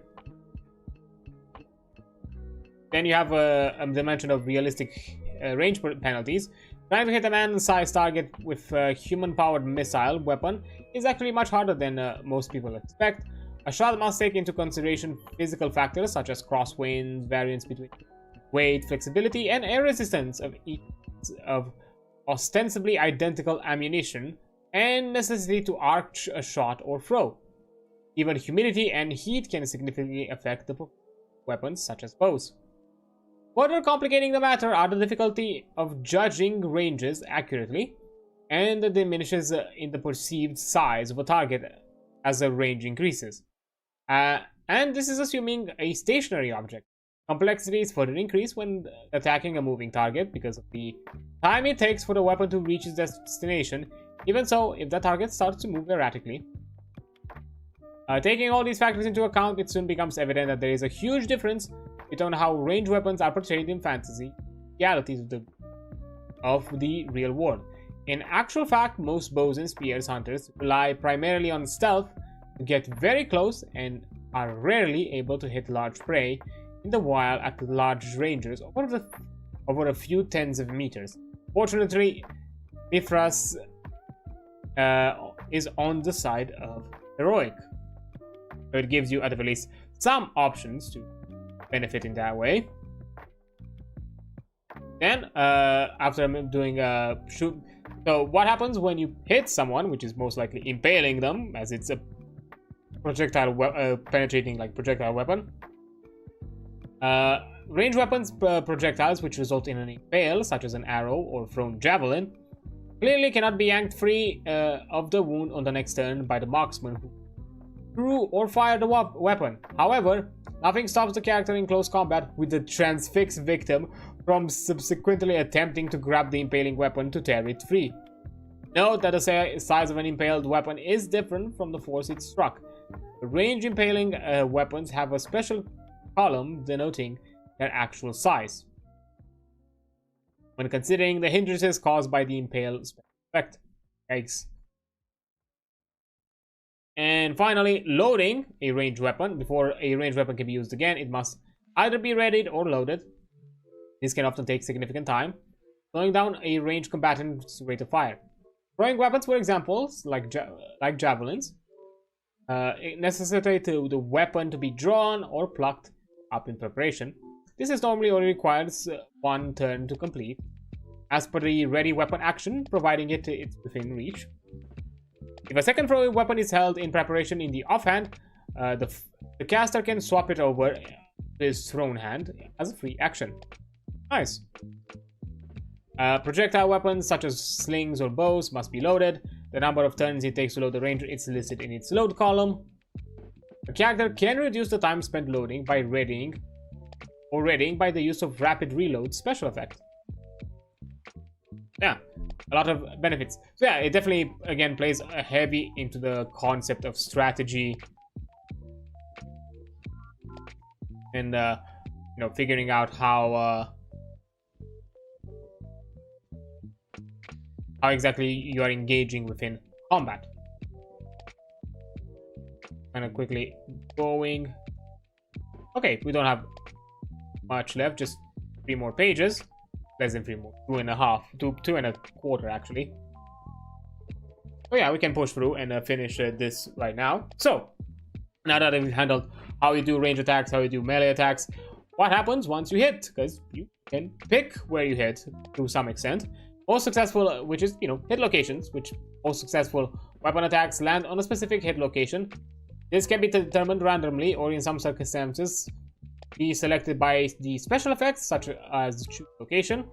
To randomly calculate which location is being hit, you roll a 1d20 and compare the numbers rolled with the relevant humanoid or creature hit location table. Animals and monsters usually have slightly different hit location tables than humanoids to reflect their own unique physiology. These are listed as part of each being's description in the creature chapter. But the humanoid one is here, which almost for a 19 or 20 headshot, arms from 13 to 18, depending on which one, abdomen 7 to 9, chest 10 to 12, and from 1 to 6 is legs. Note that some attacks, especially magical ones, or those produced by particular monsters, such as the Dragon Fiery's Breath, may struck several hit locations simultaneously. Individual hit locations may be armored, either from a worn protection or the natural toughness of the outer surface. This is also important when considering damage and levels, which are mentioned below. So, what happens when you get damage or receive wounds? When attack strikes successfully, it causes the damage. It causes damage according to the damage rating for the weapon, which are mentioned in the economics and equipment chapter. A short sword, for instance, inflicts 1d6. The roll damage for the weapon or attack is modified by certain conditions, specific following order. Applying the damage modifier for the character making the attack, modifying the damage from any weapon enhancing magic. If parried, reduce the damage appropriately as per the comparative weapon sizes. If the hit location is armor, reduce the damage by the armor points. If the damage inflicted by the attack is above 0, then the hit location sustains that amount of damage, which with the damage total being immediately removed from the location's hit points. Note how many hit points the location has remaining and the wound category as a result. So, a minor wound hit location, it still has positive hit points. Serious wounds hit location is at 0 hit points or below, and major wounds, the hit location is reduced to a negative score that is equal or greater than starting hit points. And the following rules. Use the following rules if your location receives serious or major wounds. Note that wounds requiring endurance checks test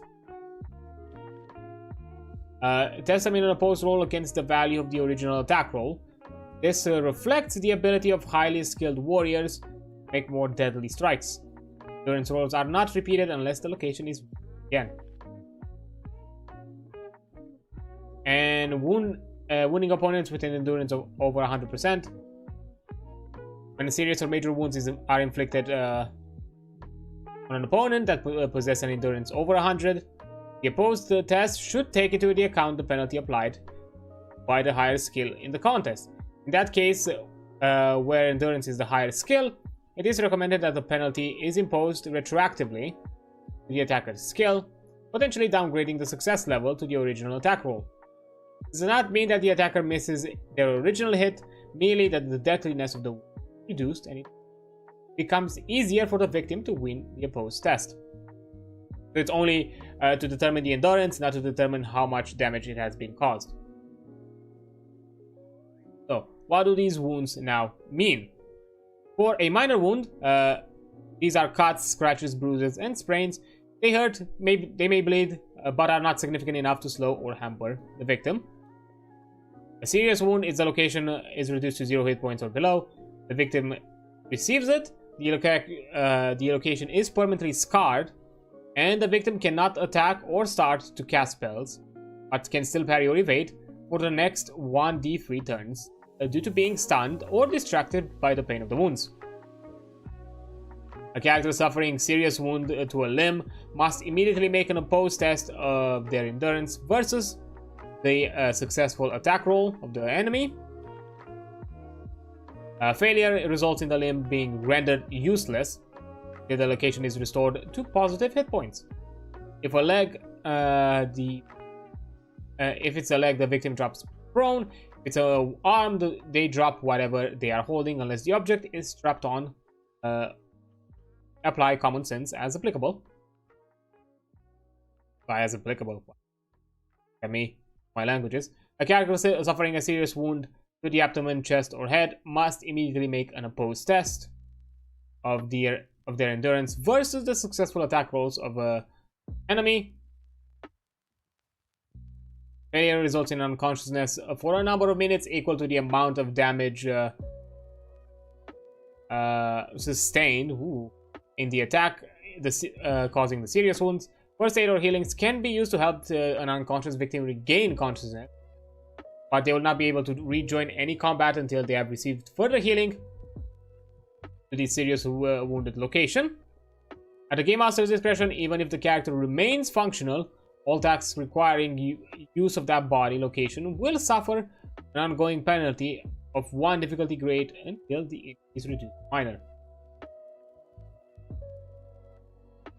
So, yeah, serious wounds get worse and worse, while major wounds, the location is reduced to a negative score equal or greater than its starting hit points.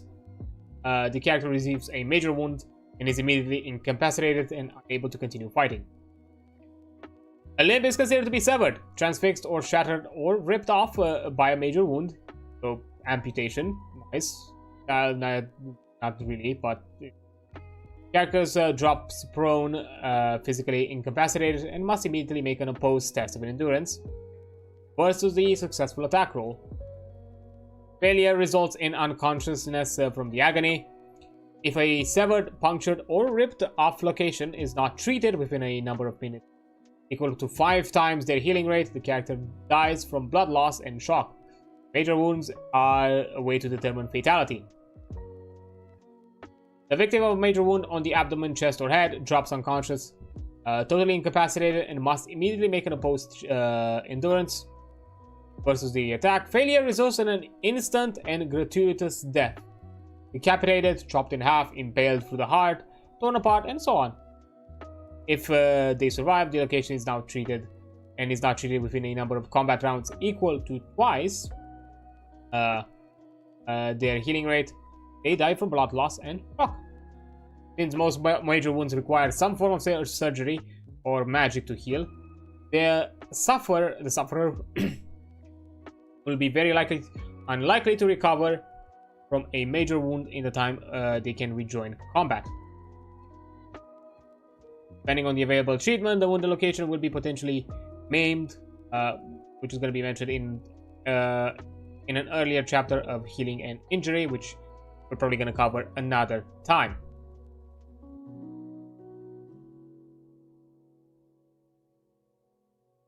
So, to kind of go into the Anaphame's saga, giving up on her sling, Anaphames recovers her short sword and rushes to aid Master Zemophis.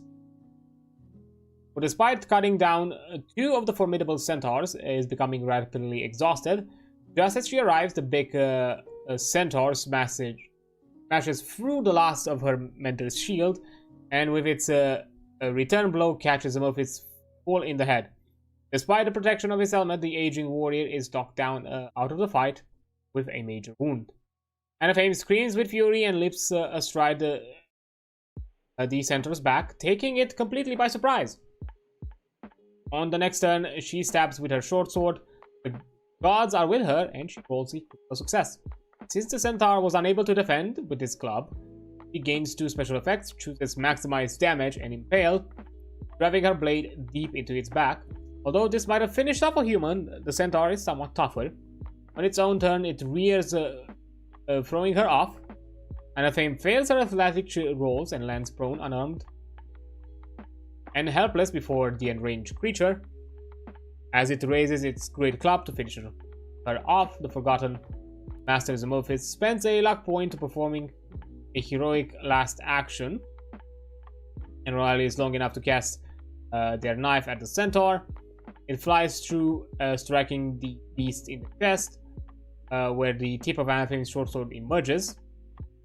This is enough to give the centaur a serious wound, forcing it to make an opposed endurance check against the thrown knife. Zemophis wins with a higher roll, and the centaur collapses with a look of surprise. Remaining centaur takes this as an omen, and lacking the steadying presence of their sorcerer, turn tail and flee. And the Fame crawls over to the now unconscious body of her beloved mentor and performs first aid. Cracked skull. They're alive. Then, with the help of a rescued youth, they carry the old man back to Mythras.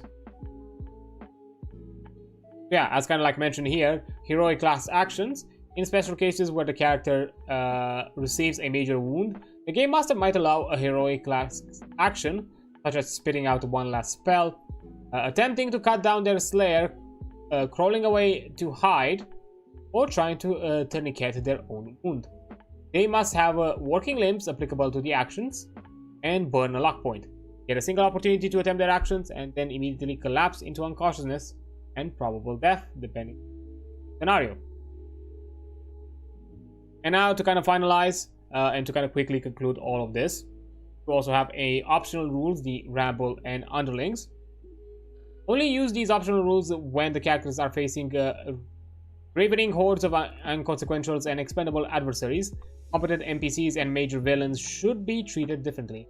Oh, so I'm guessing these are like the Swarm and the Mook kind of rules.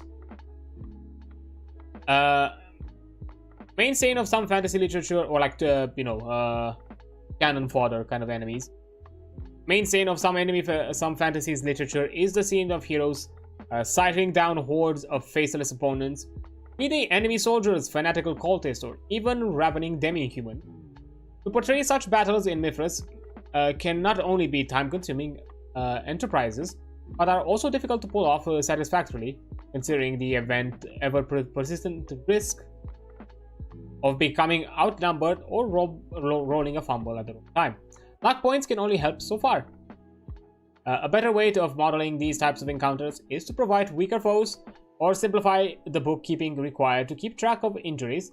Mythras offers the alternate options to dealing with issues, thus speeding up combat considerably.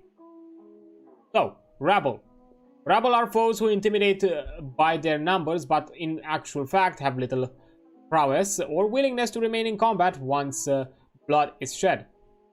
They can take that into many forms, from vicious beggars who set upon drunken characters when they stumble from the tavern along dark alleys, or the mindless adherents of a dark cult, eager yet incompetent. In terms of conflict, members of a rabble use the following rules. Rabbles have little to no armor, are too incompetent to be able to use special effects.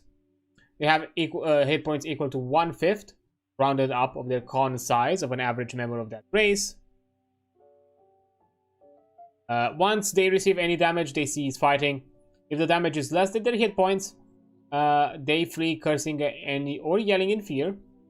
If the damage equals or surpasses their hit points, they collapse, clutching the wounded location and weeping or screaming in agony. If the damage is double, they die in a spectacular or grotesque manner.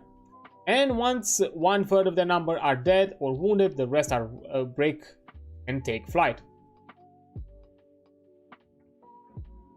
Even though,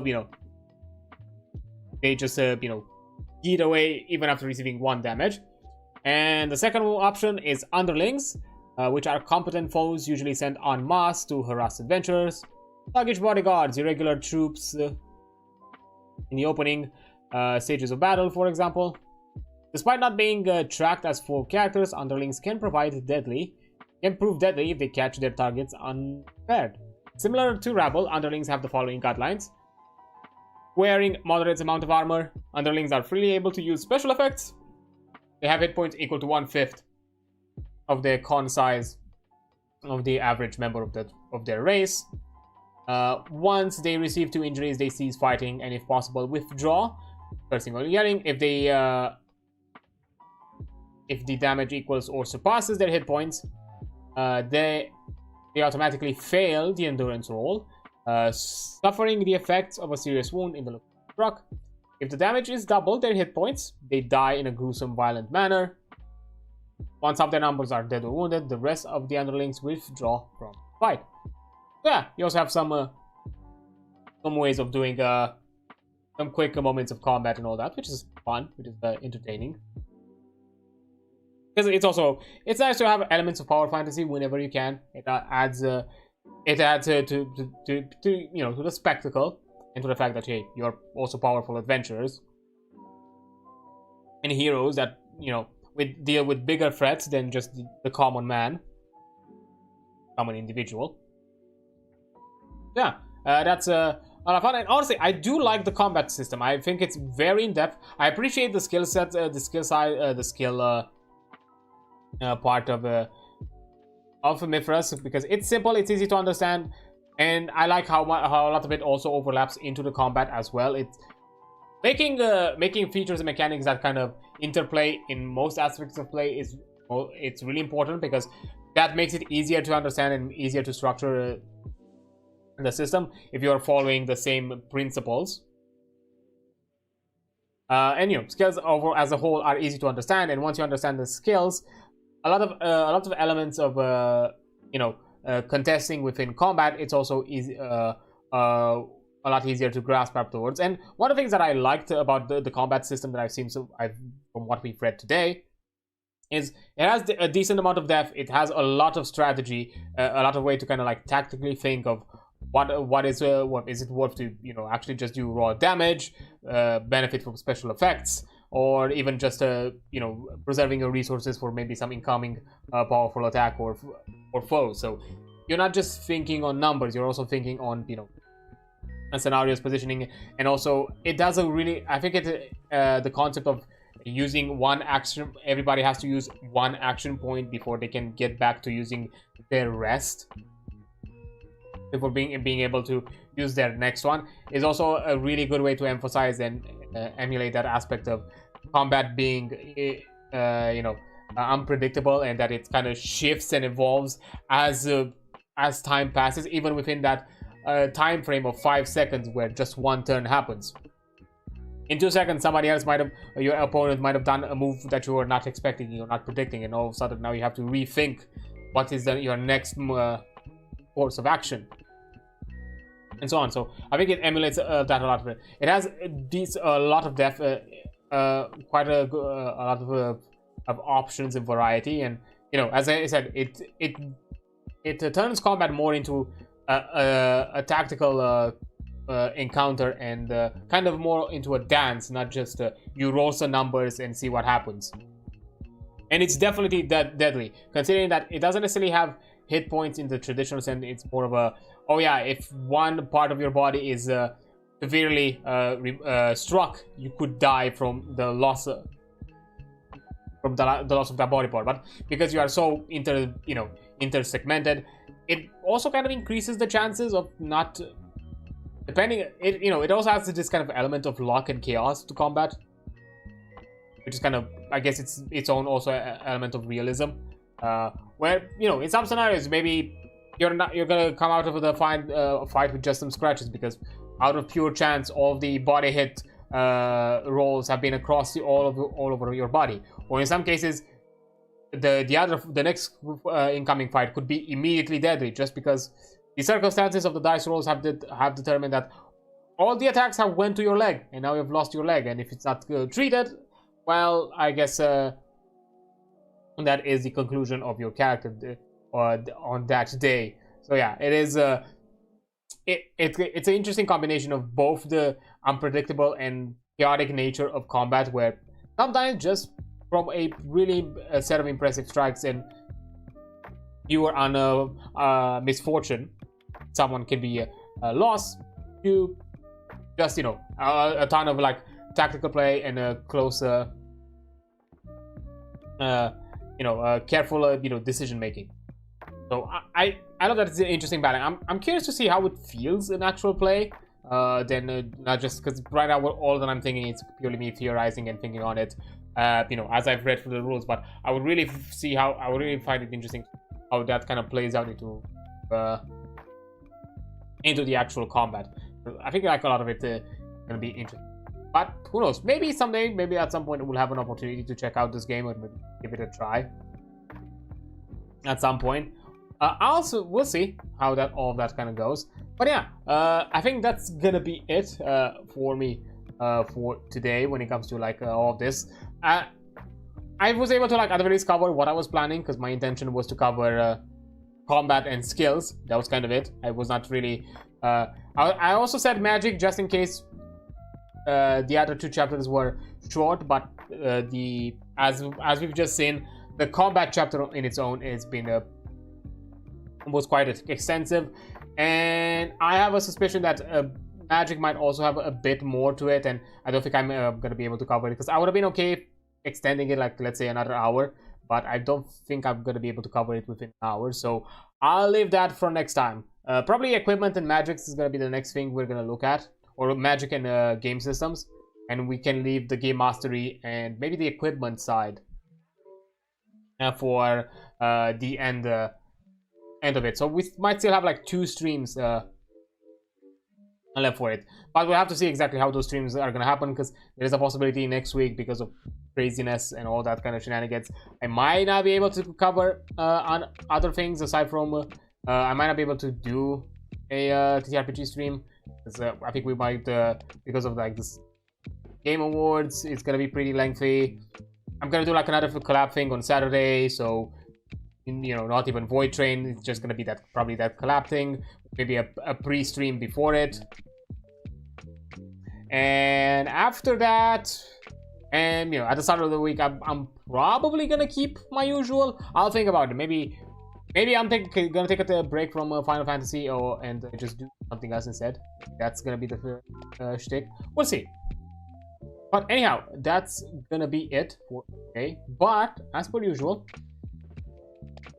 I do like to say hi to other peeps. So let's see if there's anybody out there do fun, something, I don't know, maybe RPG related at least, not of anything else of the sorts. Let me see.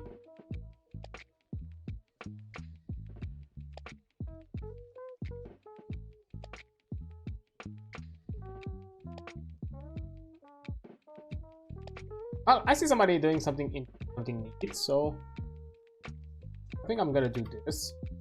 Of course, they add.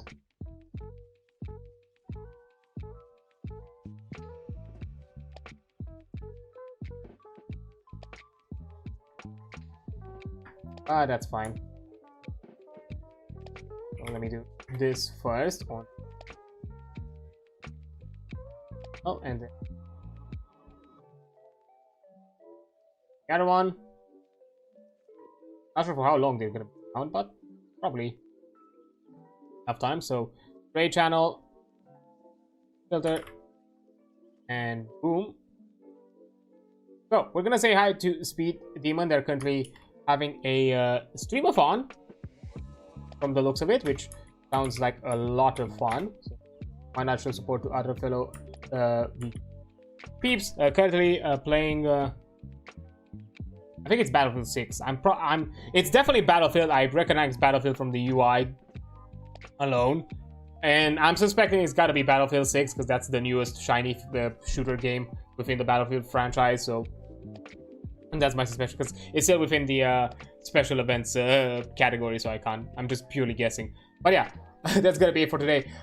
Probably we're gonna jump to some more Mythras. Maybe I'm gonna take a pause from Final Fantasy next week and continue with the Mythras shenanigans. Because I'm also planning to jump into Warframe next week. Hint, hint, nudge, nudge. So because of that, yeah. So I also want to try like jump to some like new things, and you know, because Final Fantasy is gonna be a never ongoing thing for a long time. There's no rush for me to push through that one. I think that's gonna be fine, and it's fine if. And I think I'm gonna cancel the Void stream as well. So those are probably gonna be the 2 that are not gonna do. But anyways, thank you so much for being here. It's been amazing. Don't forget that. I'll see you website. Bye.